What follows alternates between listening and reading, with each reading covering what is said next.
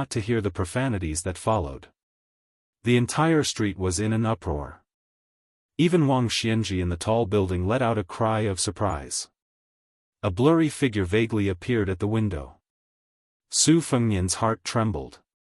In the next moment, he couldn't help himself. His eyes were suffused with an extremely pure golden color. Great Emperor Jianghu. But Su Fengnian's mind was still very clear. When he turned around, he saw the tip of a sword piercing through the heaven and earth bit by bit. From high above, a voice leisurely sounded. It sounded like a dragon's roar, a wooden fish, and a jade chime at the same time. It seemed to have made a conclusion about the heaven and earth. The dragon-robed middle-aged man's face was gloomy. He exchanged glances with the woman on the roof, and then they both looked at the place where Wang Xianji stood. Finally, the three people disappeared at the same time. And Tantai Pingjing also disappeared. Great Emperor Jianghu, or rather the Emperor of the Great Qin, looked at the young woman who seemed to have tripped over the threshold and stumbled into the house with a sword in her hand. His eyes were filled with grief. When he was alive, he called himself the Emperor of the Great Qin. After his death, he was honored as Great Emperor Jianghu of the Heavens. Not only did he oversee the northern celestial court, but he also controlled half of the soldiers. He only felt guilty towards that gentle and timid woman. Although he couldn't say whether he had let it go or not, he couldn't turn a blind eye to it. Using Su Fengnian's mouth, he said to the young woman who hurriedly ran over, "I'm sorry." Jiang and I, the little mud man, replied to him with a cute and naive face, "Are you crazy?" The golden light in his eyes suddenly dissipated. Su Fengnian was stunned, and then he burst into laughter on the street. She was furious. He stretched out his hands and pulled her cheeks fiercely, "You're still the best." She, who had gone through thousands of hardships to break the dragon pearl and enter this place, was about to get angry. His body swayed and was about to fall. On the battlefield near the Melon Island, the great snow dragon cavalry had absorbed more than 500 West Chu scholars and began to return north. A sword light chilled 30 provinces under the sky. A young woman carrying a red sandalwood sword box supported the young lord and jumped down from the great Liang dragon sparrow together, standing on the side of the cavalry. The cavalry stopped abruptly.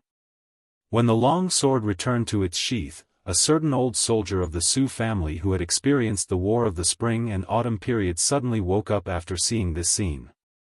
He quickly turned over and dismounted, roaring loudly, "Great Snow Dragon Cavalry! Greetings to the consort of the King of Beiliang." The few voices that greeted His Majesty the Emperor were completely drowned out by the loud voices that greeted the King of Beiliang's consort. Jiang and I was so scared that she directly hid behind Su Fengnian. But perhaps even Su Fengnian himself didn't expect that the timid little mud man behind him would soon beat the drums on the city wall of North Jibei City, and personally send off the Beiliang cavalry. Chapter 1738. South of Liang, Jufeng town was a hub of the longitudinal canal. It was originally a remote village that no one cared about, but in a short 20 years, it became a bustling town. It had everything that one could wish for, and did not lose out to the famous towns of Jiangnan. A green-robed Confucian scholar entered Jufeng town with a small bag on his back. He did not stand out in the crowded town. Now, there was a saying in Jufeng town, "The people returning to the north were cowards, the people going south were the nobles." Because recently, the sound of horse hooves could be heard near Jufeng town. There were large groups of cavalry going south to reinforce Guangling Road. It was said that the situation was about to be settled. The important people in the imperial court, especially the important people in the military, were all trying their best to send their children and grandchildren into the army going south.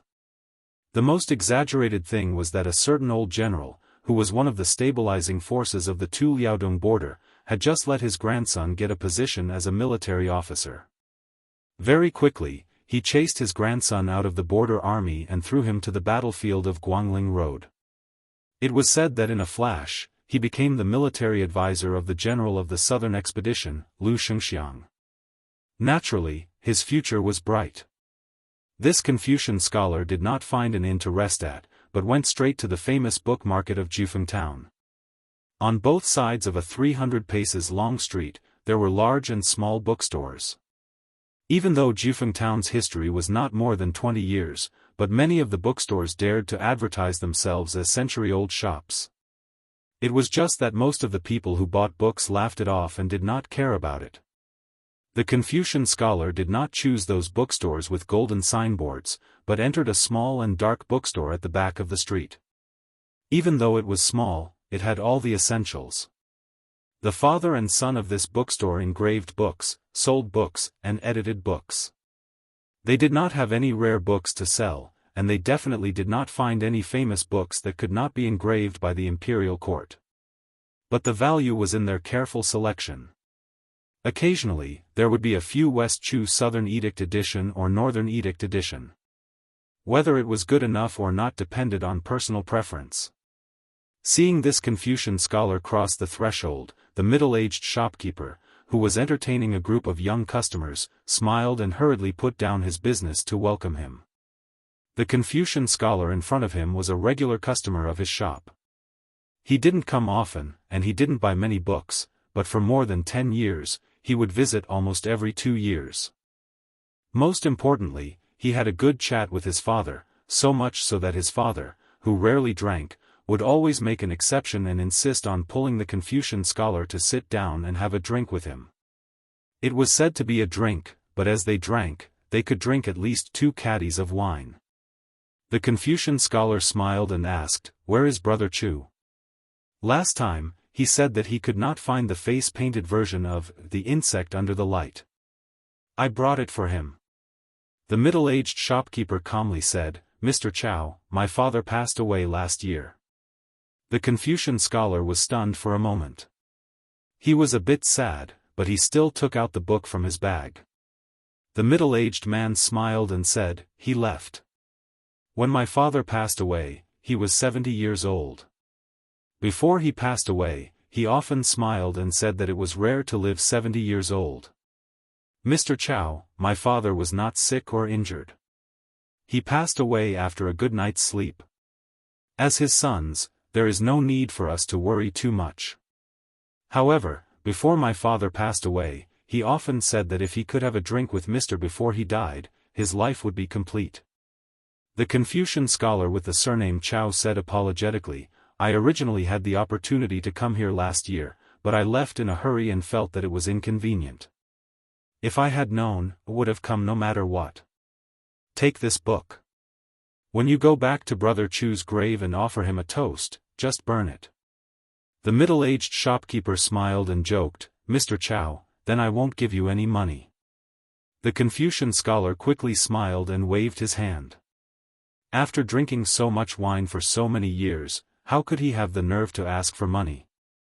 "Right, if I remember correctly, your family's fisherman and woodcutter should be coming of age, right?" The middle-aged man seemed to get angry whenever he talked about that bastard. He helplessly said, "Don't mention that bastard. Mr. Chow, you don't know that our family can't be considered a family of poets or scholars, but for better or for worse, we are people who interact with sages every day." Who would have thought that the older that kid grew, the more he refused to listen to advice. With his skinny bamboo body, he insisted on joining the army. Not long ago, he followed a few of his good friends in town to the county capital, saying that there was a back door that could be opened. If they were lucky, they could directly go to the south to fight. In the end, he came back sullenly. When I asked, he didn't say anything. Every day, when the rooster crowed, he would get up and run to the side of the canal. "Mr. Chow, that kid is old. As his father, my words have no effect. However, he has listened to you since he was young. If Mr. isn't in a hurry to leave, I'll go look for him. Mister, you must help me talk to him. If you can get him to come back to his senses, I'll give Mr. a set of West Chu's Chongwenguan's winter snow collection. That's a good thing that even my father couldn't bear to take away. He told me to keep it as a family heirloom and pass it down from generation to generation." Without waiting for the Confucian scholar with the surname Chow to say anything, the middle-aged shopkeeper didn't even care about his business and ran out into the street to look for his son, who was getting more and more worrisome as he grew older. Chapter 1739. The 5 or 6 young male and female customers in the store began to chat in boredom. Currently, the topic of discussion was naturally focused on the one-sided Battle of Guangling. They all believed that it was time to close the coffin and close the coffin. These rich kids with Beijing accents were indeed people who lived at the foot of the emperor's feet. Although their voices weren't loud, the people around them could hear them clearly. After commenting on the military achievements and abilities of the various generals of the imperial court, they also reprimanded the civil and military officials of West Chu. Soon, the topic reached the true backbone of West Chu's restoration, Chao Chongqing. In the end, both sides had opposing opinions. One side said that Chao Chongqing was only outstanding in martial arts and Go, but his ability to turn the country into a Go board was not enough. The other side retorted that Chao Chongqing was a clever housewife who could not cook without rice. He lost because West Chu did not have the right time, place, and people, and definitely not because that official was weak in Go. The dispute continued, but both sides were close friends and could not fight.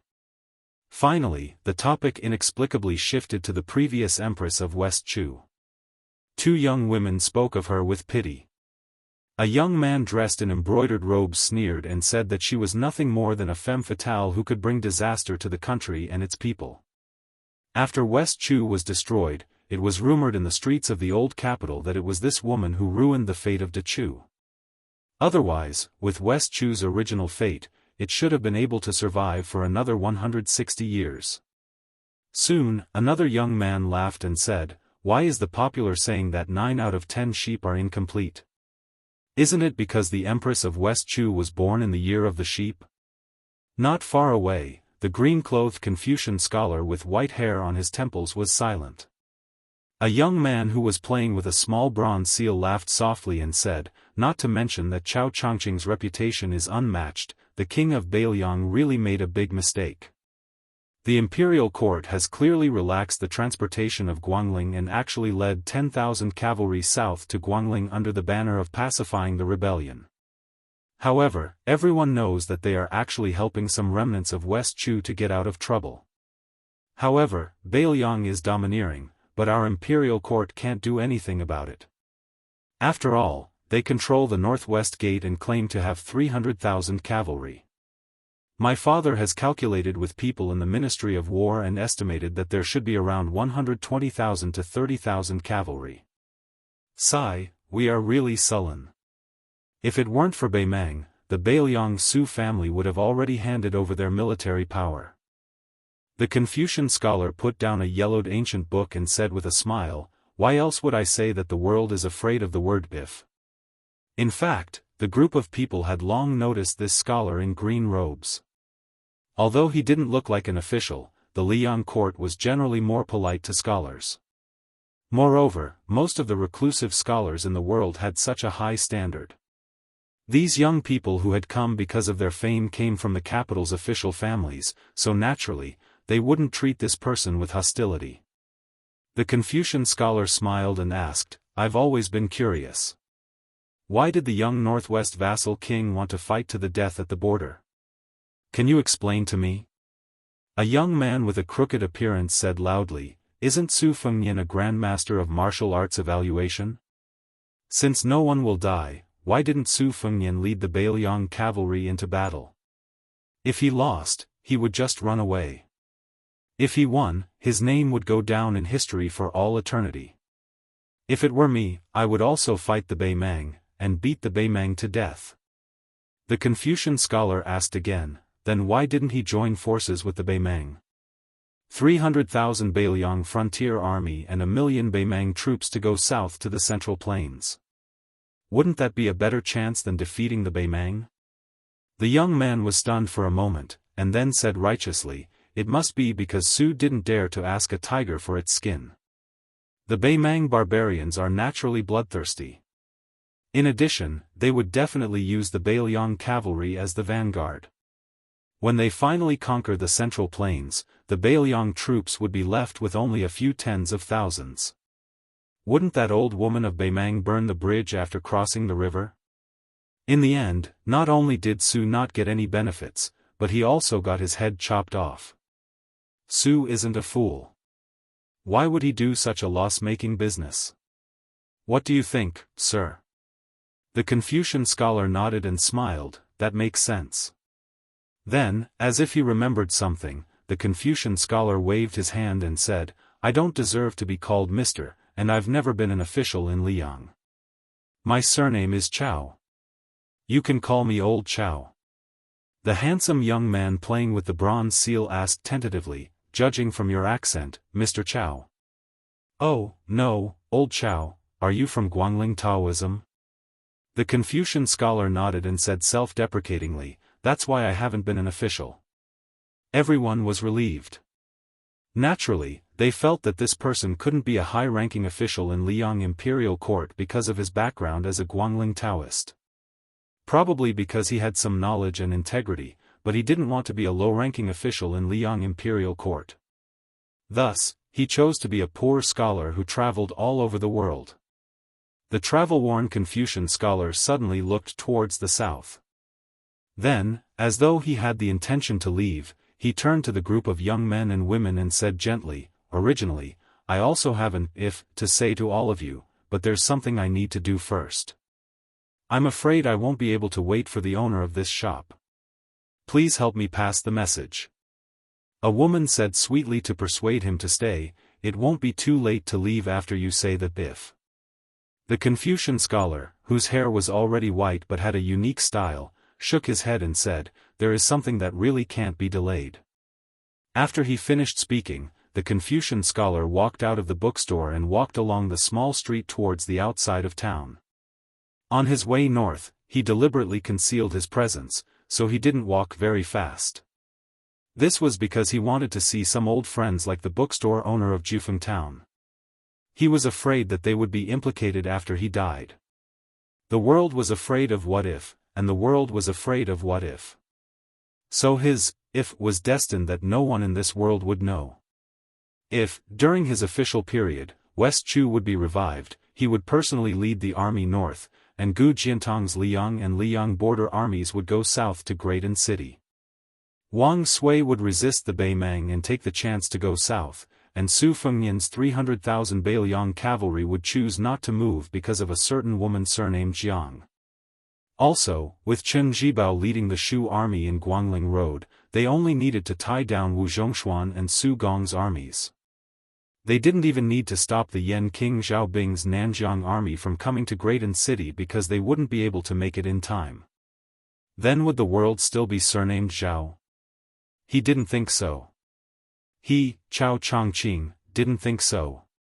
After this man slowly walked out of Jianghu town, he took off his bag and took out 2 chess boxes. Allow me, Chao Chongqing, to play one last game for you. Chapter 1740. The Great Snow Dragon cavalry went back the same way they came. First, Yuan Zhuozong led his troops to the south. The Qingzhou army, which had less than 1,000 cavalry, was defeated like a landslide. The cavalry was almost wiped out. The Qingzhou army, which had no city to rely on, was driven 40 miles away. No matter how brave and skillful the Qingzhou army was, he could not stop the decline of the infantry army. On the other hand, the northern Liang Lieutenant Niu Qianzhu led 2,000 cavalry to intercept 20,000 Shu soldiers, but he did not succeed. This was because the Shu army's main general, Che Yi, unexpectedly chose to avoid the vanguard and led his army to take a detour to the north.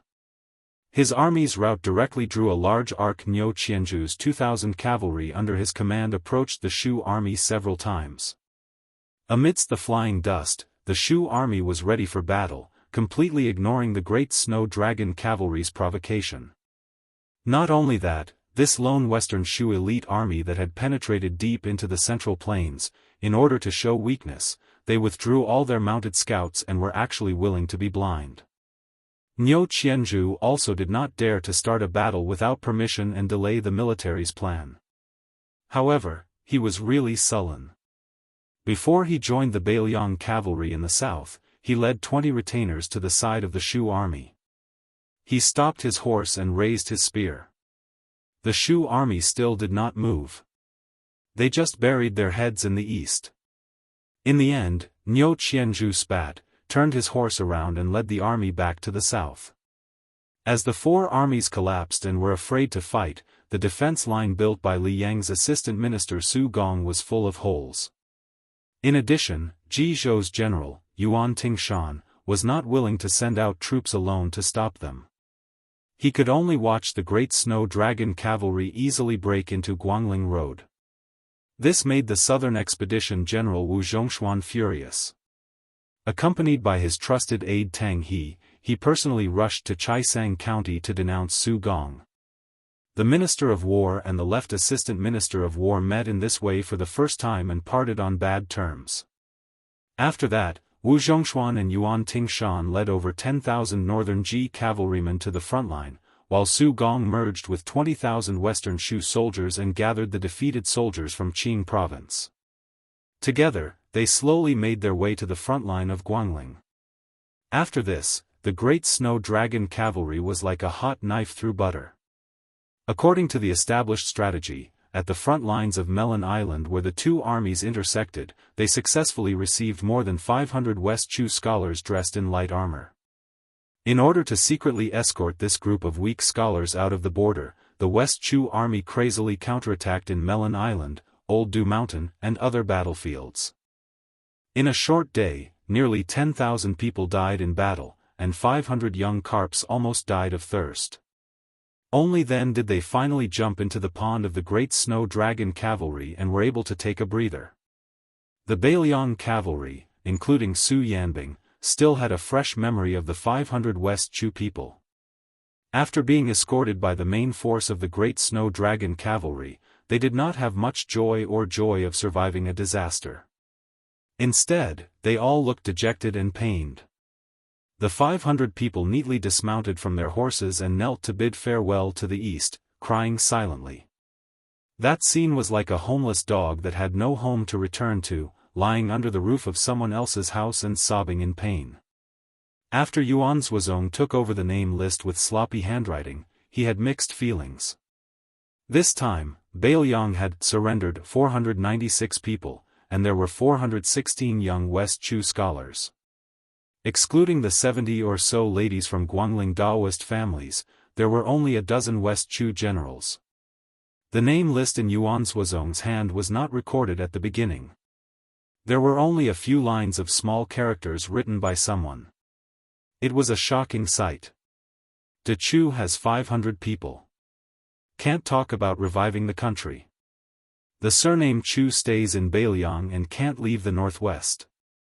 The will of Chao Chongqing, the sinner of Chu. The east wind thawed and turned into rain. They were just waiting for the sound of the spring thunder. At this time, it was raining continuously. The advance of the great snow dragon cavalry was more or less hindered. The horse hooves were covered in mud, which made the Beiliang cavalry, who were used to the sun and sand of the desert, very uncomfortable. Su Fengnian, Su Yanbing, and Yuan Zhuozong rode side by side. Yuan Zhuozong turned his head and glanced at the West Chu fugitives in the middle of the cavalry. He said softly, "For Beiliang, this is a good thing in the long run, but it is a mess now. When these scholars go to the northwest, they can only stay behind the scenes for now. I'm afraid that these young and impetuous people will complain too much and end up taking their anger out on Beiliang. When there is a dispute, we can't beat or scold them. Otherwise, we can only hand them over to Lingzhou College, which is far away from the war at the border. Let them pass the time with books." Previously, most of them were not even willing to change to Beiliang light armor, let alone the cold blade and light crossbow. Niu Qianzhu and the others were so angry that they almost pulled out their blades to fight with them. Su Fengnian comforted him, "If the scholars don't have any strength of character, then the Central Plains is sad. I'm not afraid of their arrogance or pride, I'm just afraid that they will become depressed. The scholars can't rebel for 3 years. There are only 500 people from West Chu. Moreover, they are in Beiliang. Not to mention the border army, I reckon that any Liangzhou girl who is familiar with archery and horse riding can beat 2 or 3 of them. There is nothing to worry about. We also do not have extravagant hopes that they will quickly turn around. Also, I believe in Chao Chongqing's eyes. Many of them should be people with broad horizons.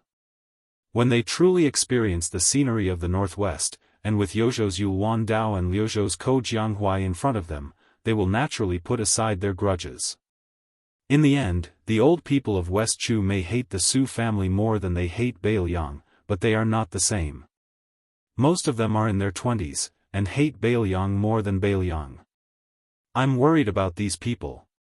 At this point, Su Fengnian smiled self-deprecatingly and did not continue, as though it was a taboo for the honored one. Yuan Zuozong smiled and said, "What, are you afraid that there will be 500 Zhao Changlings next to you? What day will you not be able to control yourself and really rebel against Bailiang?" Su Fengnian said in exasperation, "The second battle of Liangmang is near. Bailiang has not even solved the urgent situation, how can we have the extra thoughts?" Su Yanbing teased, "If it really is as the prince said before, that the world situation is advancing according to Chao Zhangqing's original plans, then our northern Liang would be the most comfortable side. As long as we join hands with Wang Sui to hold back northern Mang's southward advance, then everything will be over. Then, we can sit in the northwest and watch the storm in the central plains. Wang Yi, I find it strange. This Chao Chongqing is willing to send West Chu's students to Bailiang. He clearly has a deep relationship with Wang Yi. Why did he go back on his word at the last moment? He caused West Chu's efforts to recover to nothing, and even Bailiang does not have a chance to get chestnuts out of the fire." Su Fengnian touched the northern cold saber on his waist and sighed with emotion. "My master once said that there are only 4 deaths for a scholar: death in the countryside, death in the province, death in the country, death in the world. That Chao Chongqing originally wanted to die for one person and one country, but he changed his mind in the end. Of the martial grandmasters I have interacted with, the 11th in the world, Wang Mingyin, died for his brother. When he came out of the martial world, he had no regrets in life or death. Beimang's Tuoba Bodhisattva lives the most ambitious. He wants to be the best in the world, and the best in the world. Dong Tai lives the most carefree. Whether the world is peaceful or chaotic, whether you are an emperor or a general, Dong Tai, am too lazy to pay attention to you. Only Chao Chongqing lives the most tiring life. He never thinks of himself as a man of Jianghu and has never walked out of Dechu's temple." Su Yanbing looked at the mud on the road and sighed, "Chao Guanzi is so sloppy." Su Fengnian was surprised, "Uncle Su, you sound like a scholar." Yuan Zuozong smiled knowingly. Su Yanbing's mouth twitched. He turned his head and said with a smile, "Wang Yi, most of the young girls in West Chu are unmarried. Every time they see you, Wang Yi, their eyes are not reserved. How do you describe it?" Yuan Zuozong undermined both sides, "Stop talking when you want to." Su Fengnian said helplessly, "That's not kind."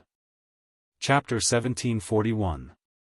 Yuan Zuozong joked, "The real mess is a fire in the backyard if you're not careful. If I remember correctly, Second Commandery Princess has never been kind to the Emperor of West Chu. Moreover, your 2 fathers-in-law are not easy to deal with. Do you know about the Princess of Bailiang?" Su Fengnian was silent. He touched his forehead and kept silent for a moment. Finally, he said, "I have never hesitated on this matter." Su Yanbing nodded, "That's right." Yuan Zuozong suddenly said, "Xia Shibian is also in the army. If we can get his help, our Bailiang frontier army will be like a tiger with wings. No matter if we put him in Liangzhou or Liuzhou, he can be an army of tens of thousands." Su Fengnian smiled, "There can't be 2 tigers in one mountain. There can't be 2 bodhisattvas in one temple.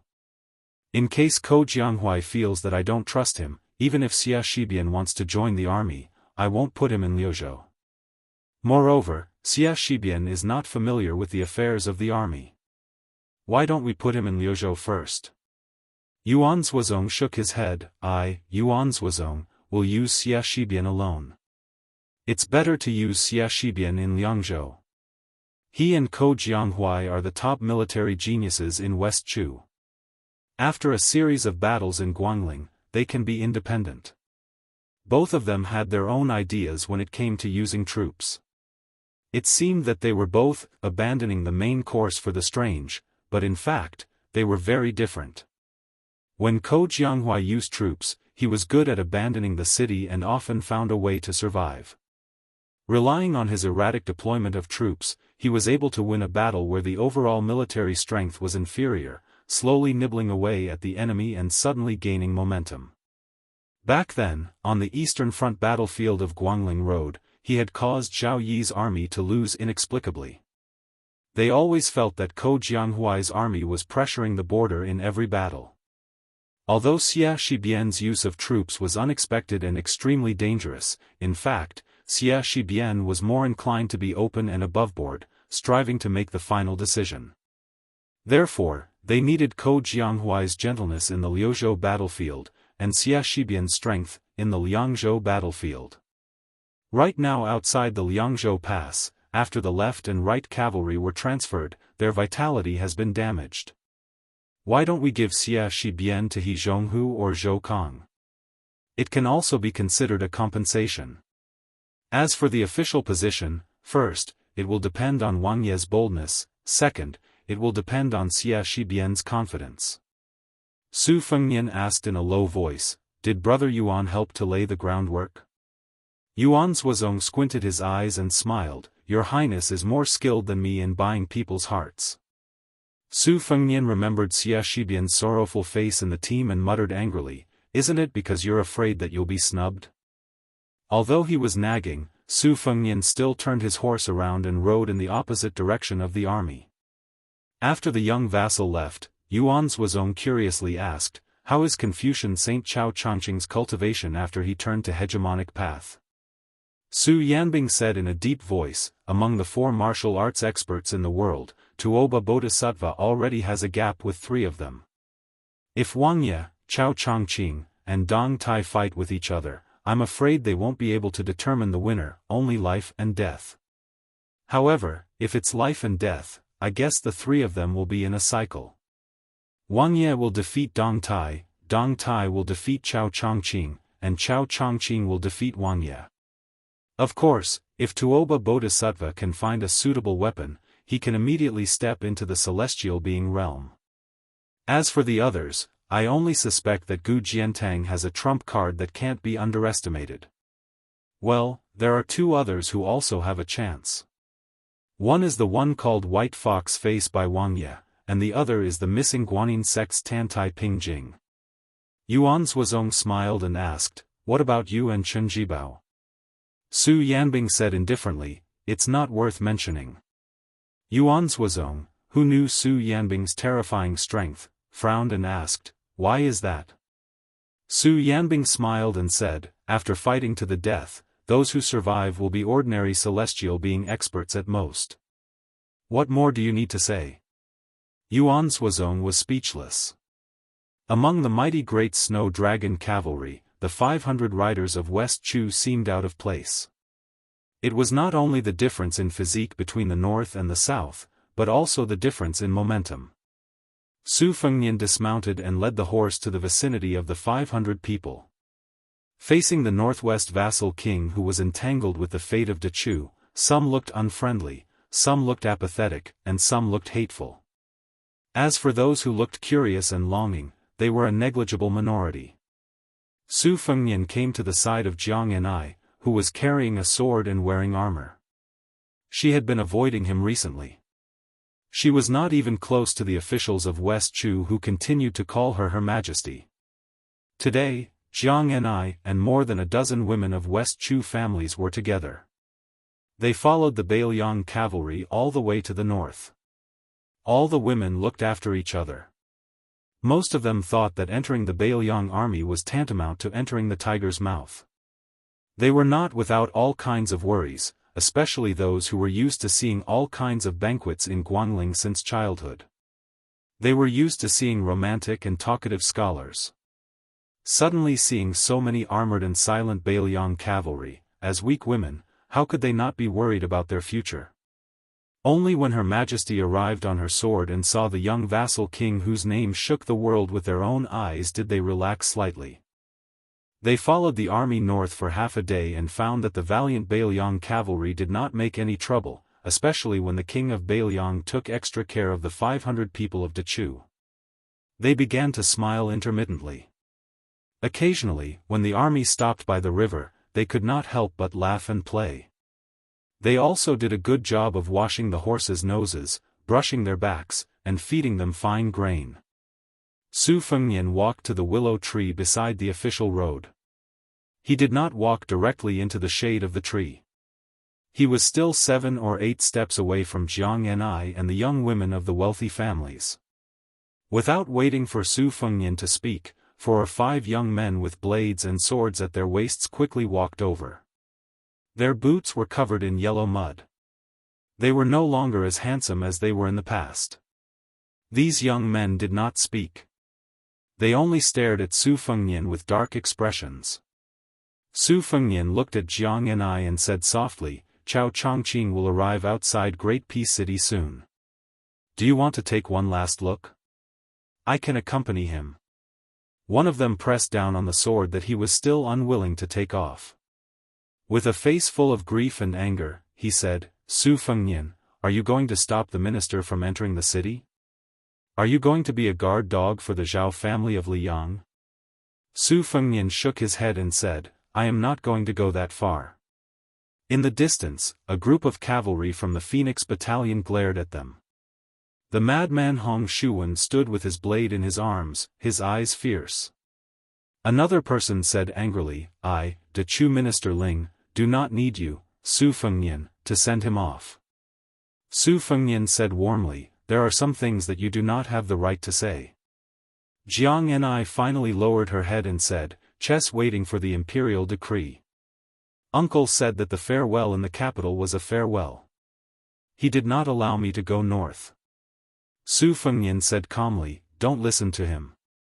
Since you have already left Guangling path, follow your heart. If you want to see Chao Chongqing, then go see him. I will accompany you." She raised her head. Her eyes were hazy with tears. "Can I?" Su Fengnian's eyes were determined.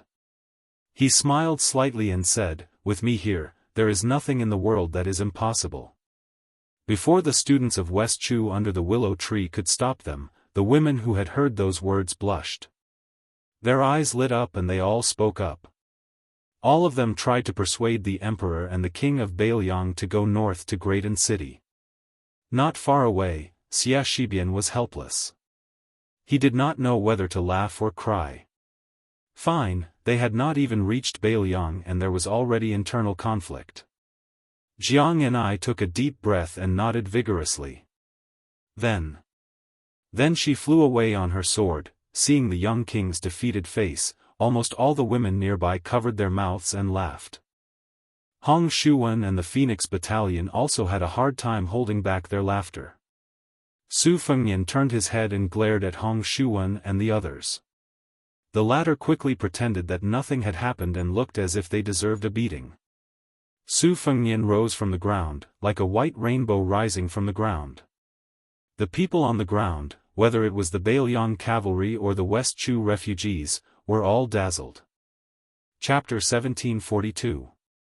On the western battlefield of Guangling Road, the war was in full swing. With the addition of 10,000 elite cavalrymen from Jibei to Wuzhongshuan, the imperial army had already gained the upper hand.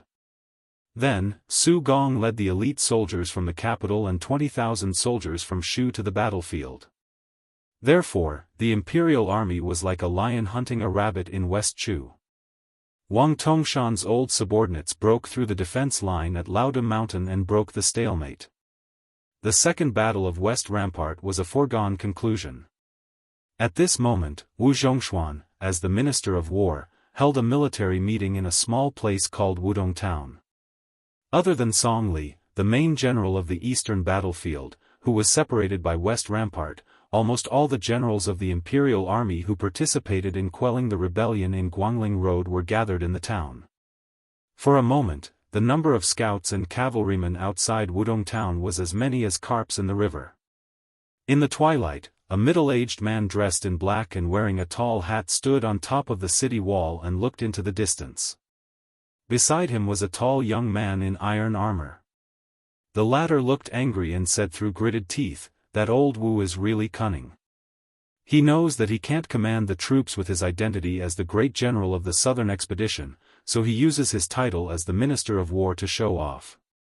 If not, General, as the nominal commander-in-chief of the southern expedition, your title is half a level higher than the great general of the 4 expeditions and 4 towns.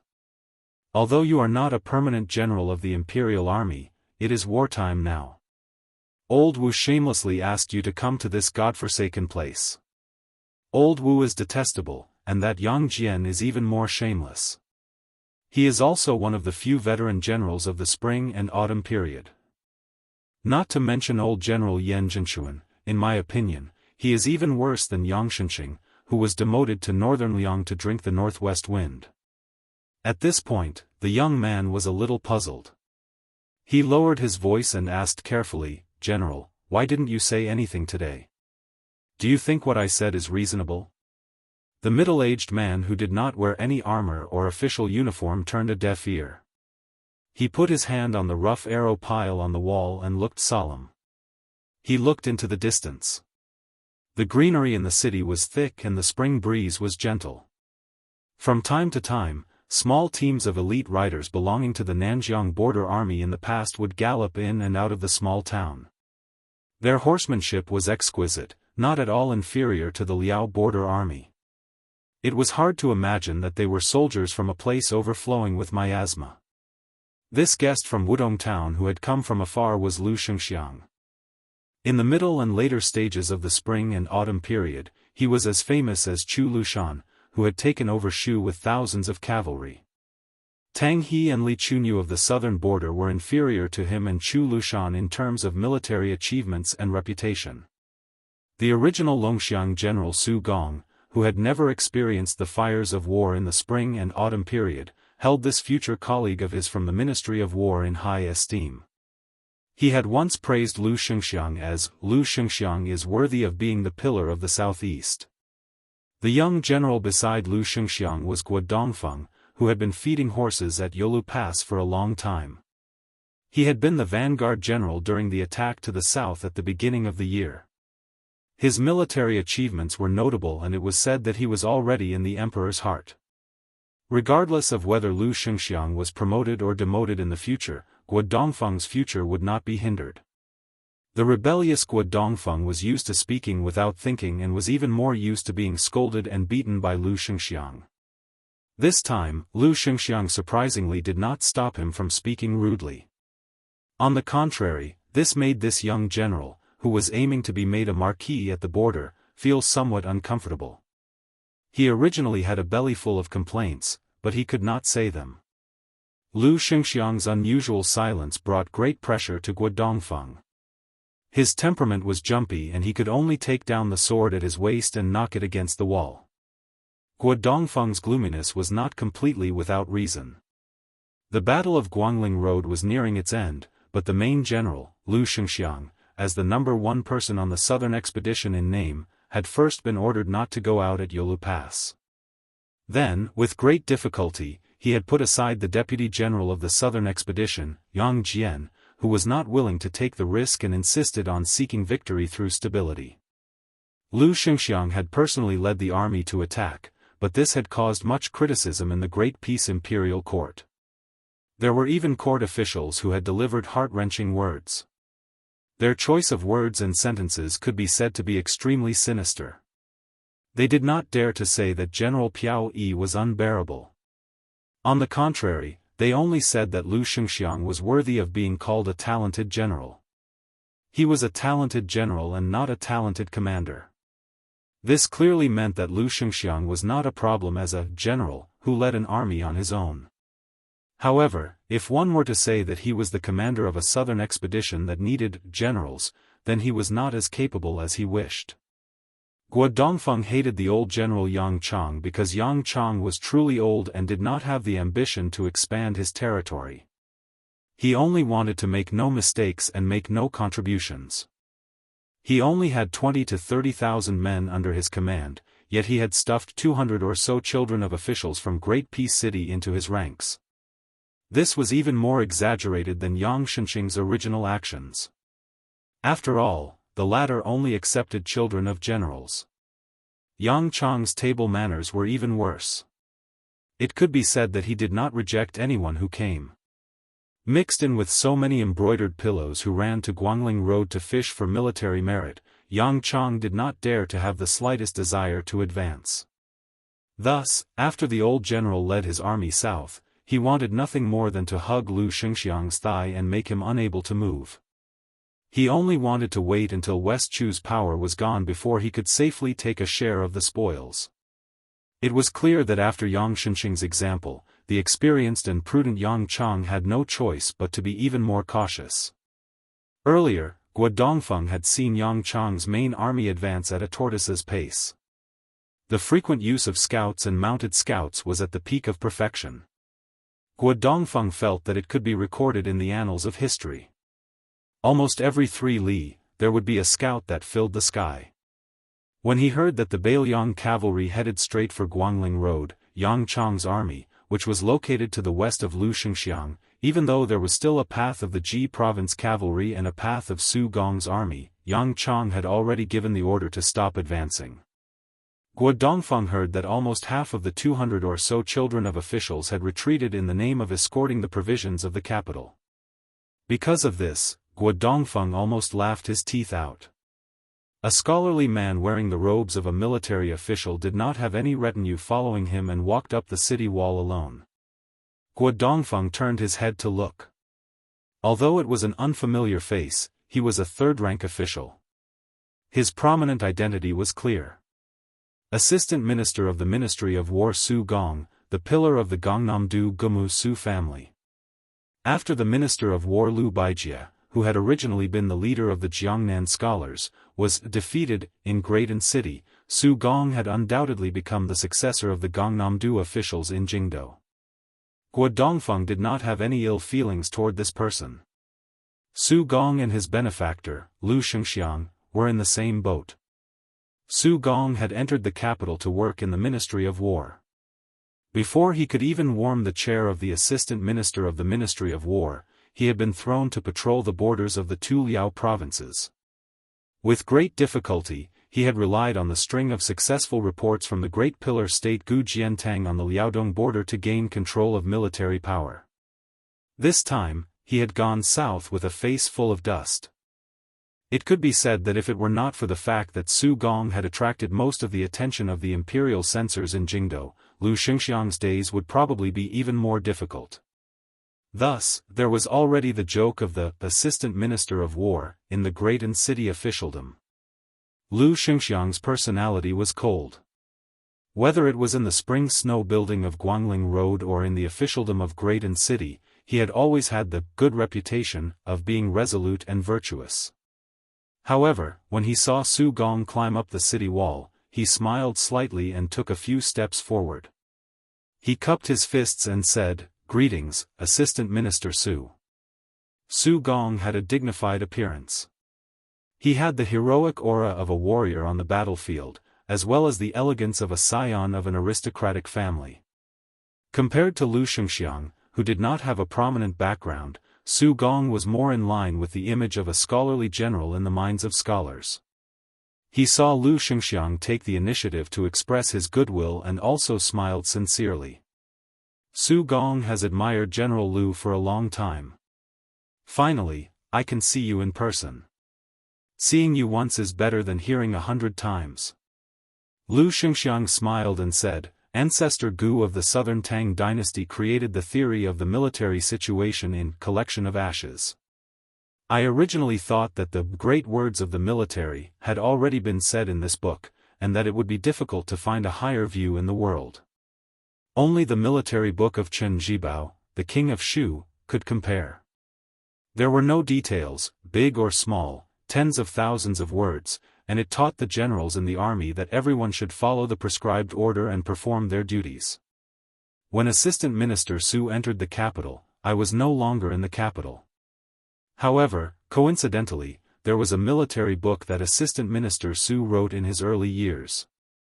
At the time, I had nothing to do at Yulu Pass, so I focused on studying it. I benefited greatly and did not feel that time was wasted. Assistant Minister Su said in his early years that I, Lu Xianxiang, was the cornerstone of the Southeast. Previously, I had a deep prejudice against the scholars of Gangnam-do and mistakenly thought that Assistant Minister Su was one of those rotten scholars who only knew how to talk about war on paper but had little ability. If I had read that military book a few years earlier, I would have said, Su Longxiang is the cornerstone of the Southeast.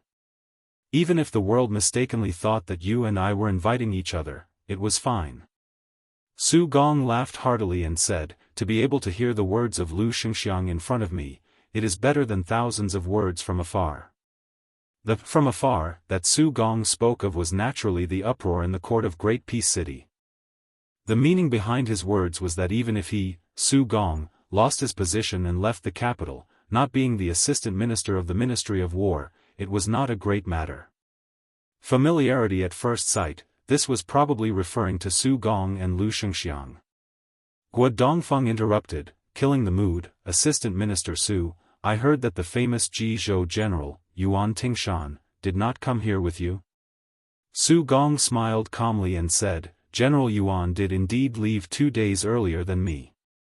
However, the main general of the Western Shu infantry, Che Yi, came with me.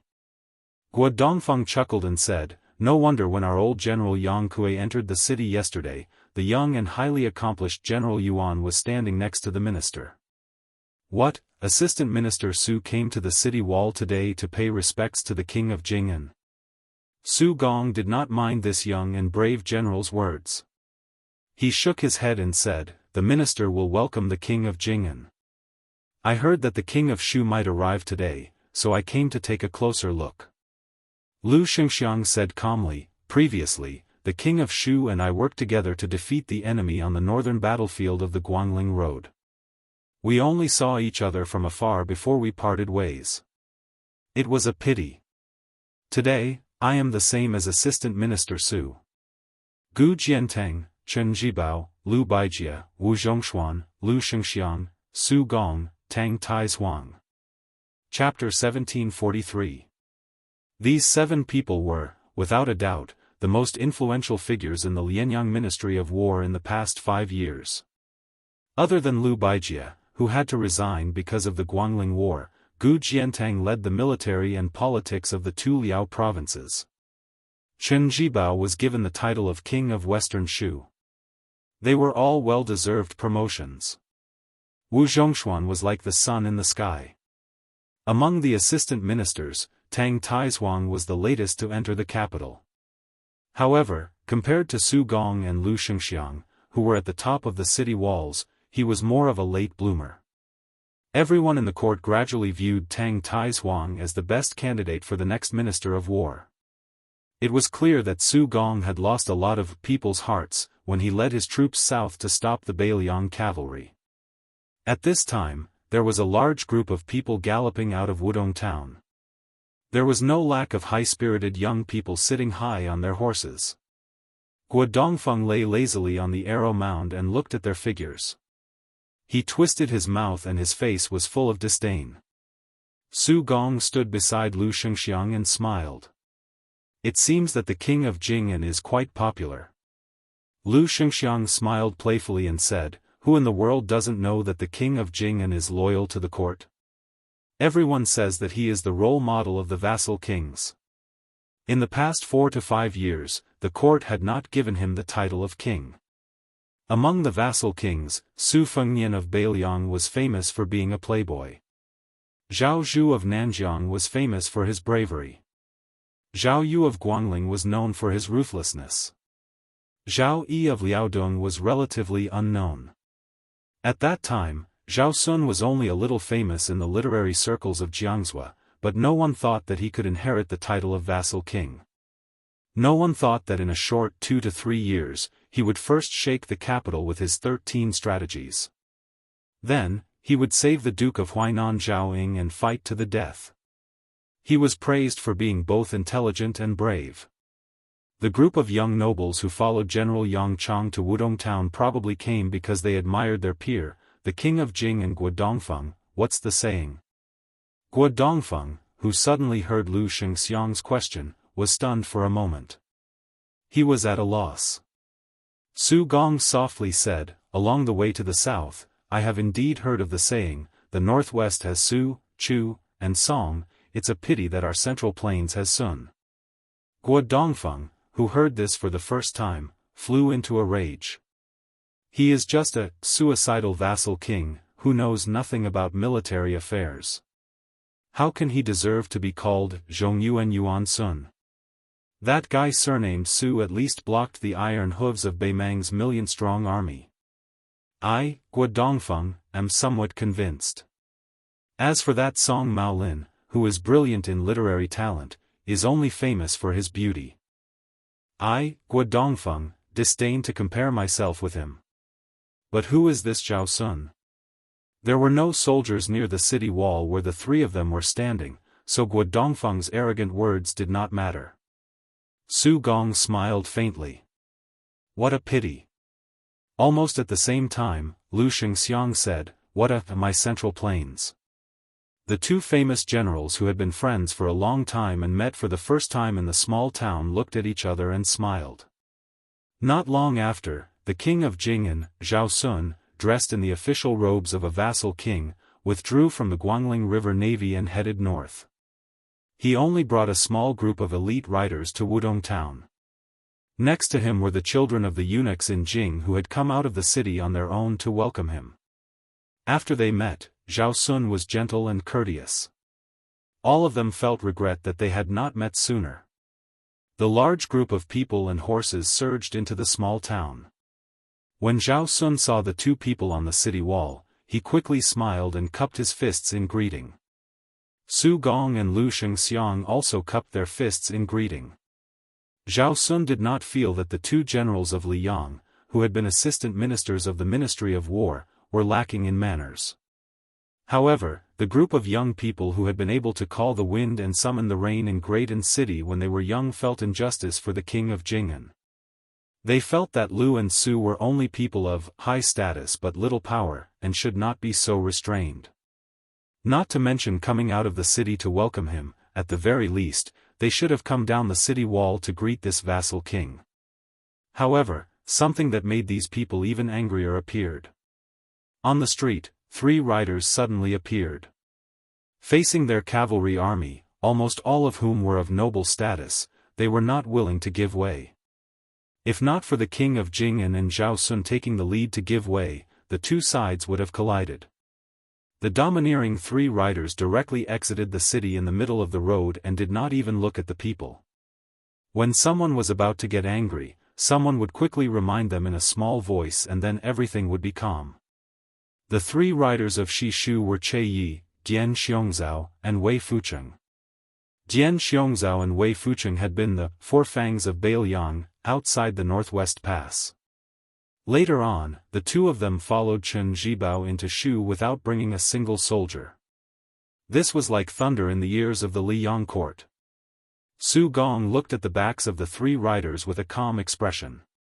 In reality, if it were not for the 20,000 Shu soldiers retreating at the last minute, the Bailiang cavalry would not have been able to enter Guangling Road so easily. However, the assistant minister of the Ministry of War, who had lost the support of the people in court because of this, did not seem to hold a grudge. Lu Xingxiang calmly glanced at Su Gong. About 15 minutes later, the three riders exiting the city turned into four riders entering the city. The leading rider was a man dressed in white. He held a long spear at an angle and was as handsome as a god. Lu Xingxiang and Su Gong moved their feet at the same time. They no longer stood in their original position and looked down. After walking down the city wall, the two of them stood near the inconspicuous city wall. The four riders did not stop, but the man in white nodded slightly at the two of them. Guo Dongfeng's eyes were burning as he muttered, "I will be like this in the future." The two great generals of the court, who did not feel that they had been neglected, quietly watched the four riders leave. Moreover, at this time, the small Wudong town was filled with dragons crossing the river. There were many eyes and eyes. If the two assistant ministers, who were not successful on the battlefield and had lost their official career, stayed together, it could be explained as human nature to stick together for warmth. However, if they were to interact with the feudal lords who held authority at the border, then they would be asking for trouble. However, toward this person called Chen Zhibao, whether it was Lu Xianxia, who had long been famous throughout the spring and autumn period, or Su Gong, who had risen to prominence in the Liang army, they both felt a sense of admiration and longing from the bottom of their hearts. No matter how high the civil officials in the Liang imperial court would be in the future, or how low the military generals would be in the future, in their hearts, Chen Zhibao would always be a romantic figure worthy of mutual admiration. Logically speaking, on the battlefield, there would only be piles of corpses, and there would never be romantic affairs. However, Chen Zhibao was undoubtedly the only master of the art of war after Yi Baikui's death who could command troops like a deity. So much so that the two emperors of Liang were willing to see him as the country's barrier. The previous emperor, Zhao Dun, even wished that Chen Zhibao could become the spring lake and stone mountain in his Zhao family's backyard. Not only could it be pleasing to the eye, it could also set the feng shui. Su Gong and Lu Xianxia stood in the shadows of the city wall. Su Gong laughed in a low voice and said, "I think that General Lu need not worry about temporary gains and losses. General Lu's wind rises outside the Great Wall, not in Guangling, and certainly not in the capital." Lu Xianxia smiled but did not speak. Su Gong took the lead and left. Guo Dongfeng was surprised to find that the commanding general, Lu Xianxia, had a faint murderous aura. Guo Dongfeng looked at the somewhat unfamiliar great general Piao Yi and began to feel uneasy. Lu Xianxia took a deep breath and sneered, "You are indeed worthy of being called Su Longxiang. It seems that in the future, the person who will compete with me for the #1 military merit in the expansion of the border will be none other than you." Guo Dongfeng was baffled. For the first time, he restrained his curiosity and did not dare to ask half a question. Lu Xianxia exhaled a mouthful of turbid air and slowly walked forward. He only felt some murderous aura toward Su Gong, who had seen through his scheme, but toward Chao Chongqing, who had changed his mind at the last moment, he was extremely angry. In Lu Xianxia's view, if Chao Chongqing followed the previous arrangement and deployed troops, then Gu Jiantang would be the new dynasty's Su Shao. And as long as he took the initiative to open the door when the West Chu army moved north, then he would be the new dynasty's Gu Jiantang. Regardless of whether the new dynasty's surname was Zhao or Jiang or any other surname, Lu Xianxia only knew that at that time, in the imperial court, there would no longer be people like Yang Chang lying on the merit book, and there would no longer be vassals with the surname of Zhao in the local area. Xia Shi, Pei Sui, and the others were still young, and had the natural flaw of not being familiar with the geography of the north. Once the vast territory of Beimang became a place to deploy troops, then it meant that countless military merits would be easily obtained. It would not be like the Battle of Guangling, where it was like a snail's shell, and there was no need to pay attention to the old powers with intertwined roots. As long as he, Lu Xianxia, succeeded in supporting the dragon, he would be able to jump below Gu Jiantang. Later on, he might be able to rely on a series of battles in Beimang to rise above him. But Chao Chongqing's inexplicable self-destruction and Lu Xianxia's forbearance before and after the Battle of Yulu Pass would become the best evidence that he would be attacked as mediocre in the future. Lu Xianxia's face was gloomy. He muttered to himself, "Chao Chongqing, you deserve to die." On the official road outside the town, dust was flying everywhere. It was particularly spectacular. If it wasn't a cavalry of more than 1,000 riders, it wouldn't have such momentum. On a carriage, because of the bumpy road, the shoulders of the 3 men and women in the carriage rose and fell. The young woman's face was beautiful, and her figure was tall and well-proportioned. She was obviously not a southerner. A long sword hung from her waist. She was full of heroic spirit and had a knight-errant spirit. The young man was sloppy, and at this moment, he was flattering the last person, "Teacher, you don't know how rude and unreasonable Tang He and Li Chunyu are. Back then, I didn't even dare to go near Wu Zhongshuan, who betrayed the southern border. I really didn't even dare to let out a fart. I was extremely aggrieved. This time, it was thanks to teacher that I had the courage to go to Wudong town. The person who was called Sir was extraordinarily handsome. It was hard to tell if he was male or female. What was romantic? He was romantic. Nalan Yusi. He glanced at His Royal Highness Zhao Zhu from the corner of his eyes. Wu Zhongshuan is not a good thing. You borrowed a few thousand riders from him and didn't return them. Is that a good thing? Zhao Zhu smiled mischievously and said, Sir is right. You scolded him well. Nalan Yusi pointed at His Royal Highness, who was now infamous. His eyes looked at the woman surnamed Zhang. He teased, Zhang Gaoxia, Zhang Gaoxia. You are blind to fall for this idiot and coward. Zhang Gaoxia, the daughter of the blue-eyed Zhang Jiulu. She dismissed it with a smile. Although Zhao Zhu was thick-skinned, he still blushed with shame when Nalan Yusi called him an idiot and a coward in front of Zhang Gaoxia. He lifted the curtain of the carriage and poked his head out. He could already see the low city walls of Wudong town. Nearby were southern borders Great General Zhang Dingyuan and his men, as well as Forest Crow and Gong Bonk, Wang Xianji's 2 disciples. Nalan Yusi closed his eyes. He put his hands on his knees and gently patted them. Chapter 1744. Zhao Zhu retracted his head and asked curiously, Sir, why do you want me to come to this town this time? To tell the truth, I loathe and fear Wu Zhongshuan. I also don't like Su Gong and Lu Shengxiang. That mad dog Yuan Tingshan is even more disgusting to look at. As for Prince Jingan, Zhao Sun, I used to loathe him, but now, I actually don't like him. Nalan Yusi sneered, Of course you're okay with them.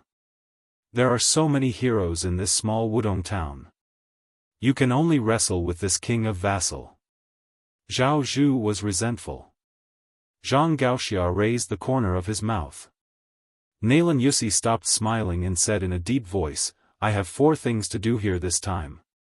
Scold Wu Zhongshuan, invite Su Gong to a banquet, meet Lu Shengxiang secretly, and test Chen Jibao. Zhao Zhu asked in a low voice, Did I really jinx it? Did I say that Lu Shengxiang really has ambitions? Nalan Yusi shook his head and said, It's hard to be sure before we meet. As for after we meet, it doesn't matter if Lu Shengxiang has ambitions. Zhao Zhu sighed and said, Well, anyway, I can't get involved in these big things. I don't want to add fuel to the fire. I have to trouble you. Nalan Yusi suddenly asked, Zhao Zhu, let me ask you something. If you ascend the throne in the future, assuming that Beimang is unable to invade the Central Plains, and Su Fengnian still has the Northwest Army in his hands, what will you do? Zhao Zhu was stunned. When he was about to blurt out the words, Nalan Yusi, who was smiling, suddenly looked cold. He shouted, Zhao Zhu. Think about it carefully first.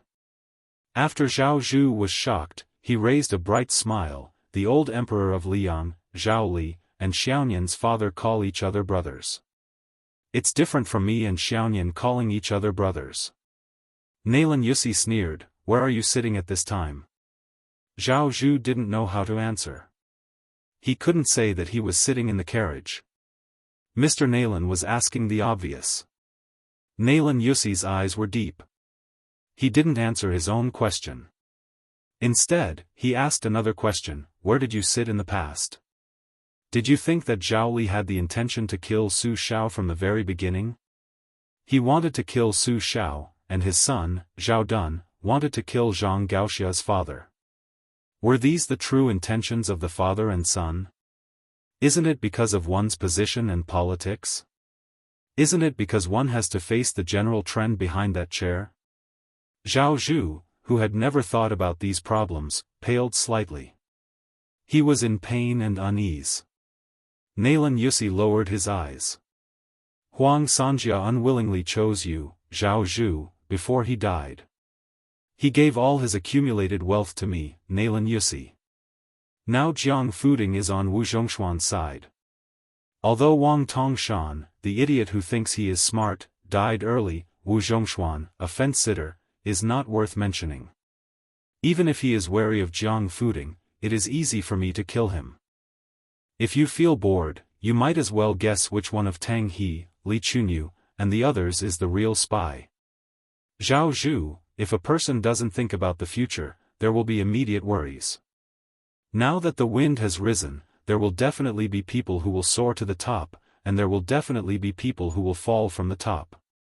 You already have half the destiny. Other than Chen Jibao, who is shrewd and tries to accumulate power before acting, you are actually invincible. Therefore, there are some things that you should think about carefully.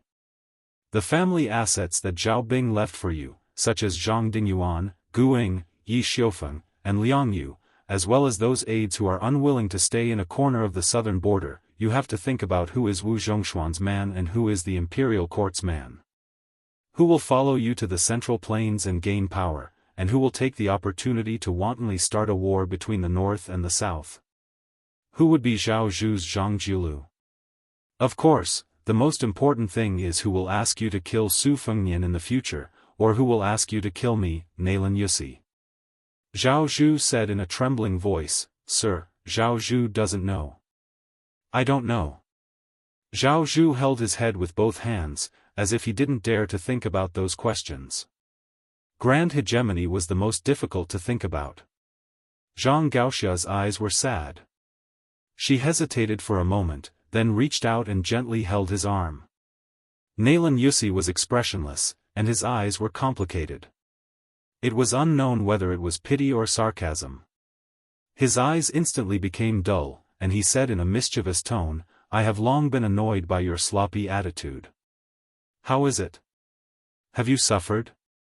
Zhao Zhu raised his head and held Zhang Gaoxia's hand tightly. At the same time, he looked at Mr. Nailan, the only remaining strategist after Li Yishan, Huang Longshi, and Yuan Benshi died one after another. He looked at Mr. Nailan, the king behind the scenes of Nanjiang. Zhao Zhu suddenly changed his sitting position to a kneeling position. He faced Nailan Yusi and slowly bowed his head. Zhao Zhu knows that what Sir wants is different from any other strategist. Zhao Zhu only wants Sir to be my Yuan Benshi.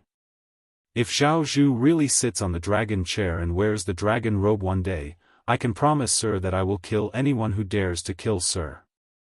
If Zhao Zhu dies before Sir, when I die, I will ask Sir to choose a minister on my sickbed and let Sir choose a minister. Zhao Zhu will not let his descendant be the current emperor, Zhao Zhuan. Nailan Yusi laughed, but he never spoke. Zhao Zhu was sweating, but he was relieved. He intuitively found that Nailan Yusi might not be satisfied with his words, and it might not be what he really wanted, but this Mr. Nailan was somewhat happy. Chapter 1745.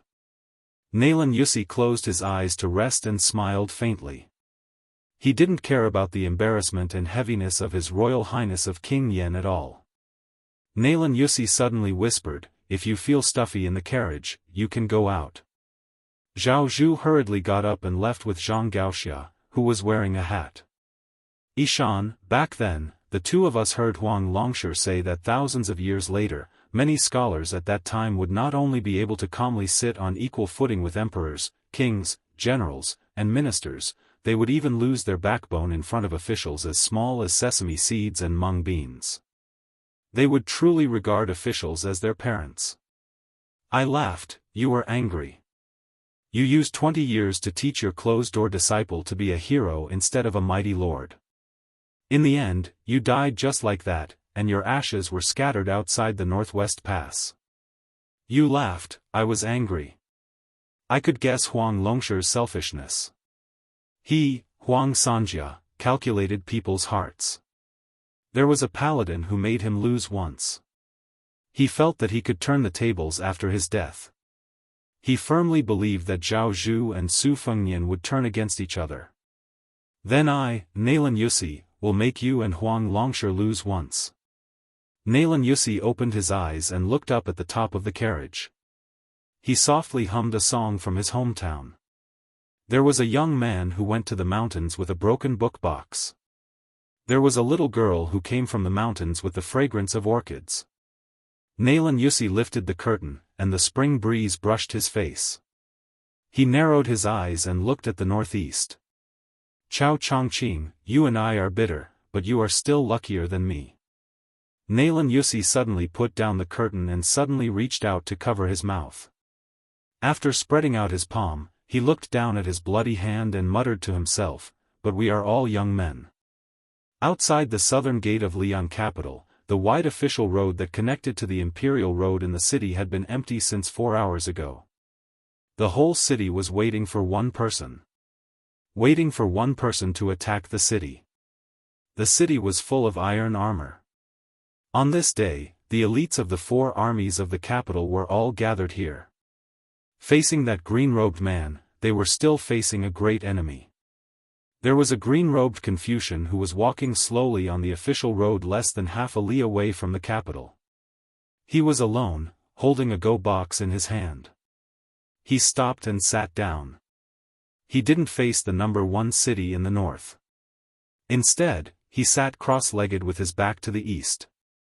The black box contained the white stones, and the white box contained the black stones. He placed the 2 boxes of old court objects that he had found in West Chu's chessboard waiting for the imperial edict in front of him. They were separated by a chessboard, and the boxes were already open. Thinking back to those days, the state preceptor Li Mi once said after getting drunk, "There is only one outstanding rock in the world, and I, De Chu, alone have 8 parts, and Chao Dei alone has 8 parts." How could such a person not be proud of himself? He sat upright and still, with 2 fingers together, reaching out to the go box in front of him, but he didn't play a go piece. He just smiled and looked across, as if someone was playing go with him. The green-robed Confucian scholar with white sideburns had a gentle look in his eyes as he said softly, "You go first, Black." The clear sky that had been clear for thousands of miles immediately turned into a storm. Apparitions appeared in the sky above Great Peace City. As the 4 words left the mouth of this Confucian scholar, a black stone jumped out of the snow-white go box slightly further away. It drew out an ethereal trajectory and lightly landed in the center of the invisible chessboard. First move was Tianyuan. A very unreasonable first move. But an even more unreasonable scene was that a brilliant pillar of light came down from the sky above Great Peace City and landed on the ground. An earthquake that hadn't occurred in 100 years seemed to occur in a grand city. The world shook. Countless tiles on the eaves of all the halls and pavilions, including the Martial Hall of Great Peace City, started to move. The green-robed Confucian scholar picked up the glowing white go piece with 2 fingers. His eyes were full of mirth as he lightly placed it on the chessboard. At the same time, the second pillar of light came as expected. Great Peace City shook again. There were tens of thousands of Liang armor in front of the city, but it was still that person who attacked the city first. All the arquebulisti on the city walls finally fired in unison. There seemed to be wind and thunder in the air. The middle-aged Confucian scholar completely ignored it. The second black go piece jumped out of the go box and landed on the chessboard. After the go piece took root, it floated silently and motionlessly. Inside the city, the decorations on the eaves of the Martial Hall, immortals, dragons, phoenixes, lions, fish, xieji, bullfighting, and others all turned to dust. Outside the city, almost 100 enormous arrows that were as majestic as the flying swords of sword immortals shattered in the air. The green-robed Confucian scholar picked up the second white go piece. Before he placed the go piece, he said softly, "I hate that I became a Confucian saint too late. I hate that I became domineering too late." He put 2 fingers together and landed heavily on the chessboard. There was a clanging sound. Great Peace City shook for the 4th time. This time, the commotion was the most intense. The warhorses that became the mounts of many cavalrymen outside the city had their legs broken and knelt on the ground. On the towering city walls, there were finally many people who could not control themselves. They either flew off the walls on their swords, leapt over, or rushed over. Another pair of black and white go pieces landed on the chessboard. The green-robed Confucian scholar did not seem to dare to look at the player opposite him. He looked down at the chessboard. I, Chao Chongqing, am distinguished. As you have seen, I am distinguished. When the fourth white Go piece jumped out of the Go box and slowly landed, the people who had come out of the city were less than 30 steps away from Chao Chongqing. Chao Chongqing picked up the Go piece. This time, he did not place the Go piece from high to low, but casually swept it across and landed on the chessboard at a slight angle. There was a great energy that swept across. The martial grandmasters guarding the capital were all hit and flew backwards, smashing into the walls of Great Peace City. In the spring breeze of the third year of the auspicious talisman, West Chu waited for the Go order and placed the Go piece on Great Peace City. Chapter 1746.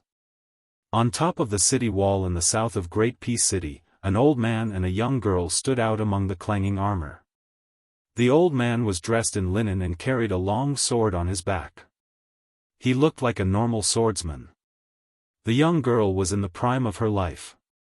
Not only did she carry a sword on her back, but she also had 2 swords on her waist. She was even holding a sword in her hand. Therefore, she did not look like a swordswoman, but more like a little girl selling swords on the street. The two were Chai Qingshan, the current leader of Dongyue Sword Pool, and Shan Yi, who had been given a book of Qingshui Pavilion sword practice by the young lord in Escape Summer Town. Previously, several people had left the city aggressively, but in the end, they were sent flying back into the city. Their corpses were embedded in the city wall, just like flies and mosquitoes that had been smashed into pieces on the window. The miserable scene made many of the Liang military officers on the city wall shudder with fear and trepidation. They subconsciously glanced at the master and disciple of Sword Pool, who had a large age gap, and finally regained some courage with great difficulty. The young girl's face was a little pale. It was not that her body was not as strong as ordinary soldiers, but that after reaching a high level in martial arts, her perception of the qi between heaven and earth was different from ordinary people. It was like an ordinary person looking at the rolling river. They only felt that it was magnificent, but qi cultivators could see the signs of the flow of qi in the world. Her master, Chai Qingshan, was a well-deserved grandmaster of the sword.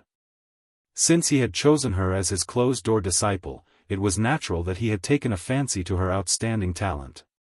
When he was chatting with the old master of Wu family's sword tomb, he was quite conceited and said that his female disciple's talent in the sword was second only to Jianghu, the empress of West Chu. The young girl, whose name sounded like 321, only felt that she was standing on top of the city wall of martial emperor and would be smashed to death in the next moment. She clenched her teeth and held the long sword tightly. Her delicate body was on the verge of collapse. Only when Chai Qingshan reached out a hand to support the ancient sword, Young Phoenix, on her back did the young girl feel relieved. She took a deep breath and said in a trembling voice, "Master, what is great official Chao trying to do? Does he really want to break into the capital by himself? Will he only stop when he kills his way into the palace for the 5th time?" Chai Qingshan, who had traveled extensively with the young girl in recent years, shook his head and said, "Master doesn't know why Chao Chongqing changed from the Confucian way to the hegemonic way." The young girl looked at the lonely figure outside the city and felt inexplicably sorrowful. It was rumored that he had once served as a high-ranking official in West Chu and was waiting for the imperial decree. He had feelings for the Empress of West Chu, but he had never shown it his entire life. He had always adhered to the etiquette of a ruler and his minister. In the end, he had been separated by life and death, but he had never revealed his feelings. The young girl did not care if the scholar who became the Confucian sage in the ancient battlefield of West Wall was the pride of the Chao family. She did not even care about Chao Qingyi's magnificent feat of passing through the corridors of Liang Palace 3 times in her early years. She was just a little envious of the poor woman who had been scolded for 20 years. Even though she was written in various unofficial histories as an unbearable vixen and the chief culprit of the destruction of Dechu, the young girl only thought that if she died one day, it would be nice to have such an infatuated person still thinking about her after death. Thinking of this, the young girl sighed softly. She raised her arm and patted her chest with the body of the incomplete new sword, White Python. There, separated by the thinning clothes of spring, was a yellowed script, green water pavilion. That was probably where her heart was at ease. It was also the reason why this was the first time she had truly practiced the sword seriously after leaving Bailiang. That young man was tall and slender, so when he spoke to her in the summer town at the foot of Wudong Mountain, he had to lower his head. Although his smile was warm, he only thought of her as an innocent Jianghu girl, a Jianghu junior who did not care if they would meet again after brushing past each other. She did not like this. As Chao Chongqing once again placed a piece on the chessboard, a rainbow light as thick as the pillar of the Hall of Martial Heroes rapidly descended from the sky. Great Peace City shuddered again. Chai Qing-shan did not look at the magnificent pillar of light descending from the city behind him. He sighed emotionally. Us swordsmen, from ancient times until now, have tirelessly pursued the great realms of Qi, rushing into the bull and reaching the rainbow. I had not thought that Chao Chongqing was already able to channel the great righteousness of the world from the blue sky into the human world. Gao Shulu's so-called mysterious celestial being is just this. What a good Chao Chongqing! It is no different from adding another 10 feet to the 100-foot scroll. If there were Qi practitioners of the northern land standing on the city walls right now, they would discover that some of Great Peace City's blue-purple Qi flowed slowly into the young girl's orifices like water. The young girl was completely unaware. Even Chai Qing-shan, who had long reached the ethereal passage, tiny finger profound realm, did not sense it.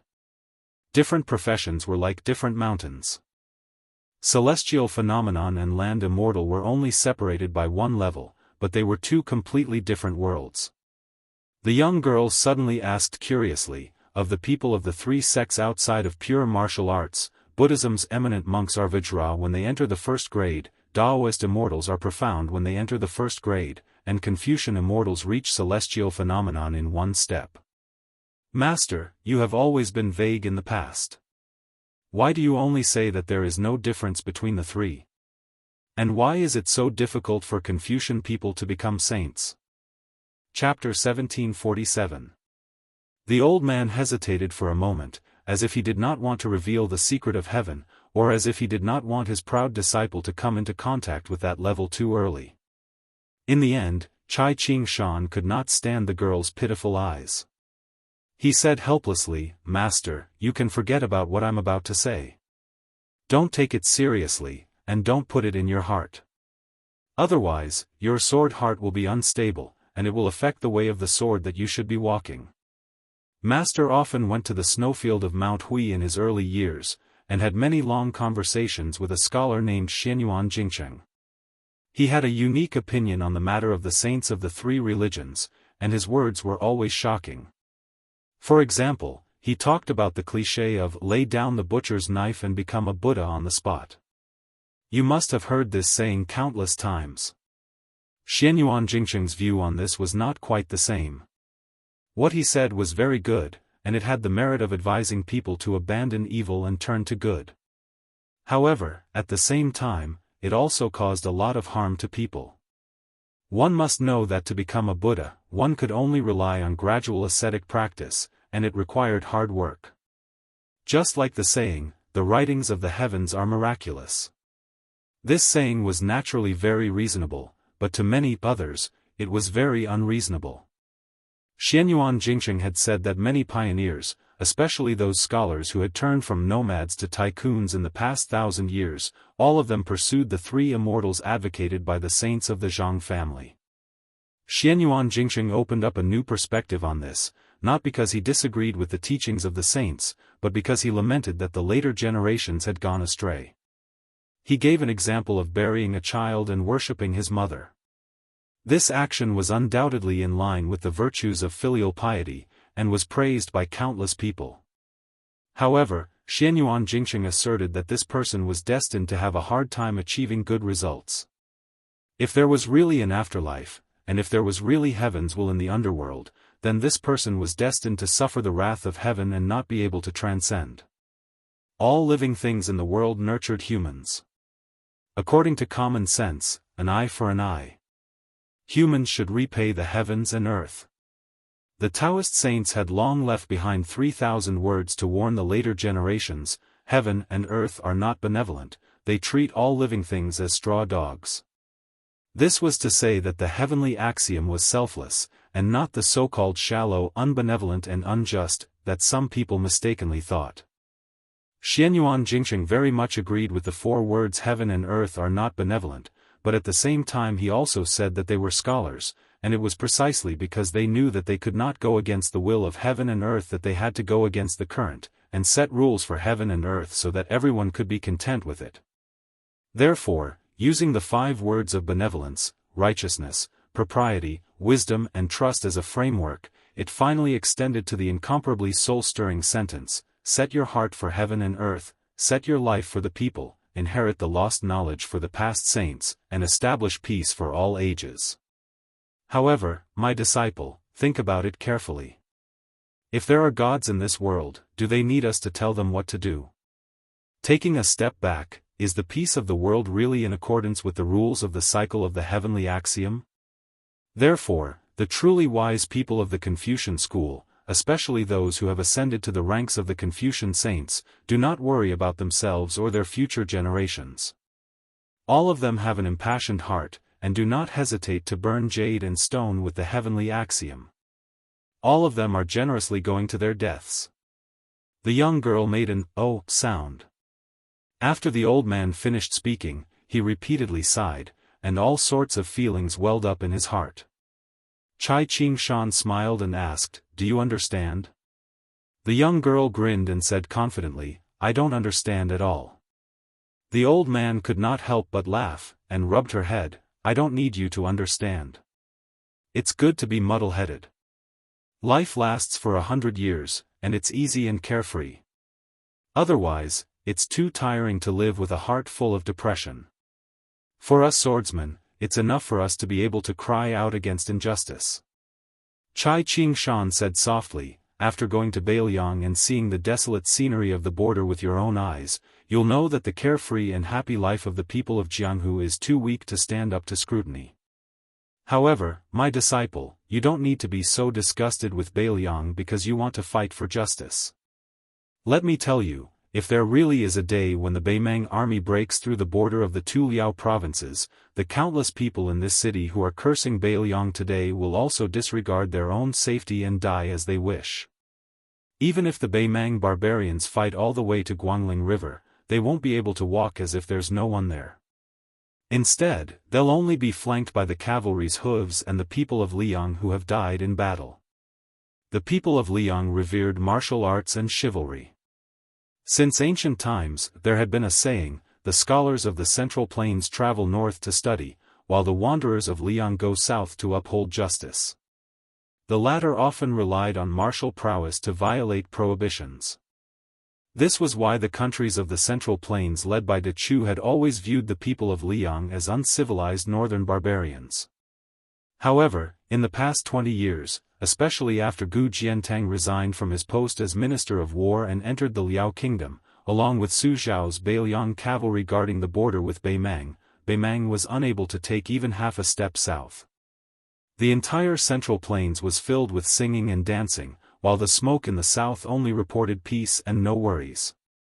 In addition, countless scholars entered Liang, and the imperial court promoted the imperial examination, opening the Dragon Gate for the poor scholars of the Shu clan. Just the imperial college in the capital alone accommodated nearly 30,000 scholars from all over the world.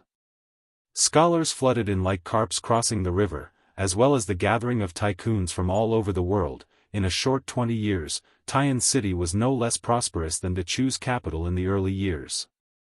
The late Emperor Zhao Dun spared no effort in promoting scholars in the imperial court. At that time, other than Zhang Lu and Gu Lu, where the two peaks faced each other, almost all of the Green Party officials in the capital were scholars. A large number of young scholars were able to enter the imperial court, and the literary Gangnam-do provided a large number of talents to the imperial court.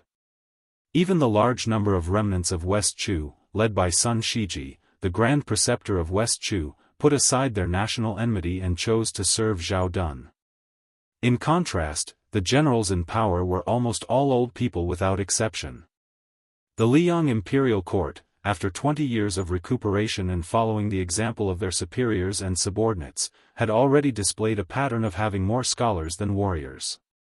If it were not for the restlessness of Guangling Dao and Beiliang due to West Chu's revival of the country, perhaps even Ma Zhongxian, who was a meritorious member of the Liang sect, would not have been able to become the Jidushi of Jinggan Dao in this lifetime. It was true that the current Liang sect was flourishing on the surface, and even the rebellion of West Chu had been suppressed. However, even Chai Qing-shan could see that the situation was delicate. The young girl had never been interested in the general situation of the world. She pouted and said, "But I still feel that Beiliang is more pitiful." The old man smiled and said, "Master did not say that Beiliang is not worthy of your protest. I just hope that you will not be too vicious in the future and will not casually vent your anger on the innocent. Do you know why Master admires that young vassal king more and more?" Upon hearing that the young vassal king was young, the originally absent-minded girl's eyes immediately lit up. She immediately had an inexhaustible spirit, and her face was full of vigor. "Master, quickly say it." "I'm listening." The old man was quite helpless. He laughed and said, "I won't say it." The old man really did not say anything. Other than being a bit angry, it was more because outside the city, Chao Changqing's chess pieces were moving faster and faster. He had no choice but to concentrate and store his momentum. Today, he, Chai Qing-shan, stood here with a long sword on his back, not to enjoy the scenery. The young girl curled her lips. Knowing her master's temper, she did not ask. Chai Qing-shan squinted and looked into the distance. The old man's line of sight followed the waves of arrow rain from the top of the city wall and threw it at the figure in green. There were ballistae on the top of the city wall, and there were 6,000 elite archers below the city wall. There were 2 waves of arrows covering the sky and the earth. The old man had a strange thought for no reason. If the Beiliang Su family did not have any grievances with the Zhao family of Liang, that young vassal king would not have any complaints and would wholeheartedly be a loyal official, and the Zhao family's son would also have no doubts about him and would provide reinforcements to Beiliang. With the Central Plains as a shield, he would support the Beiliang cavalry and the 2 Liao border armies to fight against Beimang. How good would that be? If that Chao Changqing outside the city could be like Sun Shiji and many other West Chu survivors and enter the court as an official, perhaps he would be the Grand Secretary of Liang right now. In that case, there would be no need for Qi Yanglong of Shangyin Academy to come out and turn the tide. Inside, there would be Chao Changqing leading the Eternal Hui Old Spring and Xiangfu New Spring to strategize together. Outside, there would be 300,000 Beiliang cavalry and 200,000 Liao border armies. How could the world not be peaceful? Even if they gave Beimang hundreds of thousands of soldiers and armor, so what? On a small road in the northern region of the capital, a rider leisurely headed south toward Graydon City.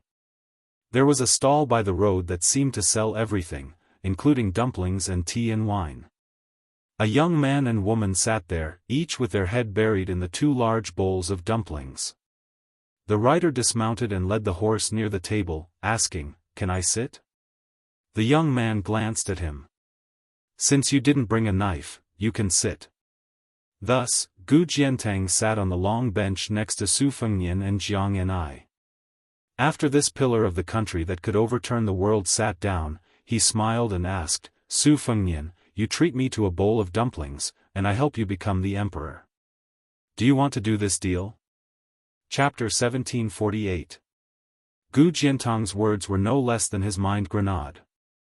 However, Su Fengnian was not surprised after hearing this. Without hesitation, he asked the waiter in the distance for an extra bowl of dumplings. He then asked with a smile, "A big bowl of dumplings is only 20 dumplings. The entire Liang is only 30 prefectures. 1 dumpling is worth 1 prefecture. General Gu, don't you think this is a big loss?" Gu Jiantang laughed it off and did not answer. He looked like a hungry traveler waiting patiently for a bowl of thin-skinned, meaty dumplings. Su Fengnian had been wolfing down his food, so the ginger paste naturally ate slowly. Su Fengnian was the first to put down his chopsticks and exhaled contentedly. His mouth was full of the taste of cabbage. Gu Jiantang's expression was as calm as an ancient well. He looked at the young king calmly. There was a seniority difference between the two, but in the end, there was still a difference of spring and autumn. Among the four famous generals of the older generation, De Chuyi Baikue was the best at commanding troops. He had fought more than 70 battles in his life and had never lost a single one. Unfortunately, he only lost one battle in the end. Dongyue's consort Old Wang was the most talented in the spring and autumn. He could always turn something rotten into something magical. He was good at using surprise troops and always surprised people. He could win battles that he could not win, but he could also lose battles that he could not lose. Moreover, he lost in a way that baffled his opponents. Therefore, although he was the most talented, he had the lowest achievements. Su Zhao's personal strategy was the weakest, but he won in his perseverance and tenacity. He fought on despite repeated defeats. No matter how defeated he was, he could always rise from the ashes. Even if he was still dead, the Su family's military heart was still condensed. That was why he had the last laugh. Gu Jiantang and Qizheng were not as good as Yi Baikue and Wang, but they had no shortcomings in commanding troops. Therefore, in this life, they had achieved brilliant results on the battlefield. Gu Jiantang entered the spring and autumn later than Su Xiao, who left Liaodong with 800 old soldiers. In the end, he only had 2 achievements. Su Xiao, on the other hand, had 6 achievements. Most of the military strategists and historians in the Liang imperial court did not think that Gu Jiantang was not as good as Su Xiao in commanding troops. Instead, he lost because Su Xiao early, Gu Jiantang late. Gu Jiantang can't manage at the right time.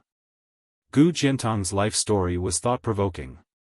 After he stayed in the capital to serve as the Minister of War, he scattered his old troops to various places in Liang.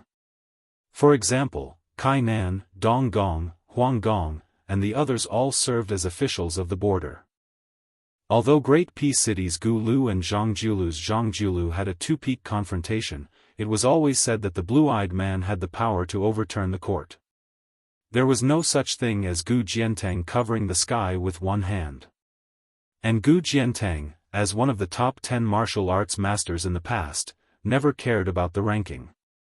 He also never went to Martial Emperor City to compete with Wang Xianji. As the undisputed #1 saber user in the world, he would never raise his eyebrows at a sword-using martial arts master. In the past 10 years, other than when Chao Chongqing and Jiang Si joined forces to break into Great Peace City in the first year of Xiangfu, Gu Jiantang used his identity as a military official of Liang to stop them with the thunder of mind. There was no news of Gu Jiantang initiating a fight with anyone else. In the past 20 years, Gu Jiantang stood tall in the imperial court of Liang. No one doubted the loyalty of this meritorious general. Not the late Emperor Zhao Dun, not the new Emperor Zhao Zhuan, not the other civil and military officials. In the eyes of Liang, this old minister of war was not only the best candidate to resist the Bailiang cavalry, he was also the greatest backbone of Liang. The silent Gu Jiantang was like a family heirloom. If he did not take it out to show it to others, it meant that the family was still there and that they were still confident. Therefore, even when the Guangling Road War last year was so chaotic, Gu Jiantang, who was in charge of the border defense between the two Liao provinces, did not lead his troops south. Because of this, the people of Liang did not believe that the rebel army in West Chu could succeed. But today, at the critical moment when West Chu was destined to collapse, it was this only pillar of the Liang dynasty that said that he wanted a young man not surnamed Zhao to be the emperor. Su Fengnian looked at Gu Jiantang, who was sitting across from him, picking up his chopsticks and gently poking at the greasy table. He watched as Gu Jiantang picked up a dumpling and began to slowly chew it. Su Fengnian's expression was as usual. This was the calmness that had been honed through countless battles, but it did not hinder the stormy waves in his heart.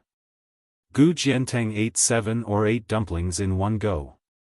He paused for a moment and raised his head to look at the young vassal king that he had only met once. He glanced at the sensitive young woman beside him and said indifferently, "You don't believe me? Today, do I still need to use words to deceive anyone?" After 3 travels in Jianghu, 1 battle in Liangmang, and 2 trips to the capital, Su Fengnian was no longer a high-spirited hothead. He smiled and said, "Did you not come to the south to find Chao Chongqing, but to predict that I would stop you?" Gu Jiantang picked up a dumpling and gently shook his chopsticks to shake off some chopped green onions. He was not in a hurry to put it into his mouth. He shook his head and said, "If you didn't come, I would have gone straight to Tai and city to kill Chao Chongqing. If it was before, I would at most have a 40% chance of winning against the Confucian sage Chao Chongqing. Naturally, I would not be able to kill the tyrannical Chao Chongqing.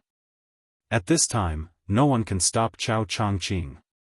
But if he insists on using human strength to fight against the heavens and wear down the fate of the Liang Zhao clan, then I would have a chance. Since you are here, that's even better. I believe you already know why I want to kill Chao Chongqing. Originally, he promised me that once the West Chu matter was completed and the Jiang clan became the co-ruler of the Central Plains, then all the military merits of Beimang would belong to me.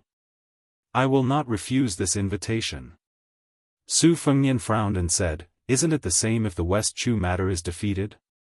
You, Gu Jiantang, don't even have to bear the infamy for a while." Gu Jiantang laughed coldly and said, "What have I done in these 20 years? Wasn't it because I had no choice but to raise the bandits for my own sake? There is Su Shao in the northwest and Zhang Jiulu in the court. That is why I, Gu Jiantang, am stable. The border towns are divided.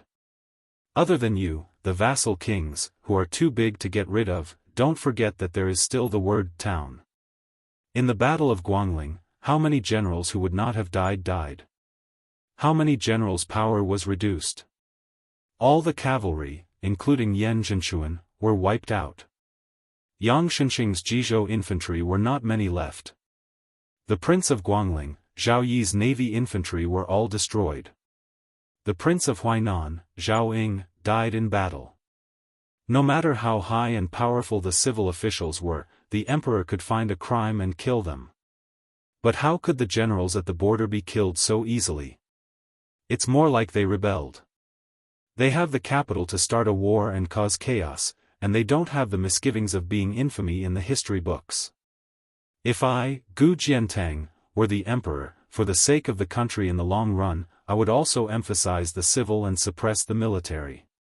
Eating the dumplings, Gu Jiantang slowly said, "Do you think the previous emperor Zhao Dun did not make a move against me before his death?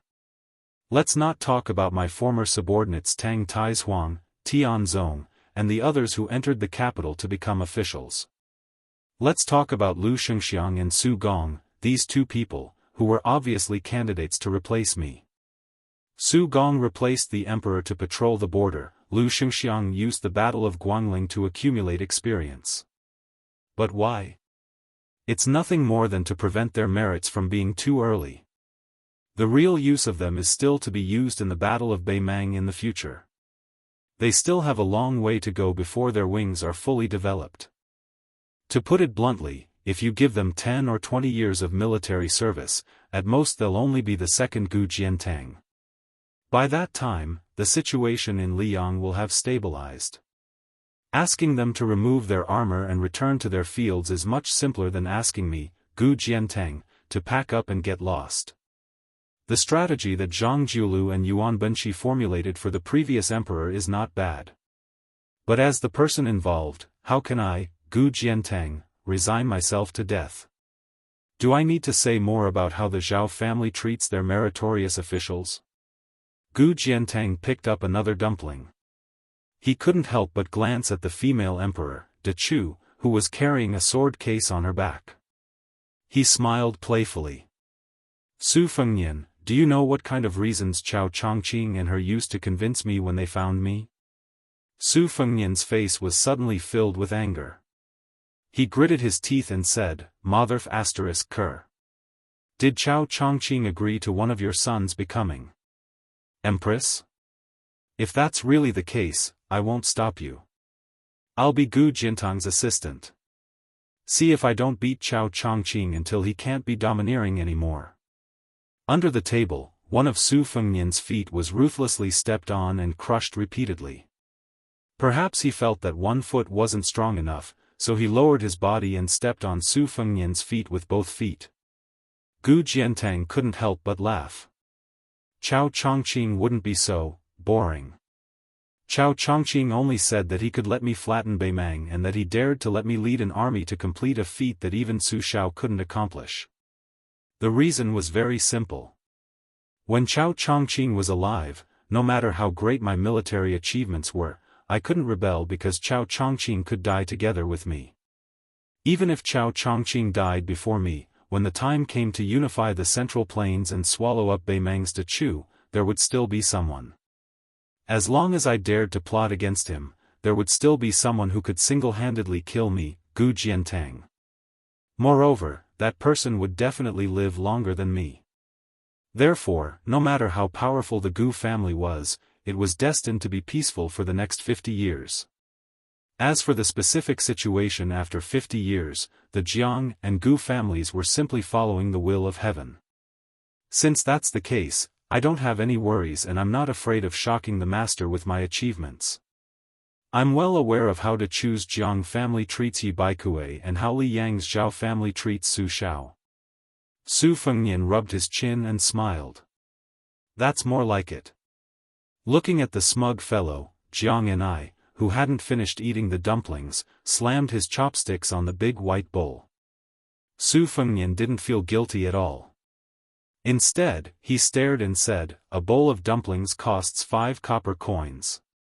There are still 6 dumplings in the bowl. Don't you feel bad for wasting a copper coin? Anyway, I didn't bring any money. You can pay the bill later." Jiang and I was stunned at first, then he snorted coldly. However, he still silently picked up his chopsticks.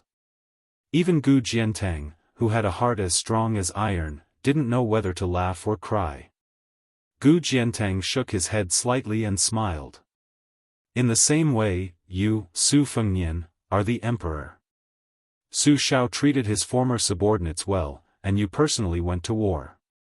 I, Gu Jiantang, am not afraid of what happens in life or behind. Su Fengnian sighed and muttered, being the emperor. Gu Jiantang picked up the last dumpling in the bowl and smiled. Su Fengnian, I'm very curious. Has Su Shao ever thought of rebelling in his life? Or has he ever thought of having you sit on the dragon throne? Chapter 1749. Su Fengnian did not answer the question, but asked, "Do you know how Chao Chongqing convinced Wang Sui? Do you know how Wang Sui feels now?" Gu Jiantang hesitated for a moment. The former is simple. Wang Sui has always been unable to let go of the Dongyue royal family, which has become Li Yang's lackey. Chao Chongqing should have promised him that in the future, he would be able to become an official or even a minister. As for the latter, it's hard to say. Maybe Wang Sui will really help Beimang invade the Central Plains in anger. Maybe he will be so depressed that he can only stay in one place and fight with you and me on the battlefield as a general. After all, he and I are mortal enemies. He also has a lot of resentment for the Su family's destruction of Chuanxiu. Su Fengnian sighed, no one can let go of Chuanxiu. Gu Jiantang, who had finished eating the dumplings, put down his chopsticks and looked at Su Fengnian. Su Fengnian came back to his senses. If there are no accidents, Beimang will go south this autumn. I will try my best to persuade Wang Sui not to be a troublemaker even if he doesn't cooperate with you and me. Gu Jiantang nodded and said in a low voice, "That's the best." Zhao Sui, the king of Jiaodong, has promised me that no matter what happens, he will remain neutral. As long as you can convince Wang Sui to bide his time, Gu Jiantang will personally lead the Tu Liao elites north into the heart of the Great Desert after the Great War of Liang Mang enters a stalemate.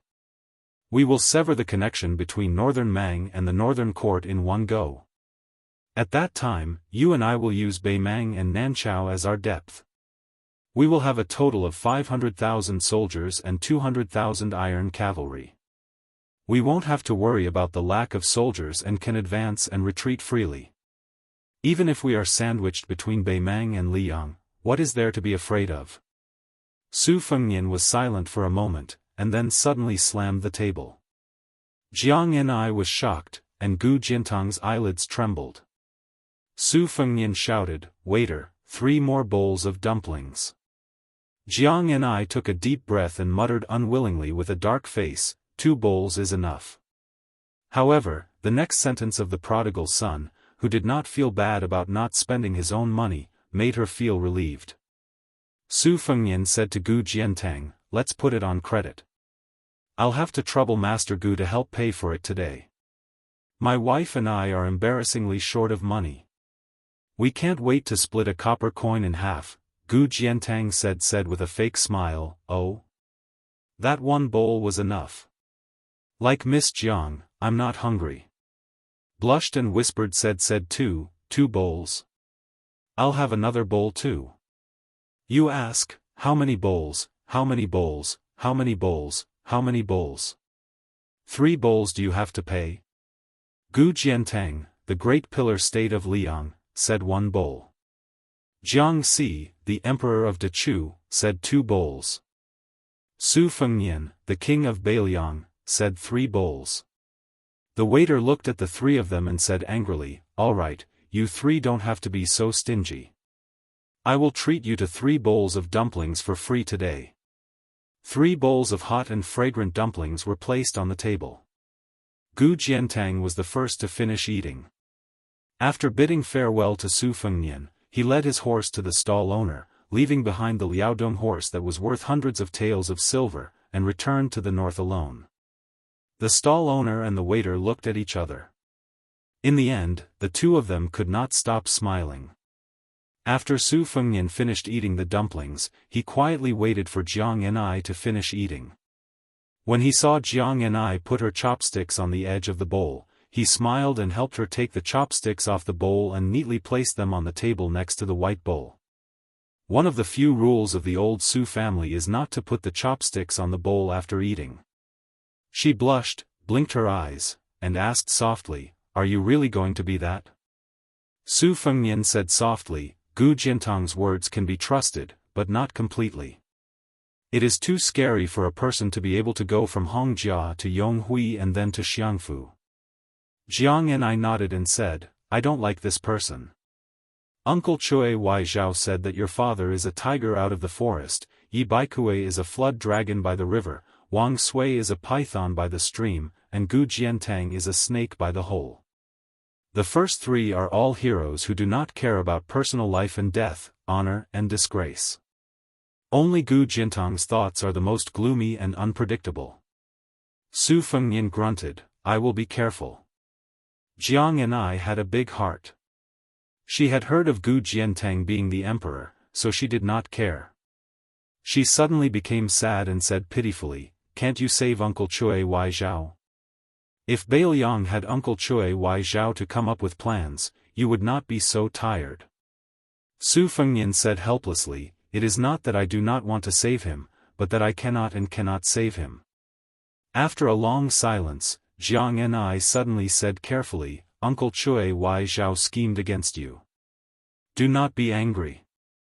Su Fengnian shook his head and said with a smile, "It is not important whether I am angry or not. I only know that the conqueror of West Chu is very angry at the world, so he wants to vent his anger on Great Peace City." The little mud person lowered her head and started to wipe her tears. She sobbed, "I do not want Uncle Chui Wai Zhao to die." Su Fengnian did not know how to comfort her. He only said softly, "The spring and autumn period is really over. Great Peace City." Wave after wave of arrow rain did not stop as they furiously rained down on that green robe. But the chess pieces outside the city were placed faster and faster. Almost as soon as a pillar of light hit the top of Great Peace City, a second pillar of light from the 9 heavens would follow closely behind. Every time a chess piece was placed and a pillar of light appeared, all the arrows would shatter in midair. They could not get close. The eaves of the palaces and pavilions in Great Peace City were shattered. The bell and drum towers of the temples and Daoist temples were also slightly shorter. The birds and pigeons in the city seemed to feel the pressure of the sky sinking. They flew lower and lower until they were below the tall pavilions. They had no choice but to circle anxiously under the eaves. The spring water thawed and gradually warmed. The fish that had been swimming leisurely in the rivers and lakes began to jump out of the water and call out to the birds in the sky. On the top of the city wall, Chai Qingshan had already attacked once. The sword on his back, Wild Fox, truly displayed the presence of an earth immortal. It tore through the air with dazzling light. The majesty of the sword Qi and the vastness of the sword intent caused an enormous white arc to appear between the top of the city wall and the green-robed chess player. The white arc rose from the top of the city wall and landed on top of the green-robed Chao Changqing's head. In the end, the white arc seemed to collide with an invisible pool of lightning that could not be crossed. It created a large ball of sparks and lightning, and the sound was ear-piercing. The sect master of the Dongyue sword pool raised his arm high into the air and drew in his qi. The wild fox quickly flew around Chao Changqing, who was sitting cross-legged. Unfortunately, no matter how great the commotion was, the flying sword could only fly around like a headless fly. It was unable to get within 10 meters of Chao Changqing. Chapter 1750. When the flying sword could not bear the weight and broke, Chai Qingshan swallowed the blood that had surged to his throat. He took a step forward and pointed forward with 2 fingers. He shouted, "Borrow the sword." The long sword on the young girl's back instantly flew out of its scabbard. Like a young serpent coming out of the water, a green energy as thick as the mouth of a well smashed forward. The presently young river and lake had not reached the stage of withering incense, but people with eyes could see that it was turning from prosperity to decline. It was rumored that Huang Sanjia had gone against the flow and poured the remaining luck of the 8 kingdoms of spring and autumn into the pool of the Jianghu. Therefore, in the past 20 years, the water was full. The Jianghu of Liang seemed to be full of vegetation and life, but in reality, there were not many trees left. The liveliness would not last long. In this city that was the most virtuous in the world, Gu Jiantang and Xie Guinying were no longer in the city. Yang Taisui, Han Shengxian, Master Lu Hao, and Qi Jiajie had died one after another. The Qi cultivators of the imperial astronomer had almost all died. The 2 large formations that were the eyes of the formation had been destroyed in the hands of Su Fengnian. Therefore, Chai Qingshan had to stand out. The old man was for the sect, for his disciple, and for his own way of the sword. When the long sword in the scabbard of the young girl came at him like a swimming dragon, Chao Changqing was still unmoved. He smiled faintly, his right hand holding a piece, his left hand brushing the cuff of his right hand. He seemed to be whispering to someone. There was once someone in Dechu who used troops, the more the better. He was unstoppable. In 72 major and minor battles, he did not lose a single one. He placed the piece lightly. The flying sword with a powerful presence fell to the ground 3 zhang away. It was like a huge rock that had smashed into the ground, causing dust to fly. Chao Changqing did not look at the long sword. He only looked at a black piece that jumped out of the box and landed on the chessboard. At the same time, he reached out to pick up a round and cool white piece. He said with a smile, "There was someone in Dechu who wrote poems that were like a bow of 100 stones, a crossbow of 1,000 caddies, like a full moon hanging above the heads of the people." It caused the younger generation to have the thought that they could only kowtow and not speak. It is truly magnificent. When the piece landed, the steels in front of the China Child prison in Great Peace City cracked inch by inch. There's someone in Dechu who talks as if he's possessed by a deity. The chess piece on his wrist is like a fierce general fighting for his life. His spirit is extraordinary. As the chess piece was placed, Chao Zhangqing slightly straightened the root-like white chess piece that had deviated slightly. At the same time, all the crossbow bolts that had been shot at his opponent were blown away by a gust of wind and quickly slid out of their original trajectories. The people of Dachu, the Milky Way is brilliant. There have been fables from various philosophers, teachings from eminent monks, and sermons from enlightened people. Why should the human world envy the heavens? On the chessboard, the black and white go pieces flew down. The old ancestor of the Wu family's sword tomb, Wu Jian, finally made his move. This family's sword path leader, whose family's sword art was the world's sword art, did not descend from the top of the city walls. From the outer city to the imperial city, all the city gates opened at the same time. Then, a thin but extremely long sword chi went from north to south, all the way south. This wisp of sword chi had the momentum of 1,000 riders crashing into each other.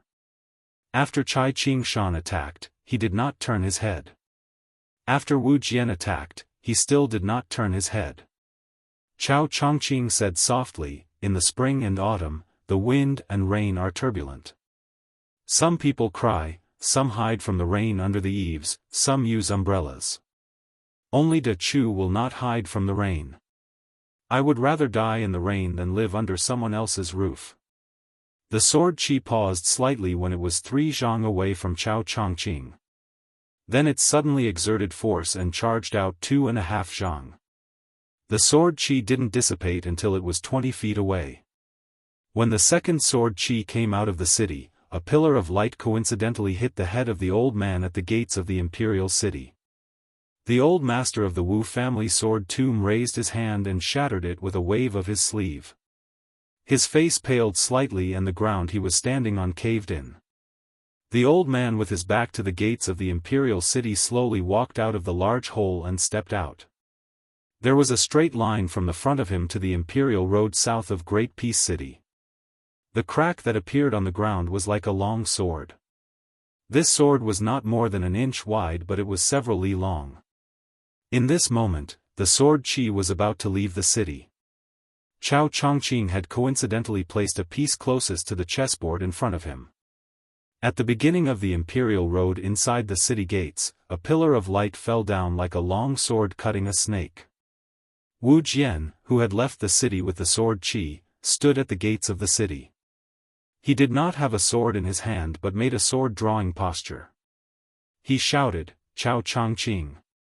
It is not easy to come by, turn back and be saved."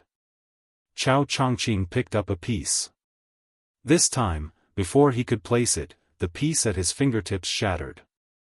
A snowy white sword light appeared in the air to his side. Then there was the sound of an enormous collision like the morning bell and evening drum ringing in their ears. Everyone on the city walls and below the city walls widened their eyes. They saw dust fill the air where the indigo-robed person was sitting. It was impossible to see that person's figure. When the dust settled, everyone was on tenterhooks again. Chao Chongqing had not died under that sword and continued to remain motionless. The earth where he was sitting had been shaved off several feet, so Chao Chongqing was sitting in the air. The black and white pieces on the chessboard did not move at all. The white-haired middle-aged Confucian scholar finally raised his head. He did not look at the sword tomb family master in the northern city gate, but turned his head to the south. He said softly, "You are in this great Chu, whether you live or die, I am also here, always will be here." At this time, almost everyone's heart trembled. A woman in purple stood up from a tall building in Great Peace City. She lightly landed on the imperial road. Her body leaned forward slightly and she started to run out of the city. Her form, will, energy, and spirit were all at the peak of the world. Even the Wu family sword tomb old ancestor standing at the end of the imperial road had to avoid her. He let her charge out of the city.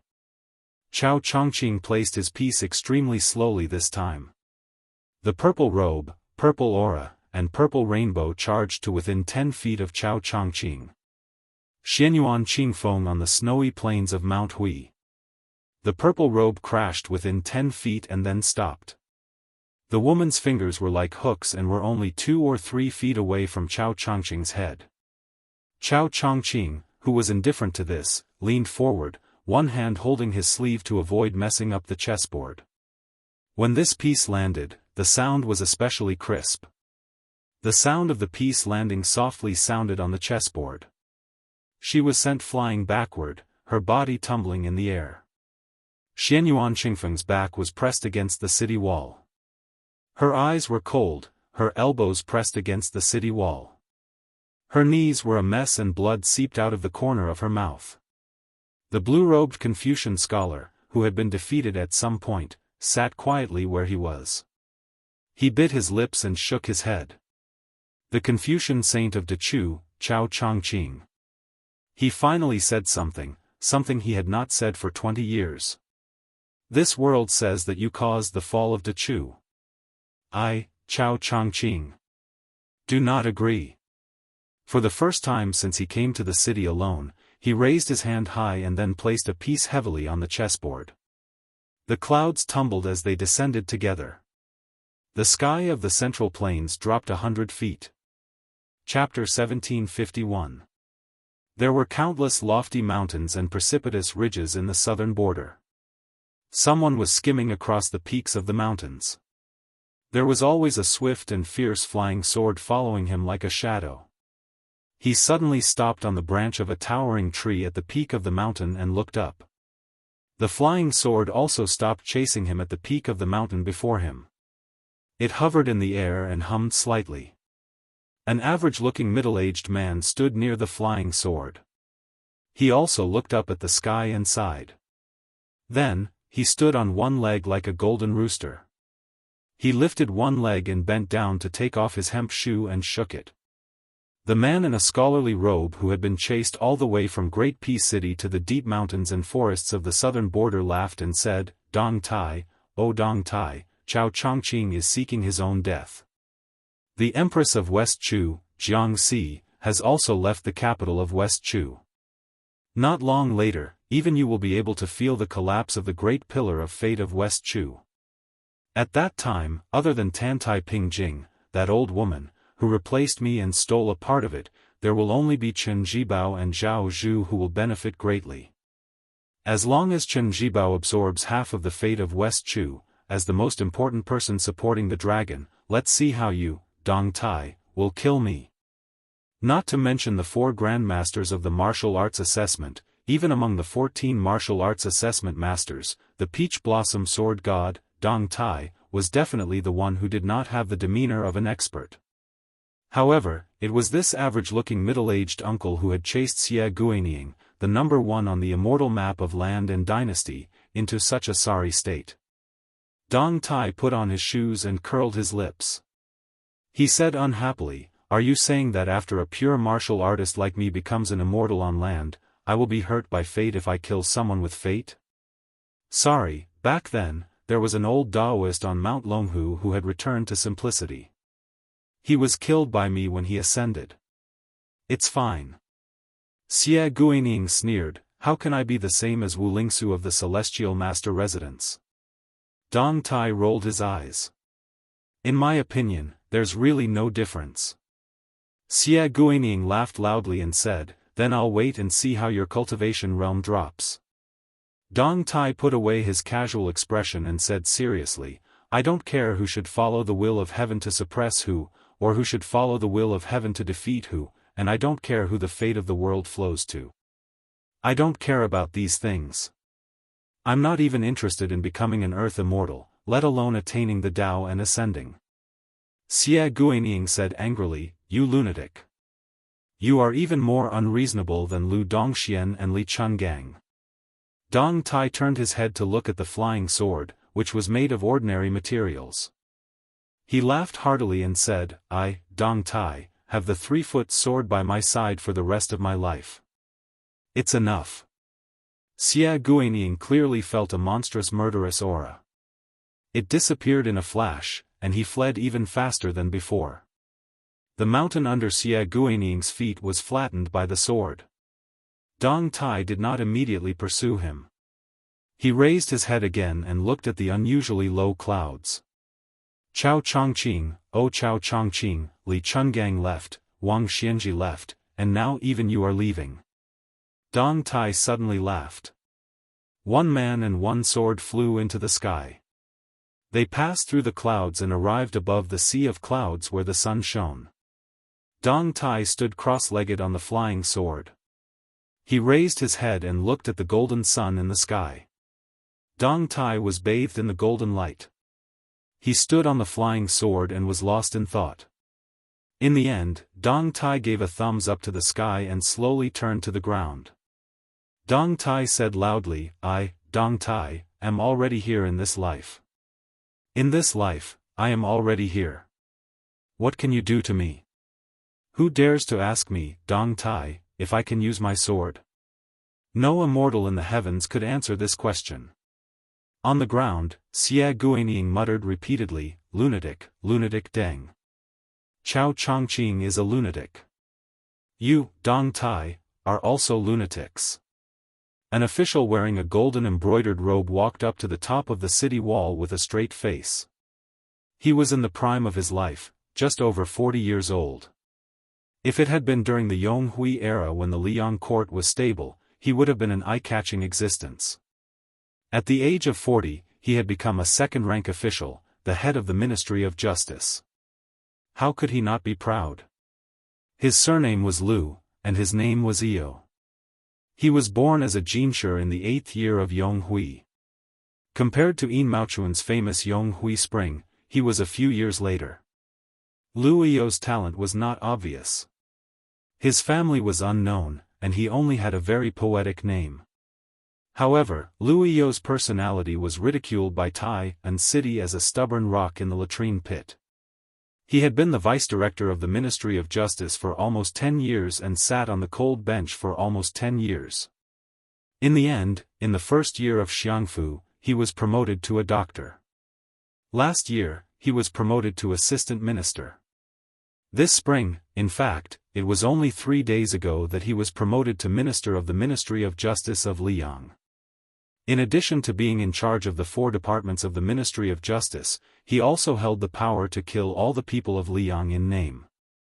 He was secretly responsible for the issuance of the embroidered copper fish pouches. The people who followed behind Liu Io to the top of the city wall all had embroidered copper fish pouches hanging from their waists. Among them, there were 36 famous swordsmen, 18 blade masters, and 14 fist masters. The appearance of Liu Io and this group of Jianghu masters was close to 70 people. Immediately, the originally devoid of the aura of spring on the city wall added a bit of the austere aura of autumn. Liu Io was a weak scholar, but even if he stood together with the Wu family's sword tomb elder, Chai Qingshan of the Dongyue sword pool, and Xianyuan Qingfeng of the Great Snow Plateau, his aura was not inferior. Wu Jian stood behind the arrow battlement with his hands behind his back, his expression serious. Chai Qingshan borrowed a second sword, Green Fox, from the young girl Shan Yi. He stood with his sword in hand and closed his eyes to rest.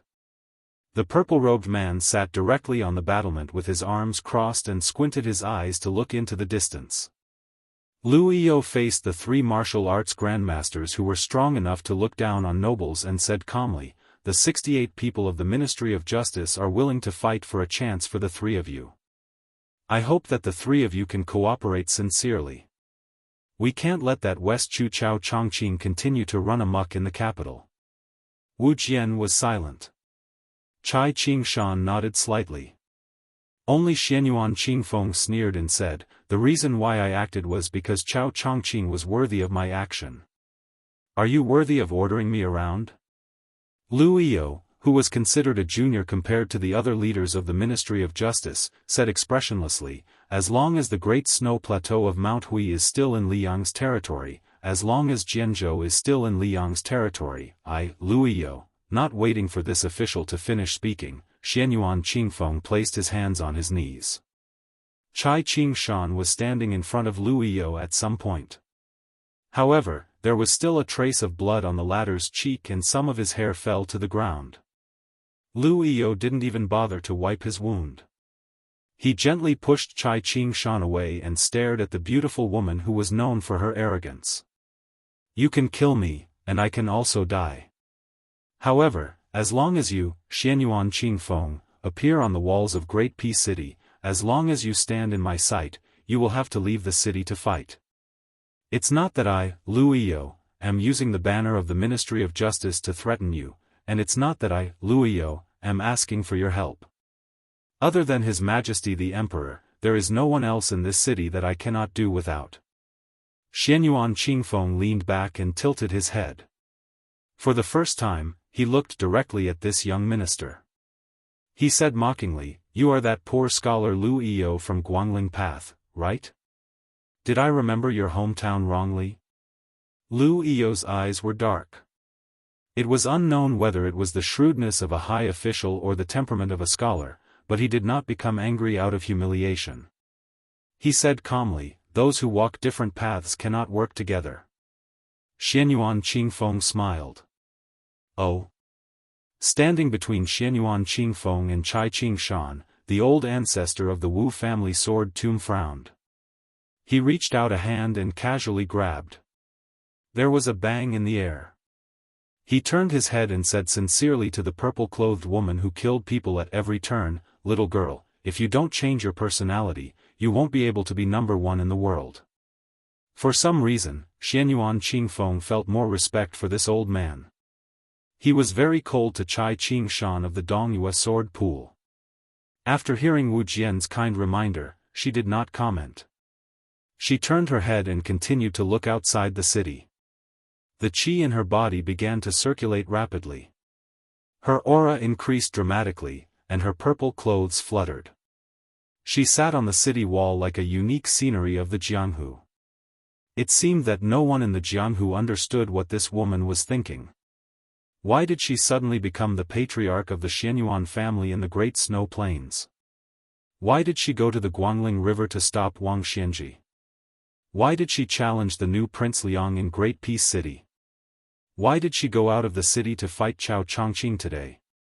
Perhaps she was like a crazy child who did not grow up without parents. She was unwilling to be reasonable in everything she did. However, her cultivation was too high, and she had risen too quickly. Her opportunities were also too good. Therefore, no one had the qualifications to make her a graceful lady from a respectable family. Xianyuan Qingfeng looked up at the sky. Above her was a sea of clouds. The entire Central Plains were like this. She narrowed her eyes and felt slightly sad. She also liked someone, but she did not know how to let him know. It seemed that she did not dare and was not willing to let him know. Then she would let him remember her name. No matter where he went in the Jianghu, the battlefield, or the court, there would be stories of her deeds in the world. Since he could not be like her father who only liked her mother, then she would rather have nothing. Xianyuan Qingfeng suddenly flew out of the city wall. She did not care about the cooperation of the experts of the Ministry of Justice, nor was she willing to work with Wu Jian and Chai Qingshan, the two grandmasters of the sword. She came to Great Peace City alone, and she left Great Peace City alone. The purple robe once again charged towards Chao Chongqing. She was impassioned and did not fear death. Even Lu Yi couldn't help but be impressed when he saw this scene. If there was a woman like this in the world would not be lonely. Chao Chongqing's lips curled up. He ignored Xianyuan Qingfeng's charge and smiled slightly. He looked at the chessboard. If you do not know in your dreams, how can you know in your life? A long time later, in the Jianghu where there were only Yu Dilong and Go Yufang, there was actually a promise of 10 years that no one knew about. Chapter 1752. Every 10 years, she would come out of seclusion on time and sit alone on the rooftop of the missing moon tower in the Great Snow Plains. She would wear a purple robe and take out a jar of osmanthus wine from under the osmanthus tree, waiting for someone to fulfill their promise of 10 years. After the third time, it was the fourth time. That day, it was raining heavily, and he did not find her. She failed to fulfill her promise. There was only a jar of osmanthus wine on the rooftop, allowing the rain to beat against it. Outside the window, the rain was heavy and the wind was strong. The woman in purple sat in front of the dressing table. The woman in the bronze mirror already had white hair. It was better not to see her. Her skirt was tied in a small knot. Beside her feet was an umbrella that she had treasured for more than 40 years. She lay on the dressing table and fell asleep. She seemed to be having a beautiful dream. She was smiling. There was an old man who didn't look old. He entered the house without knocking. He put away the wet oil paper umbrella, stood at the door, and asked with a smile, "It's raining heavily outside. A lot of fish are going to drown. Do you want to go take a look?" She slept and did not wake up. Everyone in Great Peace City saw an absurd scene. The woman in purple had clearly crashed into Chao Chongqing in West Chu and had clearly passed by him. However, Chao Chongqing remained sitting in his original spot, while Xianyuan Qingfeng stood in her original spot a few dozen feet to the south of Chao Chongqing like an old monk in meditation. Chao Chongqing did not look sideways. He picked up a go piece from the go box and gently placed it down. He turned his head and smiled. "It's time to wake up." Xianyuan Qingfeng, who seemed to have been dreaming for 40 years, suddenly woke up. Her back was to the official in green. She did not know when, but tears had streamed down her face. She did not turn around. She stretched and wiped her face with her hands. Smiling, she said, "It really was a good dream." Hearing this, Chao Chongqing smiled and said, "That's good." Just as Xianyuan Qingfeng was hesitating about whether to turn around and thank him, Chao Chongqing slowly retracted his gaze and looked back at the go board that already had more than 90 go pieces. He smiled and said, "I'm fine. Just don't learn from me." The heavens and the earth were vast. Jiangnan's Guangling had the cool breeze, bright moon, and great river. Northwest Zhejiang had the boundless yellow sand. Let's see everything first before deciding on life and death. Life and death were the most important things in life, especially when one was young. One shouldn't make careless decisions. Life wasn't easy, and death was simple. Between life and death, there is also fate. A person's life has to be more exciting than a plant's autumn. Xianyuan Qingfeng nodded. As long as I, Xianyuan Qingfeng, am alive, I will try my best to reduce the number of deaths among West Chu survivors. Chao Chongqing dismissed it with a smile. Xianyuan Qingfeng flashed past. At the end of that big dream, she clearly knew that she didn't wake up, or rather, she was already dead. However, she could see that bastard with the umbrella standing alone at the door. His lips moved slightly, but he couldn't say anything. Xianyuan Qingfeng suddenly threw his head back and laughed loudly. Old bastard!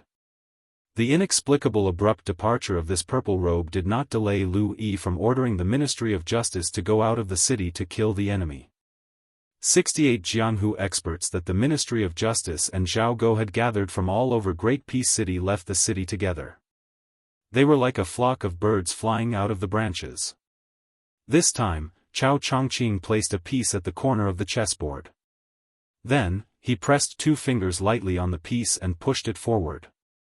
Therefore, between Chao Chongqing and Great Peace City, between the north and the south, a turbulent energy like the Guangling River appeared. 68 experts seemed to be crossing the Guangling River during flood season. It was difficult and slow. There were constantly people who used up their energy and fell to the ground. Chai Qingshan held his sword and flashed out. With one sword, he cut apart that great river of energy. Chao Chongqing's right hand picked up a piece and placed it on his left hand. He lightly swept it to the right. Instantly, a wave of sword energy surged out from left to right. Chao Chongqing then placed a piece from top to bottom on the chessboard. In the air, a particularly majestic and resplendent pillar of light fell straight down from top to bottom. Between heaven and earth, one horizontal and one vertical, 2 waves of sword energy. They attacked Chai Qingshan of the Eastern Yu Sword Pool and Wu Jian of the Wu family sword tomb.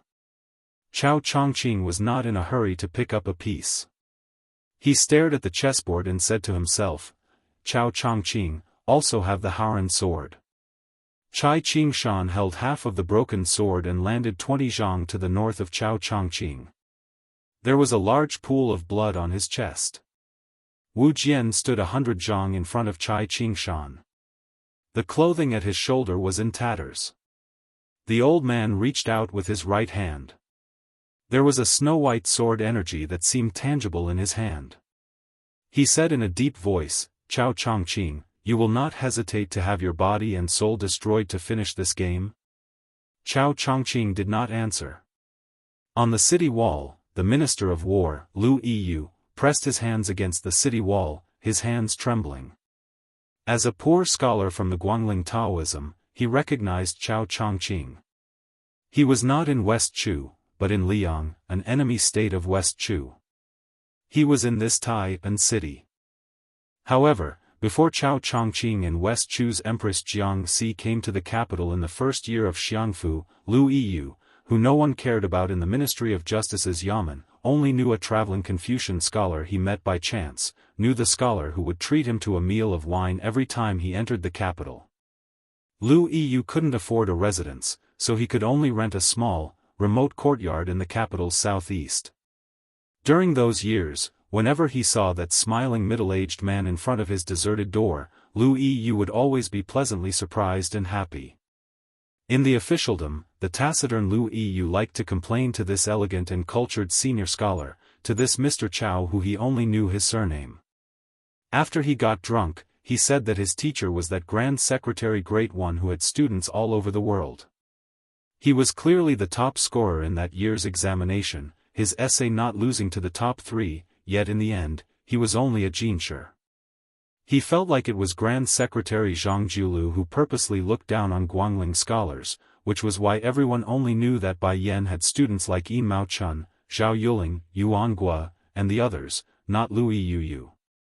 Meanwhile, Grand Secretary Zhang Jiulu also never considered him his student, let alone the disciple he was proud of.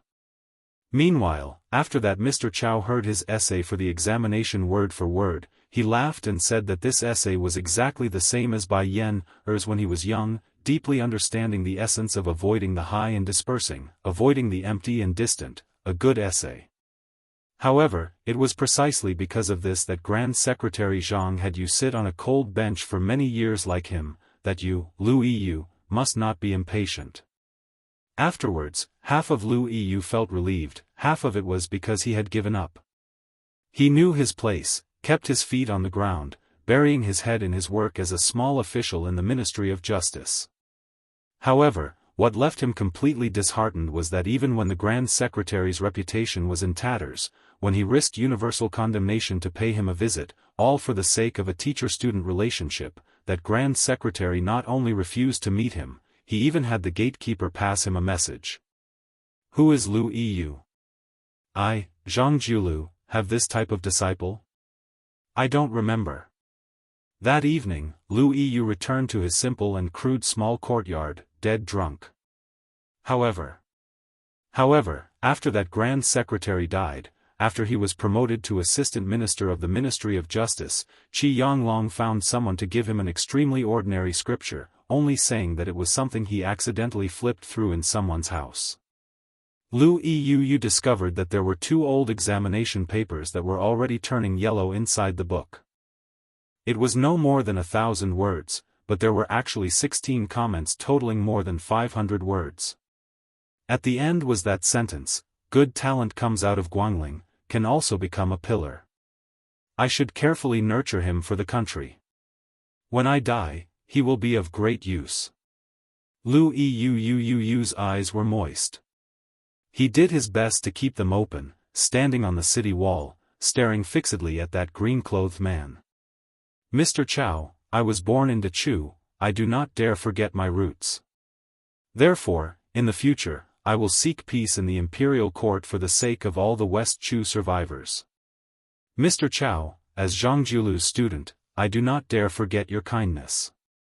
Therefore, today, I have no choice but to stand here and take you as my enemy."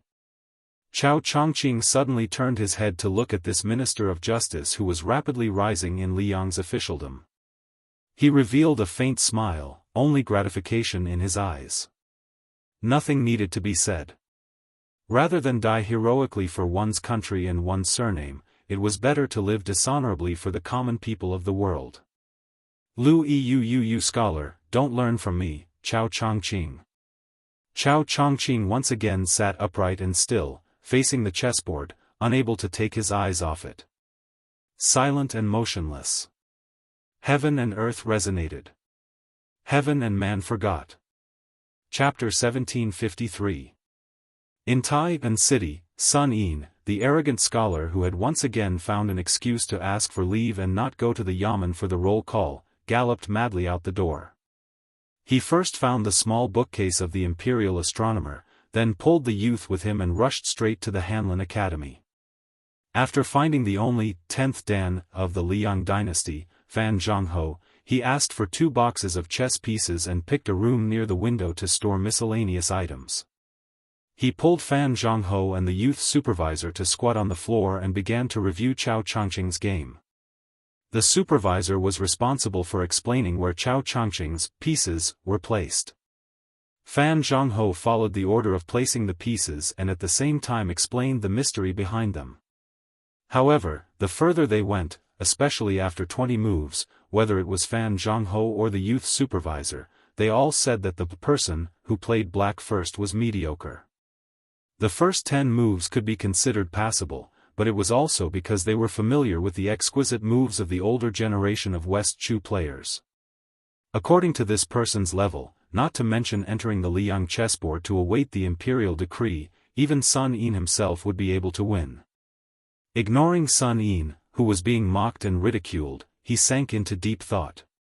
Fan Jianghu grabbed a handful of black and white chess pieces with one hand and was ready to place them down at any time. His other hand held his chin and his brows were tightly furrowed. Sun Yin muttered to himself, Chao Chongqing, as the number 1 official in the world, is this the last game of his life, just like this? Against such a mediocre player, he was able to tangle endlessly for 100 moves? Fan Jianghu didn't say anything. The youth supervisor sneered, what do you know? Can you see how many moves the black pieces have made? Chao Chongqing's opponent was clearly a crappy chess player who only knew how to memorize. He was probably someone who frequently came into contact with West Chu players. From Li Mi, who was known to make West Chu players shout, heaven above, to Wang Qingxin, who was publicly known to only let Li Mi go first, and then to Gu, who lost a piece to Wang Qingxin. All along the way, it could be said that all of the proud moves of the West Chu players had been forcefully used by the black player in this game. Coincidentally, with this hodgepodge of unreasonable moves, the black and white was actually a tie. Therefore, it could be said that Chao Chongqing, who was playing white, did this on purpose. Otherwise, who in the world would dare to play Chao Chongqing's first move? My grandpa Jianzheng can't, Huang Longsher can't, no one can. Even 1,000 years later, no one could. Sun Yin looked at Fan Jianghu. The latter nodded lightly. Sun Yin slapped his forehead, speechless. Great Peace City was still trembling. After each earthquake, Fan Jianghu would accurately place a piece under the direction of the youth from the imperial astronomer. Fan Jianghu suddenly raised his head and asked, it's about to end. Are you not going to say hello? The youth pretended not to hear and muttered, the mysteries of heaven cannot be revealed. I still want to live a few more years, and leave this city to go out and see. Sun Yin's ears were sharp. Hearing this, he couldn't help but tease, you brat, not only do you have a foul mouth, you're also very slippery. The youth with the nickname Little Bookcase mocked, Little Cat, I don't even want to talk to you. Kid Cat was an unconventional nickname given to Sun Yin by the young man. He tore down the Sun character and translated the Yin character. Fan Jianghu messed up the game and said with a smile, let's not play this game. Mr. Chao's chess skills can only be judged by old supervisor and, in any case, only 2 people can comment. As to how Mr. Chao is outside of chess, it's not something we can comment on. Sun Yin stared at the youth who was not wearing the robes of an official but was dressed in white. The latter hesitated and glanced outside the window. In the end, he said, the Zhao family of Liang has lost much of their destiny. If not for this, I would have gone to complain to Sister Empress long ago. Looking at the situation, that Chao Chongqing is showing signs of losing all of his destiny to Guangling Path. So boring. If I knew this would happen, I wouldn't have revived the country. Sun Yin's eyes suddenly turned red as he shouted angrily, "Shut up." Fan Zhongho sighed softly and said, "Little bookcase, don't say any more." The youth became angry and left with a wave of his sleeve. Sun Yin squatted there, his chin on his folded arm.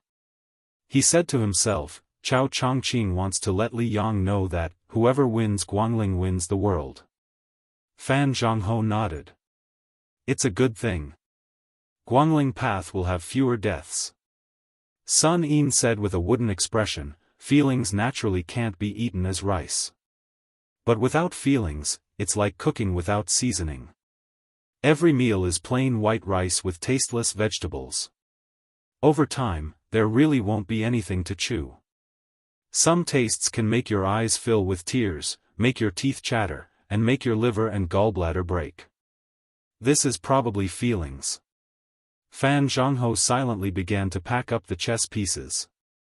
Sun Yin asked, "Why do you mock those who have feelings?" Fan Zhongho thought for a moment. People who are too smart don't like to have feelings. People who are too simple and stupid can't have feelings. That's why both don't like this thing. Sun Yin grinned. I should be the former. Fan Zhongho slowly put the chess pieces back into the box. He smiled. I should be the latter. Sun Yin's eyes suddenly became as sharp as knives. Then Huang Longshi? Fan Zhongho's expression was normal as he asked in response, then Su Fengnian? The two smiled at each other. They did not overdo it. They were light. The sky shook and the earth shook. This time, the shaking was especially intense. The two people in the room fell to the ground at the same time and then felt suffocated. Dust poured down from the roof beams. Sun Yin lay on the ground with his arms and legs spread out.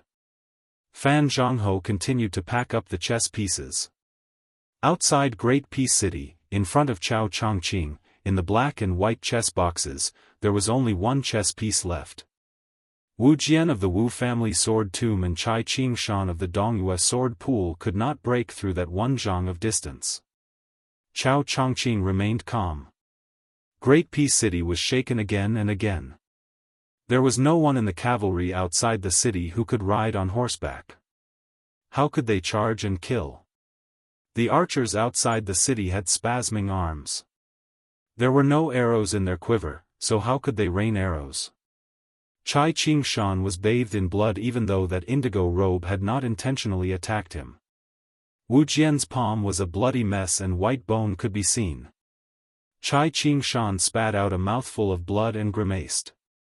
First, I saw Su Fengnian receive that sword, and then I saw you, Chao Chongqing, being as immovable as a mountain. This life is almost over. Chao Chongqing, if you get up and enter the city now, I cannot stop you. I will not block the way here. Chai Qingshan turned and slowly walked back to the city gates. His back was bent and he looked old. Wu Jian, who had been standing between Chao Zhongqing and the city gate, made way for him. He sighed and said, although I still have the strength for one sword strike, I definitely won't be able to block it. My Wu family's sword tomb has been extremely benevolent to the Central Plains. It's time to stand aside and watch. After all, if we keep the last bit of power, it may be useful in the future. As Chao Chongqing stopped playing chess, heaven and earth fell silent. Chao Chongqing smiled as he looked across. The last black chess piece finally jumped out of the box. It seemed that the person holding the black chess piece was somewhat hesitant. It swayed back and forth, unwilling to land. Or it could be said that it did not know where to land. Chao Chongqing leaned forward slightly. He held the chess piece with two fingers on one hand and extended a finger with the other to point at a certain spot on the chessboard. He said softly, you might as well place it here. Sure enough, the black stone landed on that spot. Chao Chongqing put down the hand holding the chess piece. He smiled but did not say anything, as if he had admitted defeat. More than 200 black and white chess pieces hovered in the air. Chao Chongqing closed his eyes. You won. But I, Chao Chongqing, never felt that I had lost. This game of chess was the proudest game of my life, Chao Chongqing. The corners of Chao Chongqing's mouth curled up slightly. He suddenly waved the sleeve of the hand holding the chess piece. The chess piece went from south to north. After entering the city, it charged along the long imperial road, smashing through the gates of the imperial city, the gates of the palace, and the gates of the Hall of Martial Heroes. Only when it smashed through the dragon throne that the previous emperors of Liang had sat on did the chess piece turn to dust. Chao Chongqing opened his eyes. His face was covered in tears, but there was no sorrow on his face. He slowly extended a hand in front of him. It was only at this moment that the old green robe was soaked in fresh blood. A cool breeze blew through the world. It blew away the stench of blood, and also blew away the wind. Chao Chongqing's fingers began to dissipate. Then his arm, and then his body. The black and white chess pieces also vanished. In the end, that blue robe could no longer be seen outside Great Peace City. There was no more Chao Guanzi in the world. Chapter 1754. The rain was the worst during the Qingming festival. On the Beiliang Posthouse Road in the drizzle, large groups of Yuzhou cavalry were constantly rushing to the Liangzhou Pass. In addition, the cavalry troops in Liangzhou who had come to reinforce Qingcang City had yet to return to their station, which meant that almost all the main forces of Beiliang, especially the cavalry, had surfaced and become the absolute main force in the next battle of Liangmang. It would evolve from a siege battle to an unprecedented large-scale cavalry battle. In the fierce collision between the nomadic civilization in the north and the agricultural civilization in the Central Plains, one was active and the other was passive. The former relied on the advantage of the number of warhorses to invade the pass, while the latter relied on the crossbows in the city to defend. In history, countless cities outside the Great Wall and near the border had been submerged in the tide of cavalry. In the sound of horse hooves in the north, the words "isolated city" and "slaughtered city" followed closely. As a result, in the past 20 years, countless civil officials would secretly daydream in the imperial court, thinking that if the two elite cavalry troops of Liang, hundreds of thousands of Beiliang cavalry troops and nearly 100,000 border cavalry troops of the two Liao provinces, could sincerely cooperate to fight against the enemy and compete with the Beimang barbarians on horseback, what a magnificent scene it would be. In Yanji County, which bordered Yuzhou and Liangzhou, on a muddy road, two horses stopped at a fork to make way for a caravan of merchants. The young man was wearing a green robe, with a cold saber hanging from his waist, and his mount was one of the few warhorses in the Yuzhou army. The woman in white was carrying a long cotton bag on her back and a saber hanging from her waist. The young man stopped his horse to make way for the caravan, and the woman of the same age next to him was as beautiful as a fairy.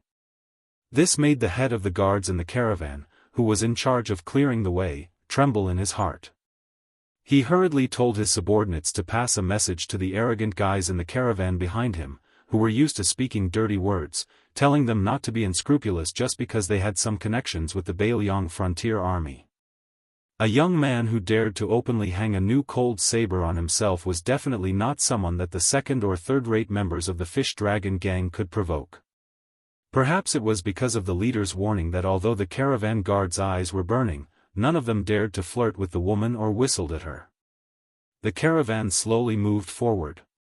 Suddenly, a rider turned around and galloped over. The handsome young knight stopped his horse a dozen steps away from the man and woman. With a bright smile, he cupped his fists and said to the woman in white, "I'm Chen Jinjai from the Fish Dragon gang. May I know your name, miss?" "Don't worry, miss, I don't have any evil intentions. It's just that I couldn't stand the instigation of my friends. They made a bet with me that I definitely wouldn't be able to find out Miss's name." If they lost, they would have to treat me to green ant wine for half a year. The handsome young man from the fish dragons grinned and said considerately, "Miss, if it's inconvenient for you to tell me your name, just name it." Unfortunately, even though Chen Jianzhai took a step back, the woman was still indifferent. She looked at him calmly, without the shyness of an ordinary girl from the Central Plains facing a lecture, or the anger of a Bailiang girl facing a foreign playboy. In the drizzle, Chen Jianzhai, whose hair was slightly wet, smiled brightly and had no intention of backing down. The young man with a saber who was deliberately ignored by Chen Jianzhai said with a smile, "Her name is Jiang Cabbage, cabbage as in Chinese cabbage." The beautiful woman who was called Cabbage by her companion glared at him and said angrily, "You're Su Jizi, persimmon as in rotten persimmon." Chen Jianzhai, who was now a little famous in the fish dragon gang, was a little hurt. He thought to himself, "You two seem to be competing with each other, but in the eyes of a bachelor like me, it's more excessive than flirting." The young man who was called a rotten persimmon asked with a smile, "I heard that your gang's leader, Lu Narong, is going to give up her position to someone else?" Chen Jianzhai's face suddenly became a little dignified. He finally faced the guy who dared to hang a saber without permission. The Fish Dragon Gang, the name was really far-sighted. It was more complicated than all the other 9 sects and gangs in Liang. It gathered nearly 20,000 people in the Jianghu, a behemoth in terms of numbers. Everyone in the Fish Dragon Gang was well aware of it. If the Fish Dragon Gang was not a puppet personally supported by a big shot in Bailiang, it would never have expanded to such an extent today. However, the elders of the Fish Dragon Gang who had followed the old leader to fight for the Jianghu had all retired, and the people in charge had changed. Therefore, there were all kinds of inside stories about the Fish Dragon Gang. Some said that the former Lingzhou provincial governor, Su Beiji, had promoted the originally unknown maid of the Fish Dragon Gang to be the empress of Bailiang's Wulin. Some said that the former local emperor of Lingzhou, the former Huaihua general Zhong Hongwu, had tried to collude with the forces of the Jianghu, but the leader of the Fish Dragon Gang, Lu Narong, had turned against him. She had climbed up Mount Qingliang and used the old general's head as a sign of her allegiance. Nowadays, there were even rumors that Lu Nai-rong was actually a private pet of Wudong courtyard. The implication was that Lu Nai-rong did not have the qualifications to preside over the future of 20,000 men and horses. A large faction could flirt with the government, but she absolutely could not marry into a high family and become a concubine. Therefore, the undercurrent was surging. It was under these circumstances that the news of Lu Nai-rong's resignation as the gang leader spread. Chen Jianzhai, as a rising star of the 4th batch to join the Fish Dragon Gang, had complicated feelings about this matter. Deep down, he admired the way Lu Narong treated people, but he also didn't want the Fish Dragon Gang to have too much to do with the government and the border army. The Jianghu was the Jianghu, and the people of the Jianghu would do what the Jianghu did.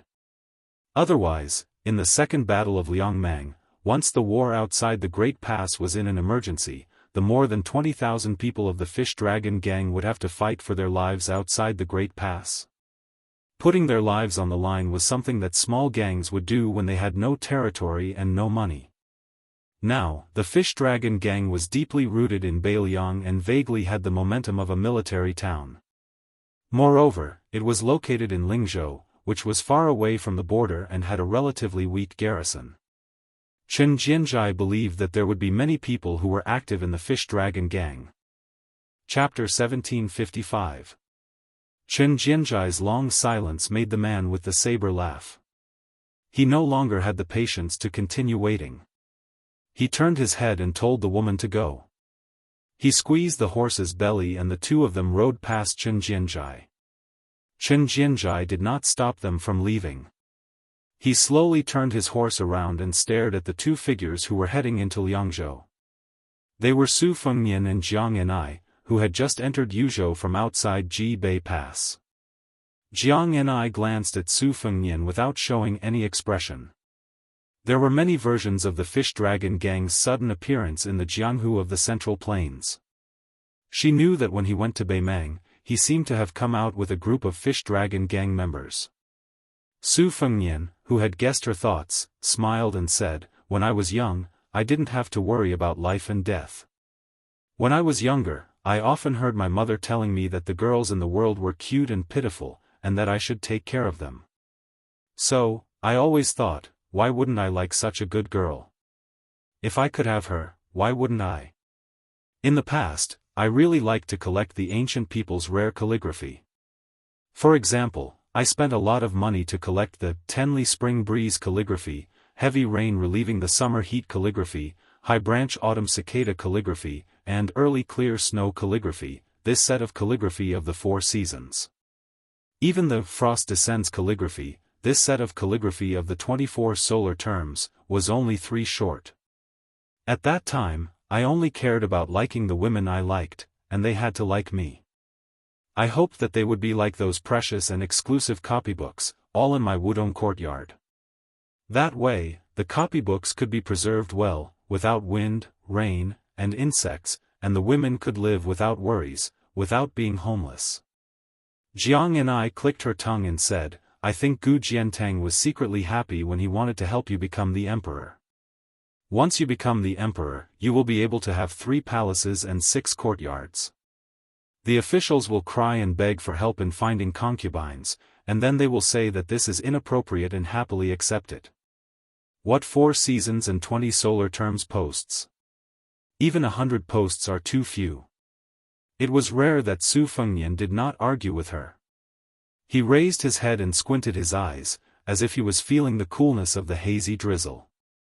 He said to himself, "Later, I found that all the women in the world who are worthy of my affection can live well without me. Perhaps they can even live better without me." No matter how chaotic the world outside Wudong Courtyard was not necessarily worse than that small courtyard with no wind or rain and walls on all sides. How could the notes of those inanimate objects? How could he confine them to Wudong Courtyard or Qingliang Mountain like a pavilion? Tide Hark is big, but Jianghu is even bigger. It was only later that I realized that if I could start over again, I would probably still like them in my heart, but I definitely wouldn't flirt with them anymore. For example, Xianyuan Qingfeng of the Great Snow Plains was living a carefree life. Yu Yue was also living a carefree life as teacher Ji Shang in Shangyin Academy. But there are some people I do not regret. For example, I brought Chen Yu to Beiliang and saved Zhao Fengya from Graydon City. I did not have any bad thoughts about them. I just wanted them to live for themselves. Jiang and I said angrily, "You are right. But I know that I can't out-talk you." Su Fengnian quickly changed the topic.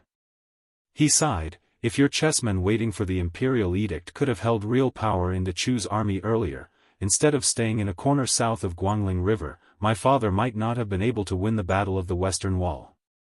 At that time, both sides were fighting to see whose last breath was gone first. If Chao Chongqing took over Yi Baikui's position, Dechu's last breath would still be there. "This time, my master, Chao Zhongqing, and you were the reason why I was able to come to an agreement with Wang Sui and finally connect the entire Liao, Northern Ji, Northern Liang, and Western regions together. The 3 of you have contributed greatly. Under this situation, Jiaodong Prince Zhao Sui, Hui Jidushi Kai Nan, Administrator Han Lin, and Ji Zhou's Deputy General Han Fong will also become important figures. Of course, there are also Yu Wandao, Ko Jianghui, Xia Shibian, Su Huang, and other foreigners from Beiliang. As for the Fish Dragon Gang, maybe they will play a role in the future. But if the battle reaches the point where the Fish Dragon Gang needs to go to the battlefield after the young adults in Liuzhou, it means that both sides in Liangmang have suffered great losses. Jiang and I did not have time to mourn the death of his chessmen waiting for the imperial edict. He said worriedly, "There are so many barbarians in Beimang." Su Fengnian laughed involuntarily. "Yes, there are many. But it's not like I don't have a backup plan in Beimang. Just you wait. As long as Beimang can't take Beilu City in one go, I can set their backyard on fire." As a result, Jiang and I asked an irrelevant question. "That Chen Yu, is she very beautiful?" Su Fengnian grimaced and pretended to be stupid. He did not answer this question. Some words were wrong the moment you opened your mouth. The more you spoke, the more mistakes you would make. Jianghu seemed to be talking to himself. How beautiful is this woman who was called a beauty by Yan Ji, who was hiding a mistress in a golden house. If I have the chance, I must pay my respects to her. Alas, I'm afraid I'll feel ashamed when the time comes. Su Fengnian suddenly turned his head and said, although I know this request is too much and you won't be happy when you hear it, I still have to say it. If one day I'm not here, you take them away from Beiliang. The farther the better. Jianghu's face was full of anger. He said bluntly, I can't do it. This answer was completely within Su Fengnian's expectations. As a result, he did not show any strange expression. Su Fengnian rubbed his stubbled chin and said self-mockingly, when I think about how if I die on the battlefield, I won't be able to see you guys again, I feel very depressed. After teasing, Su Fengnian's expression gradually became serious. Wherever there were shining spears and armored horses, there would inevitably be corpses. After this year's spring, at most there would be a relatively peaceful summer. When the autumn wind gradually rose, there would probably be people dying outside Liangzhou Pass and all of Liuzhou. It would be too late to collect the corpses. Of the 4 grandmasters of martial arts, apart from the carefree peach blossom sword god Dong Tai, West Chu had Chao Chongqing, Beimang had Tuoba Bodhisattva, and Beiliang had Su Fengnian. The last 3 were all people who would die if they lost a great battle. At this time, Su Fengnian heard the little mud man say something that he would never have thought of even if he cracked his head. Her words were not very auspicious, but her tone was very resolute. If that day really comes, then wherever Su Fengnian's corpse is, I will stand there. Chapter 1756. Su Fengnian went back to Mount Qingliang alone. Jianghu went to Mount Wudong, saying that he missed the vegetable garden there and that it would be too late if he didn't plant something while there was still some spring rain. Su Weisheng probably thought that Su Fengnian would go to north resisting town outside Liangzhou Pass, so she specially asked Fu Shui Room to send him a letter from home. The meaning was very simple and clear. No matter how urgent the military affairs outside the pass were, Su Fengnian had to go back to Mount Qingliang first. This matter was non-negotiable. Su Fengnian didn't know whether to laugh or cry at this. Of course, he understood his second sister's good intentions. She was afraid that because he had mustered so many people to bring back the little clay figurine, he would have a guilty conscience and not dare to see Wudong Courtyard's Lu Chengyan, the official consort of Northern Liang Path. In fact, Su Fengnian didn't have the idea of hiding from debt. Some things would be a knot in his heart if he didn't talk about it. If he talked about it, there would be a scar in his heart. There was no distinction between good and bad. However, when Su Fengnian left Beiliang, he had already thought about how to face Lu Chengyan. He didn't say that Lu Chengyan would be Beiliang's princess consort in the future. When Su Fengnian walked out of the Wudong Courtyard with her and arrived at the pavilion in the middle of Tidehark Lake, when she heard those 3 words, her smile was tranquil as she gently tossed a handful of bait into the lake. Then Su Fengnian, the young king who wasn't afraid of Wang Xianji, the king of Liang, the army of Beimang, and the fearless man who even dared to kill immortals, sat beside her a little uneasily. Lu Chengyan didn't say anything, and he didn't know what to say. The 2 young tiger kuei desperately rubbed against him. Su Fengnian glared at them fiercely. The 2 poor, little guys, were immediately scared and ran out of the pavilion. However, they didn't want to leave, so they could only lie under the stairs and lazily bask in the sun, waiting for their master to change his mind. Fortunately, the steward of the prince's mansion, Song Yu, helped the king of Beiliang out by saying that the deputy administrator, Song Dongming, had something important to discuss with him. Su Fengnian felt relieved and took his leave. Lu Chengyan stood up to send him off. She softly said, "Your Highness, you should write another Spring Festival couplet and have someone send it to Mount Wudong.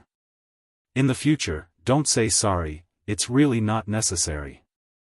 Su Fengnian wanted to say something but stopped. Then he smiled. This was probably the taste of a family.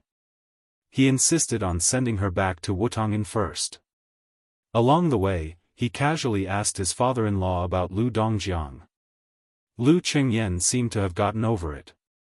Towards the new provincial governor of Liangzhou, who had broken off their father-daughter relationship with her, there was neither deliberate alienation nor excessive closeness in her words.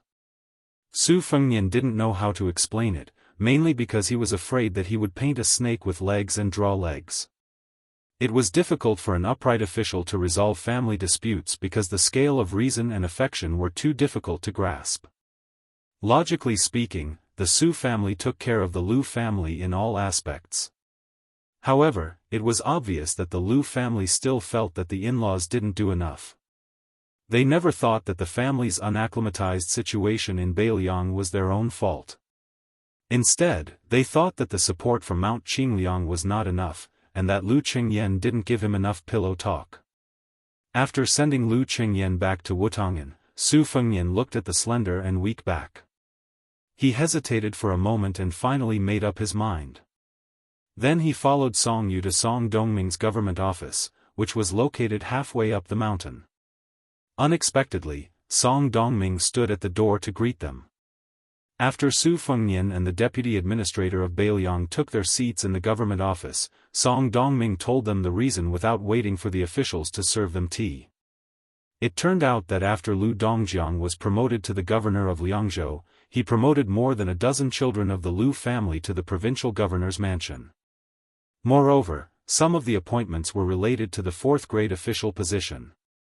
They should have been approved by the governor's mansion before they could take effect. However, it seemed that Governor Lu wanted to act first and report later. To be honest, Song Dongming did not nod or shake his head about the resignation of the former governor of Liangzhou, Tian Peifang, and the filling of the vacancy by Lu Dongjiang. If he were an ordinary official, he would have roughly figured out Deputy Administrator Song's bottom line. Su Fengnian was silent. In the final analysis, the crux of the problem was not the Liangzhou officialdom, which had just changed parents, or even Lu Qingyan and Lu Dongjiang. It was Su Fengnian himself. In the past 2 years, he did not have a good impression of the Lu family. However, when he did not make a clear statement on many things, no one in Beiliang could understand his thoughts. Therefore, they could only tolerate and compromise. Especially when they recruited the children of the Lu family to be officials with real power in Beicheng, the officialdom of Beiliang naturally did not dare to underestimate the Lu family. Especially when Lu Dongjiang was unexpectedly promoted, it undoubtedly fueled the arrogance of the Lu family. Song Dongming's expression was calm, but he could not help but feel a little depressed. Originally, he wanted to make friends with Lu Dongjiang. He did not expect that this famous scholar of Qingzhou, who was famous in the Central Plains, would be so insatiable that he might disrupt the situation in Liangzhou. Song Dongming knew that Baiyu was against Lu Dongjiang's appointment as the provincial governor of Liangzhou. Therefore, Lu Dongjiang's action was tantamount to a silent slap to Song Dongming's face. Presumably, Baiyu was watching the fire burn across the river. Su Fengnian sighed and did not say much to Song Dongming. He only said that the 3 appointments were temporarily put aside at the administrator's manor. He would personally go to the Liangzhou provincial governor's manor. Then, Su Fengnian changed the topic. He said with a smile that Administrator Li Gongda had also submitted his resignation, only keeping the post of northern supervisor. Then, Li Gongda recommended Song Dongming to be the second administrator in Beiliang's history. Song Dongming did not agree. He only said that Beiliang still needed Li Gongda, an experienced and reputable local official, to be the administrator. Otherwise, now that the provincial governors of Liangling and Yulu had been replaced by foreigners, if Song Dongming were to be promoted to administrator, it would be one disaster after another. It was inevitable that the local scholars of Beiliang would resent him. Su Fengnian did not press the issue. He only said that Song Dongming should think it over. After leaving the yamen, Su Fengnian went to the Liangzhou provincial governor's manor with a light carriage and a simple entourage. Sitting in the carriage, Su Fengnian's fingers unconsciously stroked the jade pendant with a dragon's tail hanging from his waist. It was not strange that Song Dongming would give up the position of administrator. Bai Yu, who had arrived in Beiliang later than Song Dongming, was now in a low position in Mount Qingliang. This Mr. White Lotus did not have a prominent official status, but he had gathered a group of like-minded young talents around him. Bai Yu only lacked a status. Once Song Dongming vacated the position of deputy administrator, there was no doubt that Bai Yu would take it. Obviously, in Song Dongming's eyes, the position of deputy administrator was like a dangerous pass. He could not give it to Bai Yu, who was eyeing it covetously. Otherwise, Bai Yu, who was justified, would truly rise in Beiliang's officialdom. Song Dongming was determined to sit in the position of deputy administrator for another 2 or 3 years. At that time, as long as the Battle of Liangmang came to an end, Beiliang's civil and military officials would reward him based on his contributions. Bai Yu, who did not have enough status, would not be a threat to him in the future. Su Fengnian smiled knowingly. He had no intention of exposing Song Dongming's dark thoughts. In fact, this was a good thing. It meant that Song Dongming was showing signs of taking root in Beiliang. As for whether he would treat Bai Yu unfairly, Su Fengnian did not care. Speaking of which, if Song Dongming could really provoke Bai Yu's competitive spirit, it would be a great thing for Beiliang. Chapter 1757. When Su Fengnian's figure appeared outside the gate of the provincial governor's mansion, the officials were scared witless. They hurriedly opened the gate to welcome the king of Beiliang. Su Fengnian walked in quickly. Soon, he saw 20 to 30 officials from the provincial governor's mansion surrounding Lu Dongjiang, who was wearing a purple robe. Su Fengnian dismissed them with a smile. According to the law, the provincial governor of Liang was a grade 3 official. His official patch should be embroidered peacock. However, the provincial governor of Liangzhou of Beiliang had always been half a grade higher than that of Yuzhou and Lingzhou, which was a grade 2 official. This had long been reported and filed by the Ministry of Personnel of the Liang Imperial Court. However, none of the provincial governors of Liangzhou of Beiliang dared to openly wear the official robe embroidered with a grade 2 golden pheasant. This was the rule of the Liang officialdom. Therefore, there was an insurmountable gap between the purple-robed official robe and the red-robed official robe. In the Grand Peace City, taking the minister of Shangshu province as an example, the minister of the 6 ministries was a grade 2 official. However, most of the left and right assistant ministers of the 6 ministries were grade 3 officials and were still not allowed to wear the purple robe. During the reign of Yonghui, only the left assistant ministers of the Ministry of Personnel and the Ministry of Army were grade 2 officials. After the Xiangfu incident, not only were the right assistant ministers of the 2 ministries promoted to grade 2, even the left assistant minister of the Ministry of Rights promoted to grade 2 this year. Lu Dongjiang could be regarded as the first provincial governor of Beiliang to wear the purple robe official robe. He was also one of the few high-grade provincial governors in the territory of Liang. If Su Fengnian remembered correctly, in today's world, only the top officials of Liangzhou of Beiliang, Qingzhou of Jinggan, Tangzhou of Nanjiang, and Yuezhou of the southern border of the capital region were grade 2 officials. Therefore, it was reasonable to say that Lu Dongjiang was the third person of the civil officials of Beiliang, only under the Minister of War and the Deputy Minister of War. The sudden meeting was full of laughter and joy.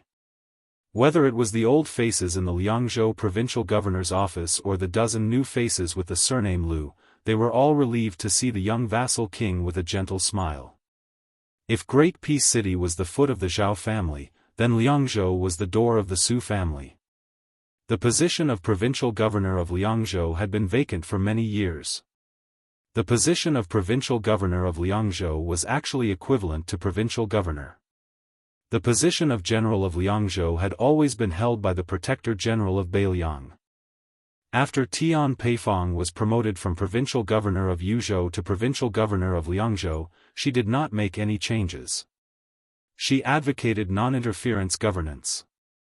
Lu Dongjiang changed the previous position and pushed out dozens of Lu family members at once. In addition, Shi Fu, who had been silent for many years, became the general of Liangzhou.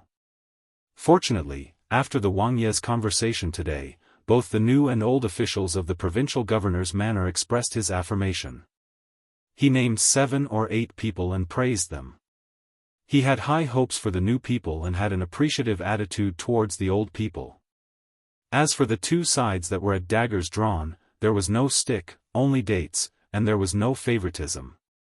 This made the old people of the provincial governor's manor shed tears of gratitude.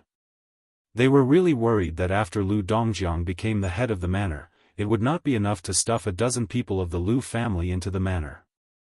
He would not stop until they were all on the cold bench. Once the Wang Ye tacitly approved of this, then even the gods would not be able to save their official careers.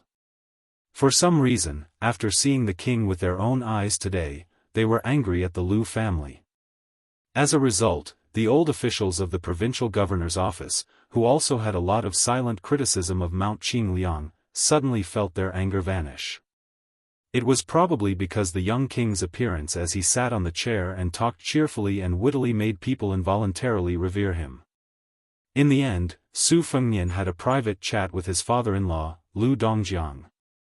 Outsiders did not know what the young king said, but they only saw that the provincial governor's face, which was full of smiles, was becoming more and more radiant. Afterwards, Lu Dongjiang took the initiative to retract a few of the illegal orders and comforted the clansmen. He promised that in less than 3 years, each of them would have great wealth. Not only that, for the first time, Lu Dongjiang sternly warned everyone that they had to be more restrained in this period of time and not bring disgrace to the Lu family's reputation. Other than giving the clan a reassurance, Lu Dongjiang also removed 3 members of the Lu family from the genealogy overnight. From that moment on, Lu Dongjiang finally had some of the air of the head of the Lu family. When Bai Yu drunkenly walked out of a secluded mansion, he suddenly saw a carriage lift the curtain. He paused and then strode over. Getting on the carriage, he sat in the carriage. Facing the young man, Sir White Lotus was calm and composed. Su Fengnian, who had come to Beiliang's deputy provincial governor's mansion to pick him up, joked, "Sir White Lotus, are you not afraid of provoking public anger?" Because of his eyesight problem, Bai Yu habitually squinted to look at people. He smiled and said, "I can't do anything to the hot stove, but Prince won't allow me to do anything to the cold stove?" Su Fengnian laughed involuntarily and changed the topic. Li Gongda said that he wants to resign from the position of administrator, and Yuzhou provincial governor Hu Kuei also wants to enter the border army. Does Sir White Lotus have any thoughts? If you do, you can say it directly. Bai Yu was not afraid and said directly, "Prince, tell me your thoughts first, and of course, Deputy Administrator Song's thoughts." Su Fengnian also said bluntly, "My original intention was to let Sir Song be promoted to administrator and you fill in the position of deputy administrator. But Sir Song said that there are already too many foreign provincial governors in Beiliang, so there should not be another administrator." Bai Yu leaned lazily against the wall of the carriage and sneered, "Oh? That's simple. After Administrator Li resigns, Sir Song will be his official administrator, and the new provincial governor of Liangzhou, Lu Dongjiang, will be the deputy administrator. Then, Lingzhou's Song Yan, who is from Beiliang, will be the provincial governor of Yuzhou. As for the provincial governor of Liangzhou..." At this point, Bai Yu extended his finger and pointed at himself. "If not me, then who?" Su Fengnian was silent. Bai Yu smiled and said, "Beiliang's arrangement is to make things difficult for Sir Song. But if I ask for a smaller position and run to Yuzhou to be the provincial governor and no longer be an official under Sir Song's eyes, it will make things difficult for Prince." Bai Yu stopped smiling. "In fact, the most suitable candidate to be the provincial governor of Liangzhou is not me, but the former provincial governor of Lingzhou, Su Beiji. Rest assured, Prince, no matter what, I will not be the deputy administrator or the provincial governor." Su Fengnian was puzzled. "Then what will Sir do?" Bai Yu raised a corner of the curtain and hung it on the hook. A cool breeze blew against his face and brought some coolness to the carriage. Bai Yu sighed. The key is not what I think, but how bold Prince is. Su Fengnian was even more puzzled. Sir, what do you mean? Bai Yu said in a low voice, Beiliang's land is narrow and is old history. Right now, it has the vast western regions, including the fourth province, Liuzhou. Adding on a fifth province outside Liangzhou, with Fengbei City as the fulcrum, it will be enough to accomplish great things. Su Fengnian's heart trembled. He said calmly, the imperial court will not agree to Beiliang occupying 5 provinces. Bai Yu smiled. Now that things have come to this, do we still need the imperial court to agree? I inadvertently saw some hastily changed border army deployments. Yuzhou, which was originally destined to be a spectator in the Second Battle of Liangmeng, suddenly became important again. Why? Dare I ask the 2 Huais Kai, Nan, Han Lin, the northern Mangs Wang Sui, and the 2 Liaos Gu Jiantang, how many of these 3 groups of people did Wang Ye see when he led his troops out of the border? How many people did you negotiate with? And how many people did Prince negotiate with in the north and south of Beimang? The string of questions caused Su Fengnian's expression to change slightly. Bai Yu did not expect to get an answer. He seemed to be talking to himself. A certain person is the emperor. I, Bai Yu, will be an official no matter where I am. It is all good. Su Fengnian did not answer the question. Our scholars in Beiliang want to be an official, and they want it so righteously. I am very happy. Bai Yu's eyes widened slightly. He looked at the still blurry face and smiled slightly. If Prince wants all the scholars in the world to not have to bow and scrape, I will be happy. I am also very happy. Su Fengnian said emotionally, I am afraid the people of the world will not be happy. Bai Yu sneered and said, just one family will not be happy. Su Fengnian was shocked. Bai Yu said, maybe Prince will find it strange why I, Bai Yu, have changed my mind. It is actually very simple. I recently understood something. A certain person may be the emperor for 30 to 40 years, at most 50 to 60 years. But it may be enough for the world to have 200 years of peace and good weather.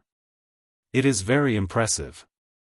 Su Fengnian looked at this elegant scholar in white robes. Just like when Su Xiao saw Zhao Chongling in the past.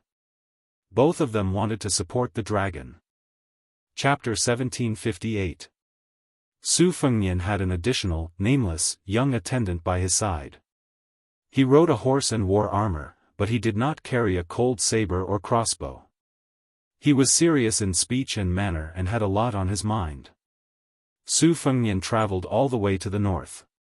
He did not deliberately win over this talented young man. It was not that he did not want to, but it was meaningless. Whether Su Fengnian talked to him about the national interest or high official position and generous salary, it all seemed ridiculous and comical. This was because his name was Xia Shibian, Chao Chongqing's favorite disciple. He was one of the twin jade annulus of Dechu who stood out during the Guangling Taoist War. Most of the students of Dechu were now placed in the major academies of Lingzhou, far away from the troublesome places. Only Xia Shibian proposed to go to Beiliang Pass to take a look. Of course, Su Fengnian would not refuse. He now somewhat understood the mentality of the late emperor of Liang, Zhao Dun, and Chen Zhibao.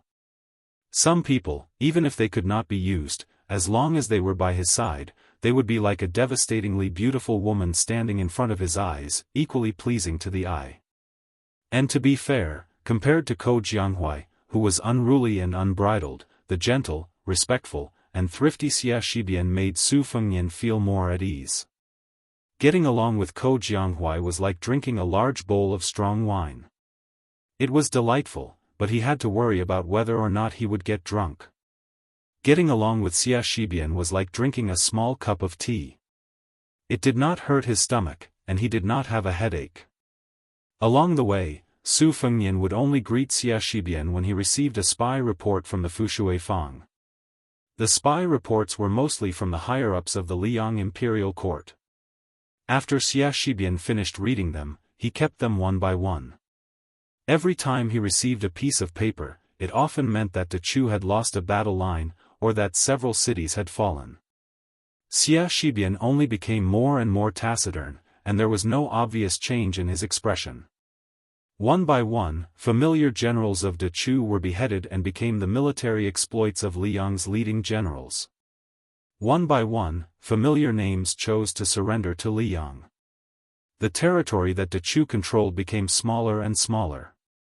Wu Zhongshuan, Lu Shengxiang, Song Li, and even Su Gong and Yuan Tingshan appeared more and more in the court reports. Dechu's power was gone, and this was undoubtedly the end. The last court report was to inform the world that the Emperor of Liang would personally lead the army to the West Chu rampart in the beginning of summer. At the same time, he issued an edict that as long as the rebel armies of Dechu gave up resistance, the imperial army would not kill a single person on the battlefield. The people of Guangling Road would still all see them as Liang people. As they approached the North Jibei city, Su Fengnian received a concise spy report from the Gerfalcon's Claw.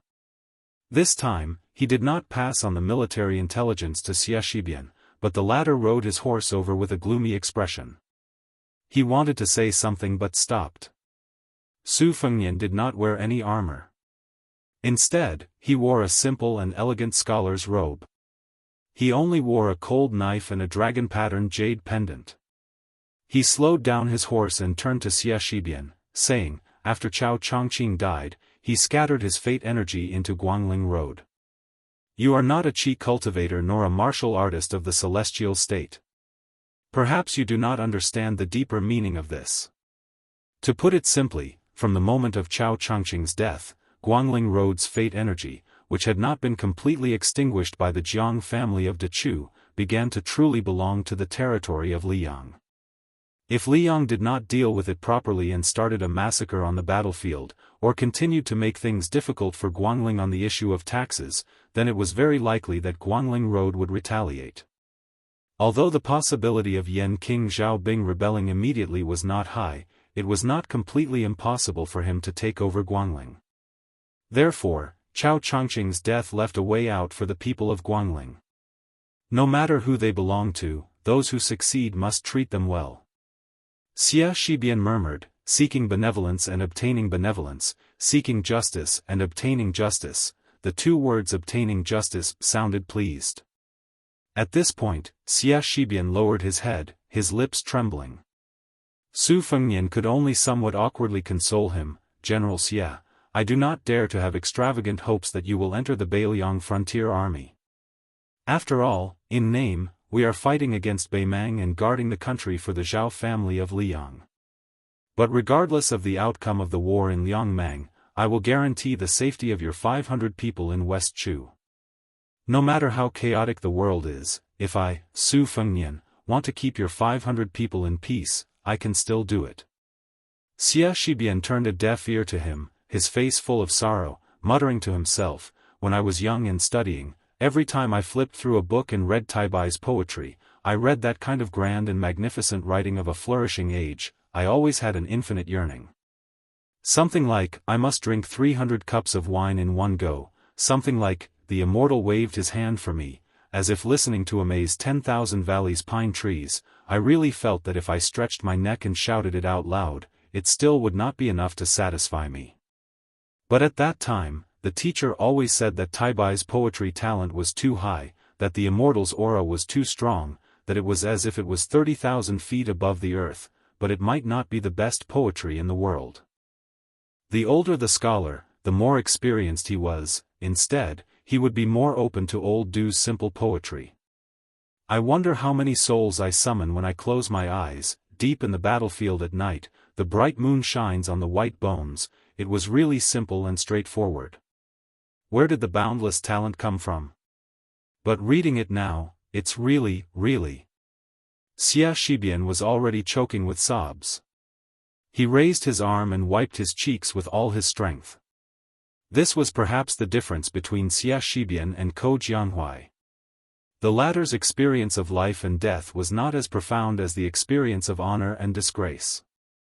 Xia Shibian's will would be depressed, while Ko Jianghui would be full of vigor. Su Fengnian looked toward the dusty Zbicheng and said, General Xia, from Zbicheng to Qinghe, and then to Huaiyang Pass, Liuya and Fuling, 2 towns, you can go anywhere. I will arrange for people to accompany you. If you want to see the 2 cavalry units outside Liangzhou Pass, it won't be a problem. Xia Shibian had already regained his composure. He nodded and said, Thank you, Wang Ye. Chapter 1759. Su Fengnian dismissed it with a laugh. Suddenly thinking about the situation in the Liang court, Su Fengnian's mood was somewhat heavy. West Chu no longer had the ability to rise from the ashes. As a result, Zhang Jiulu and Yuan Benqi's inner court matter had come to an end. Song Dongming and Baiyu both believed that the Liang imperial court would allow Wu Zhongshuan to return to Taiyan City, and that Song Li, who had previously been in charge of the Eastern Front, and one of Wu Zhongshuan's generals, would be promoted together, becoming the 2 new leaders of the Guangling military. Jizhou General Yuan Tingshan might not be able to return to the border, but would remain on the north bank of the Guangling River near Jinggan Road. His 10,000 Yanbao private elite cavalry would be used to intimidate the Yan King Zhao Bing's southern army. As for the assistant minister of the Ministry of War, Su Gong, he would most likely lead his troops into Jizhou to help the administrator Han Lin impede Jidushi Kai Nan, and to a certain extent, monitor the Beiliang cavalry. However, Su Gong's subsequent official title was a bit more complicated. Would he continue to patrol the border as the assistant minister of the Ministry of War, or would he directly become the deputy Jidushi and Jizhou general? However, the movement that was truly worthy of Beiliang's attention was the departure or stay of the Southern Expedition commander Lu Shengxiang. Regarding this, Qing Liangshan and the Beiliang governor-general had different opinions. The former believed that Lu Shengxiang would remain in the Liang imperial court for a period of time, while the latter believed that Lu Shengxiang would control all of the court's current field battle forces and advance north, eventually stationing himself in the area between Jizhou and the 2 Liao provinces. His forces would reach 80,000 to 90,000, forming a 3-point line of defense with Kai Nan, Su Gong, Gu Jiantang, and Zhao Sui. This would force Beimang to make the decision to fight the Second Great War of Liangmang. As long as this delicate situation was formed, with Su Gong and Lu Shengxiang, these 2 generals, stationing themselves in the northern border, not to mention Gu Jiantang's plan, the use of Jizhou's Deputy General Han Fang as a hidden chess piece would be greatly reduced. In the end, Liang had too many people and even more soldiers that could be used. There were only 2 people who could influence or even change the situation in the Central Plains, the Prince of Shuchen Zhibao and the Prince of Yan Qi Zhaobing. Now it all depended on whether or not these 2 were willing to obediently return to the territory of the Prince of Yan, or how quickly they left Guangling Road. As long as one of them dilly-dallied, then Lu Shengxiang would not be able to withdraw from Guangling Road. After all, a general under Wu Zhongshuan and Song Li was already very difficult to stabilize Guangling after the war. Furthermore, it was impossible for there to be no conflict of interest between the 2 sides. Without Lu Shengxiang, a high-ranking general from the spring and autumn period, once the situation changed, the court would not be at ease.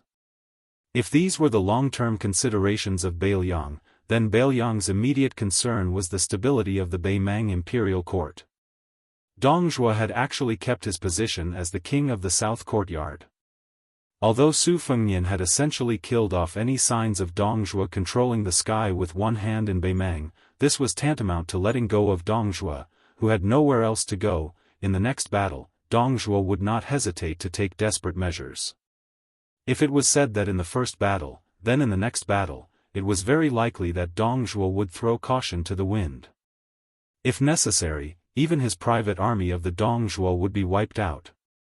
Xia Shibian had already gone far away. Su Fengnian did not enter the city to patrol. Even the white horse Yitzong did not accompany him. He walked alone by the gradually rising river. His boots stepped on the lush green and soft grass, making a small sound. Su Fengnian sat on the shore and looked at the river, lost in thought. Outside the Liangzhou Pass, there was Chu Lushan's Beiliang Protectorate. Li Gongda led a large group of civil officials to supervise the construction of the new city. Everyone knew what to do, and they all did a good job. This made Su Fengnian, the nominal leader of the Beiliang cavalry, a burden. This was especially so before the war began. In fact, Su Fengnian's existence was more like a flag, standing tall on the northwest border, announcing to the Liang imperial court and the Beimang army that the 4 provinces of Beiliang were not to be trifled with. Su Fengnian subconsciously pulled up a strand of wild grass beside him, brushed off the soil, and put it in his mouth to chew. After the earthy smell, there were wisps of sweetness. After Huang Longsher died silently somewhere in the southeast, Miss Hehe returned to Beiliang and said a lot of strange things she heard from the top 3 grades of spring and autumn. Su Fengnian only understood half of some of it, and he was confused about some of it. Some of it made him yearn for it, and some of it made him disappointed. Miss Hehe said that in the future, in the Central Plains, the merchants and entertainers would be more eye-catching in the eyes of the common people than the officials in the imperial court. She said that in the future, no one would be able to see the status of the emperor. This year, it was my turn. As long as the world was not peaceful, as long as I had military power in my hands, I could proclaim myself a king. I might even be able to become the founding emperor. She also said that in the future, scholars would value profits more than fame, so it would be very difficult for there to be a true imperial tutor. Su Fengnian could not imagine that world. He remembered that his master, Li Shan, used only 3 words to persuade Su Shao not to rebel and not to divide the river with Liyang. Fame, words, and deeds. The meaning was very simple. If the name was not right, the words would not be right. If the words were not right, the deed would not be done. In the late spring and autumn period where Su Shao lived, the most important thing was a person's foundation. Did the emperor, the king, the general, and the minister have the guts? The answer was, of course, yes. But what was interesting was that before the Great Qin, in the era where hundreds of schools of thought contended and nomads roamed freely, the answer was no. No matter if it was saints, generals, or ministers, it did not matter one's birth. In that brilliant era, when there were generations of sages, it was as if everyone was a dragon. When nomads became gentry, and then grew into powerful families, especially after the Great Feng dynasty chose only Confucianism, the rules of the world were set firmly. The sons and grandsons of the nobility all wore yellow and purple, and the peasants spent their entire lives crawling and fighting in the fields. All of this only changed after Zhang Jiulu took control of the Liang court. The imperial examinations were greatly promoted, and the poor scholars who had fought for hundreds of years for the sake of rules finally took the opportunity to rise. Many scholars from poor families were like carps that jumped over the dragon gate. In the late days of the Great Feng dynasty, there was a system of entering the emperor's hall. The two were similar but also very different. Because the latter could only speak for the master, while the former could speak for the world.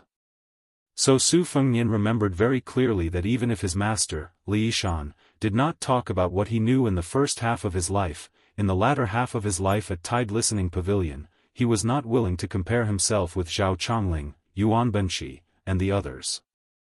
Instead, he had always paid attention to the various reforms of that blue-eyed person from Liang. Su Fengnian had unknowingly chewed up the weed and spat out the residue. He stood up and exhaled deeply. Since he did not need to criticize the construction of North Qianbei City, he might as well loaf around for a while. Su Fengnian suddenly disappeared from the river and rushed north. During this time, he saw the main force of the right cavalry changing camps according to their deployment. He saw the silhouette of Huaiyang Pass. In the end, Su Fengnian appeared in the dilapidated Tiger Head City. This former first city of Liang Pass had suffered great damage after Dongzhuo's wanton attacks for several months. Before retreating, most of the buildings in the city had been burned down. It was like a desolate tomb. The repair progress was extremely slow. Coupled with the occasional raid by Bei Mang's elite cavalry, even Chu Lushan, who had a special attachment to Tiger Head City, had to give up his energy. In the night, Su Fengnian sat cross-legged on the battlements of the city. He looked at the Longyan plain outside the city and closed his eyes. He could vaguely hear the whistling of giant rocks after 1,000 catapults were fired at the same time. He could vaguely hear the hoarse hooves of the cavalry charging to their deaths. He could vaguely hear the laughter and drinking of a large group of captains when he first entered the city, including Lu Jinu. The entire city had died in battle. Their fellow soldiers had died in the same cave. It was said that after Dong Zhuo breached the city, he did not whip the corpses of the Bei Mang soldiers to vent his anger. He also did not build a Jingguan temple.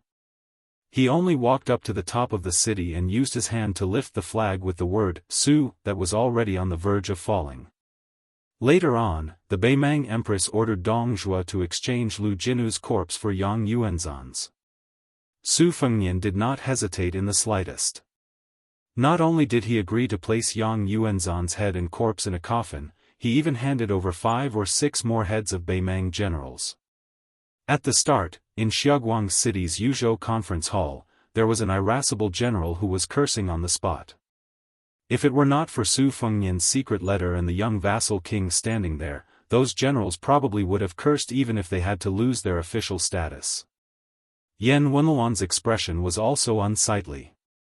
She clearly thought that the king of Beiliang was showing weakness to the Bei Mang barbarians. How could there be a man in the world who would express goodwill to the defeated general after winning a battle? At that time, the entire Yuzhou border army was about to explode.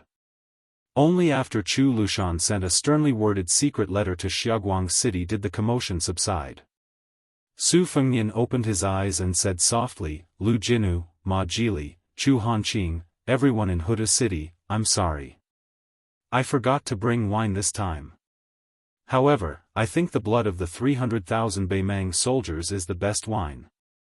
Su Fengnian clenched his fists and placed them on his knees. He leaned forward and gazed toward the distant north. He smiled and said, "I, Su Fengnian, promise everyone here that Beiliang will offer you 1,000,000 cups of this wine." Chapter 1760. The Huairou enclosure was famous for its beautiful scenery in the southern Bei Mang dynasty. It had always been the first choice of summer vacation for the people of the spring and autumn period. The A and B families all had a grassland here as a demonstration of their family's heritage. For example, the Wang family of the southern dynasty, which originally did not have the right to occupy a place here, obtained a vassal land here at the beginning of spring this year. Regardless of whether it was the marriage with the A family or the great-grandson of the century-old man becoming the winter abbot, the Wang family, which was once known as the Han Academy in the Central Plains for 10 generations, finally showed signs of prosperity. As summer entered, more and more large horses and embroidered clothes appeared in Huairou enclosure. That was why when a group of 30 riders appeared at the edge of the enclosure, it didn't stir up too much of a commotion. Some of the southern court's disciples who were brandishing their whips and urging their horses on gave each other a look.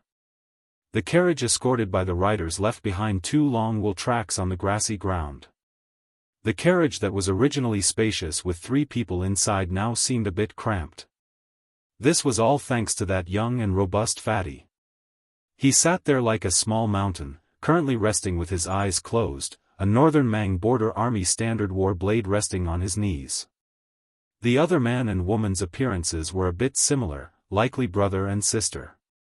Compared to the coarse young man, the woman had a bit more of a graceful and luxurious aura. Her looks couldn't be considered all that outstanding, but her figure was extremely good. As she sat there, her curves were exquisite, just like a blooming plump peony. Right now, the woman was currently reprimanding the younger brother who avoided her many times. The latter was cowering in fear, from time to time sending a pleading look towards the robust fatty. The woman couldn't stand her younger brother's cowardly appearance the most, so the anger within her surged even more, her heavy chest continuously trembling. She actually directly slapped her younger brother's face, the sound loud and clear.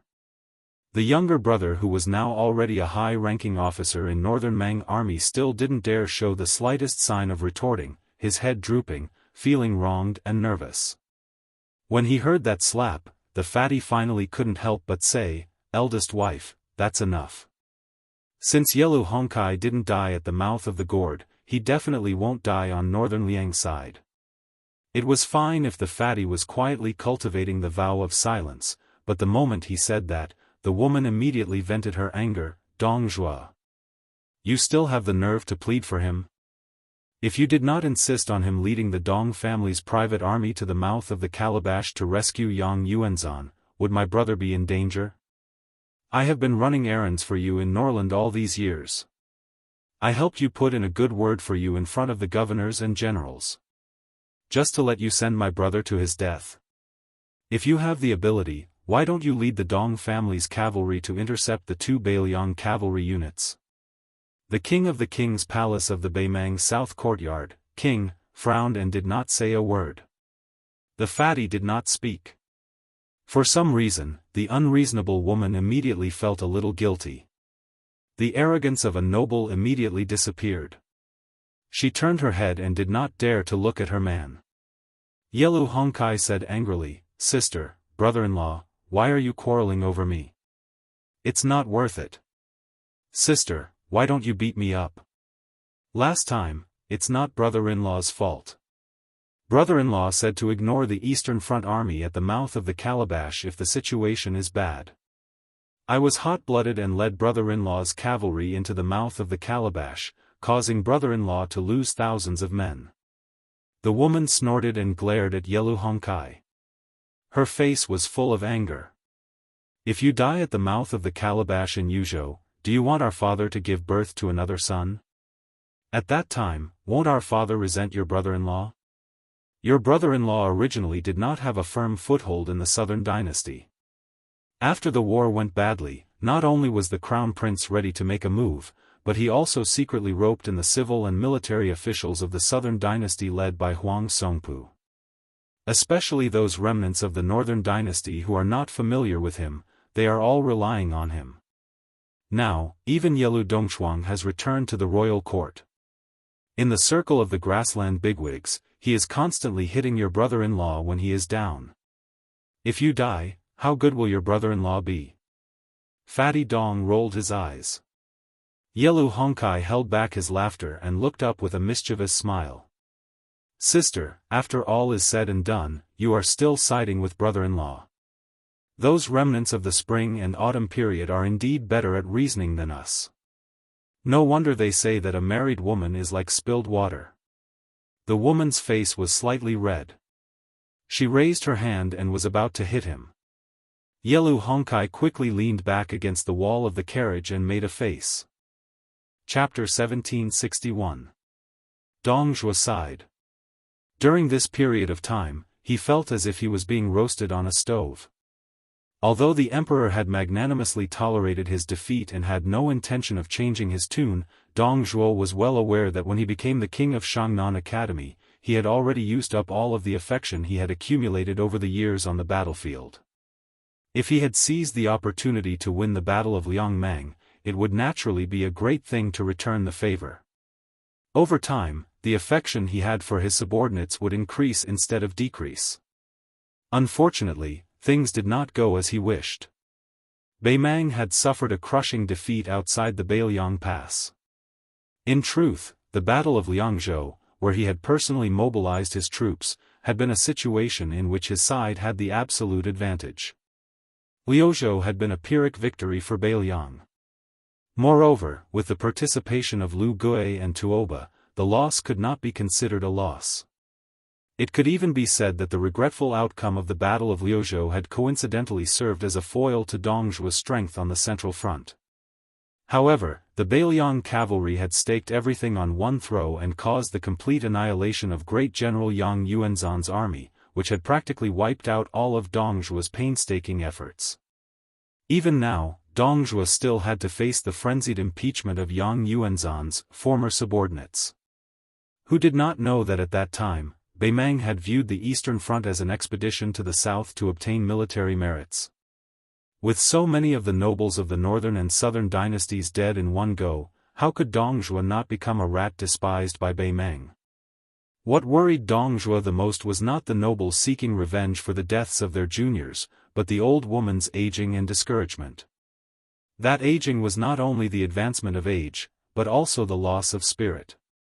Originally, when Dongzhuo saw her, she was an old woman who still had the confidence to personally witness the annexation of the Central Plains. The last time he saw her, she had already become an old woman who no longer had the extravagant hope of seeing the Guangling River in Liang. Fight Beiliang or the two Liao provinces. Previously, in all of Beimeng, there were actually only 3 people who said that they wanted to fight Beiliang: himself, Dongzhuo, the emperor, and the Taiping decree of the chess and sword music school. But in the end, it was still the old woman who had the final say. That was why Dongzhuo had been on tenterhooks at that time. After the emperor had comforted this subordinate of hers, she had secretly summoned Wang Sui, who had appeared out of nowhere. It seemed that Wang Sui also insisted on conquering northern Liang first, then swallowing Shuzhou, and then entering the Central Plains in the east. This made the emperor decide to fight a second war with northern Liang. Dongzhuo was rather glad about this, but he also felt a little uneasy. Wang Sui didn't want to fight Gu Jiantang, who had destroyed his country, but wanted to compete with Ren Tu's son. Dongyue's son-in-law Wang Sui didn't have any relationship with Beimeng, so it didn't make any sense. Dongzhuo clenched his teeth out of habit, his face gloomy. At this very moment, that northern Mang Golden Branch and Jade Leaf who had previously flared up at him saw that her man was deeply worried, so she didn't dare to continue being unforgiving. In the end, she was on his side. Most women in the world were willing to follow their husbands after marriage. Moreover, in her heart, Dongzhuo had always been an indomitable hero, a great flood dragon with the hope of becoming a dragon in the world. She had chosen Dongzhuo back then, and the woman with the pseudonym Fan Bainu had flirted with the little Beiliang Tu Chenjibao. The notorious Princess Hongyan of Yutou province seemed to have some connection with the king of Beiliang, Su Fengnian. Now, she was recklessly advocating going south to Liao. The carriage slowly came to a stop. Dongzhuo alighted and looked at the elegant courtyard that made him feel like he was in Jiangnan of the Central Plains. The white walls, black tiles, and willow trees swayed gently. The courtyard wasn't big, and it wasn't famous in the Huairou enclosure.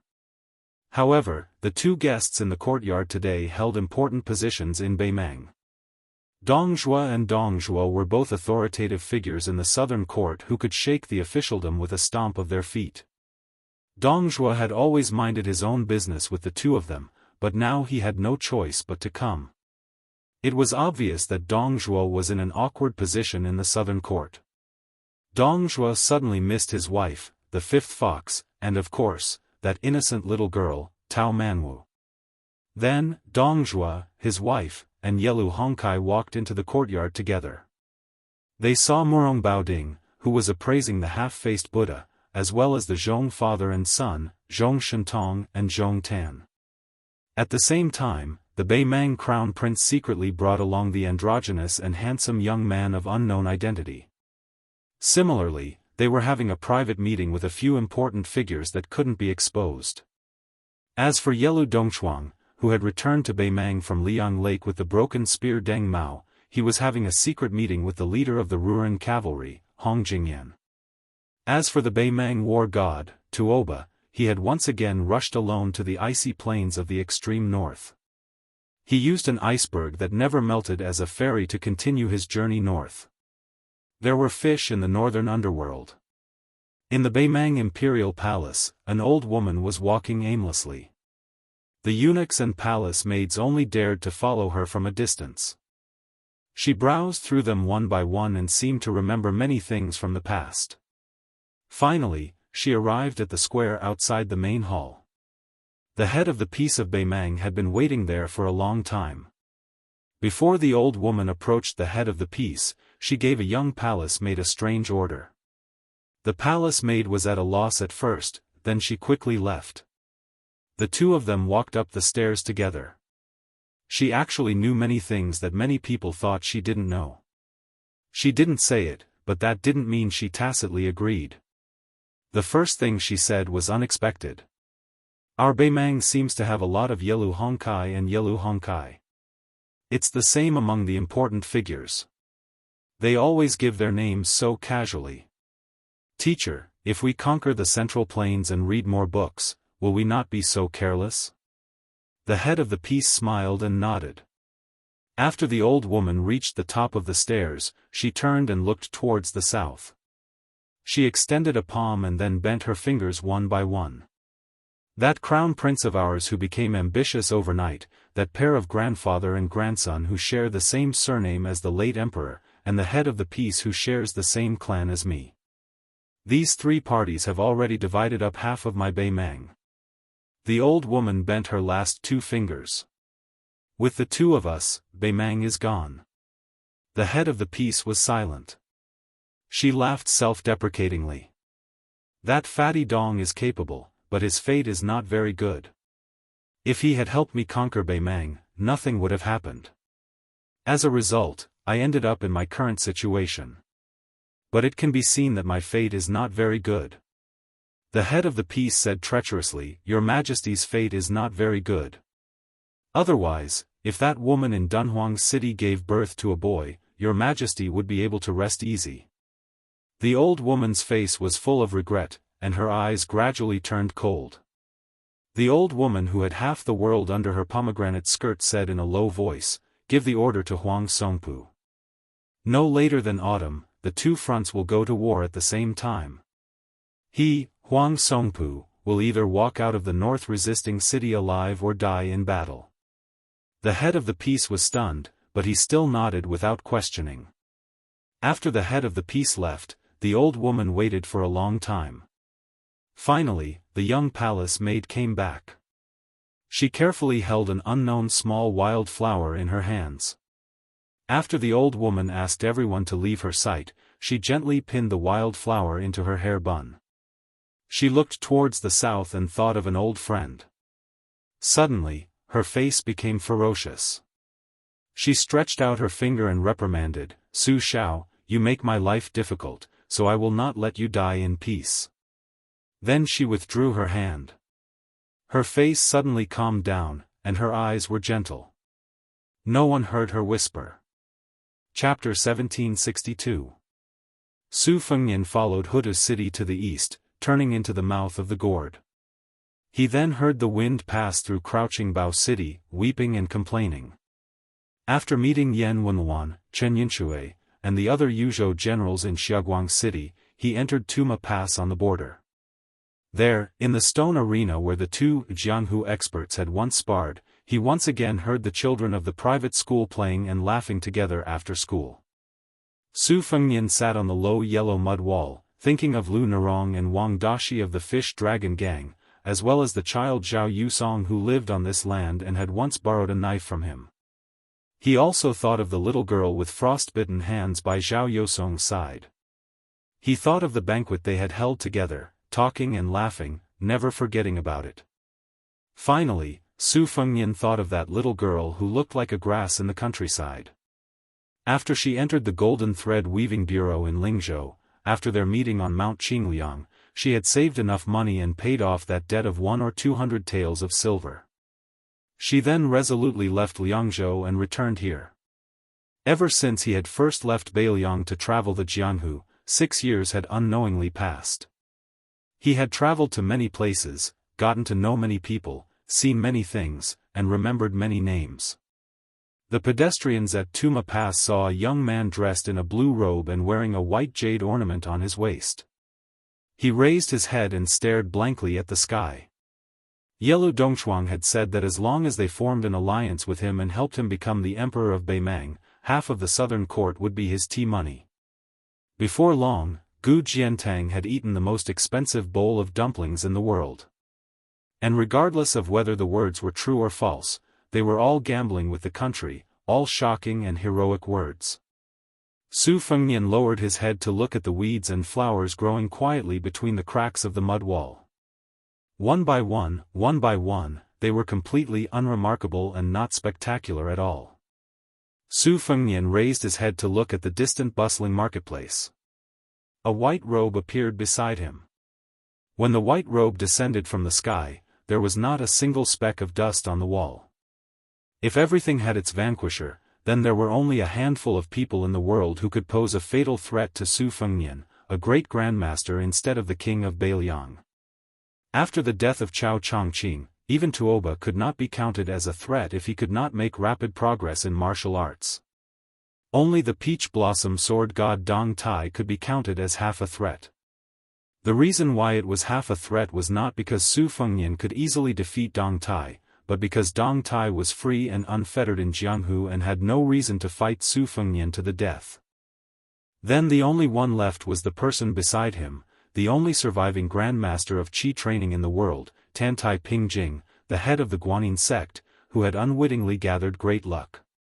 She stood beside Su Fengnian and said to herself, "A wildfire can't burn it out, and it will grow again when the spring breeze blows." But these are plants. Humans were not plants. Moreover, perhaps after some people died, some people would live a life worse than death. No matter how inconspicuous these people were in the midst of the surging waves of war, no matter how insignificant they were in the midst of the drums of war, no matter how insignificant they were in the midst of the war. I once followed my master to the north and south of the Yangtze River. I'm used to seeing life and death, but it doesn't mean that I can treat life and death lightly. Su Fengnian was silent. He hung one leg on the wall and bent the other leg. Su Fengnian's chin rested on that arm. The breeze blew on his face. He narrowed his eyes and appeared to be at ease. Tantai Pingjing's eyes were cold. Su Fengnian, I believe you should also understand that the current situation in the world is already against the rules. If Huang Longsha is taking advantage of the situation, then you are the culprit. Of course, there is also Wudong Li Yufu. If you stop now, it's still not too late. Maybe you can have a good ending. Su Fengnian smiled and said, according to Huang Longsha, Su Fengnian will die in Beiliang and be infamed in history for 100 years or 1,000 years. Is this your so-called good ending? Tantai Pingjing said indifferently, now they have made concessions. If you continue to push your luck, even if you are invincible in the world, so what? Don't forget that invincible in the world is only invincible in the world. Su Fengnian was non-committal. If I remember correctly, you should be grateful to me for your current state of cultivation. Tantai Pingjing's eyes were strange and completely snow-white, like 2 cups full of mercury and 2 snowy worlds. She gently stamped her feet. In a trance, the two of them were above the clouds. She stood in the air with the wind and Su Fengnian continued to maintain the same posture. The clouds gathered and dispersed beneath their feet. As they dispersed, they could see ribbons of varying sizes resembling streams and rivers. They were of varying thicknesses, and they flowed slowly on the ground. Su Fengnian glanced at it and knew that it was the real world in the eyes of Qi trainers. One would not live long because of good people, and one would not die early because of evil people. One person's life and death, and a country's prosperity and decline. Su Fengnian raised his hand and twirled a weed between his fingers. He said softly, Huang Sanjia once said, reincarnating into this world, even if there are many benefits, it is also a golden millet pillow. Cultivate to immortal, live 1,000 years, and still need a few cups of green wine. How long can a golden millet pillow be? How much wine can a few cups hold? Plus the grass in front of me, they are all very small things. No matter what, I don't want to listen to any great principles now. The greater the principles, the less I want to listen.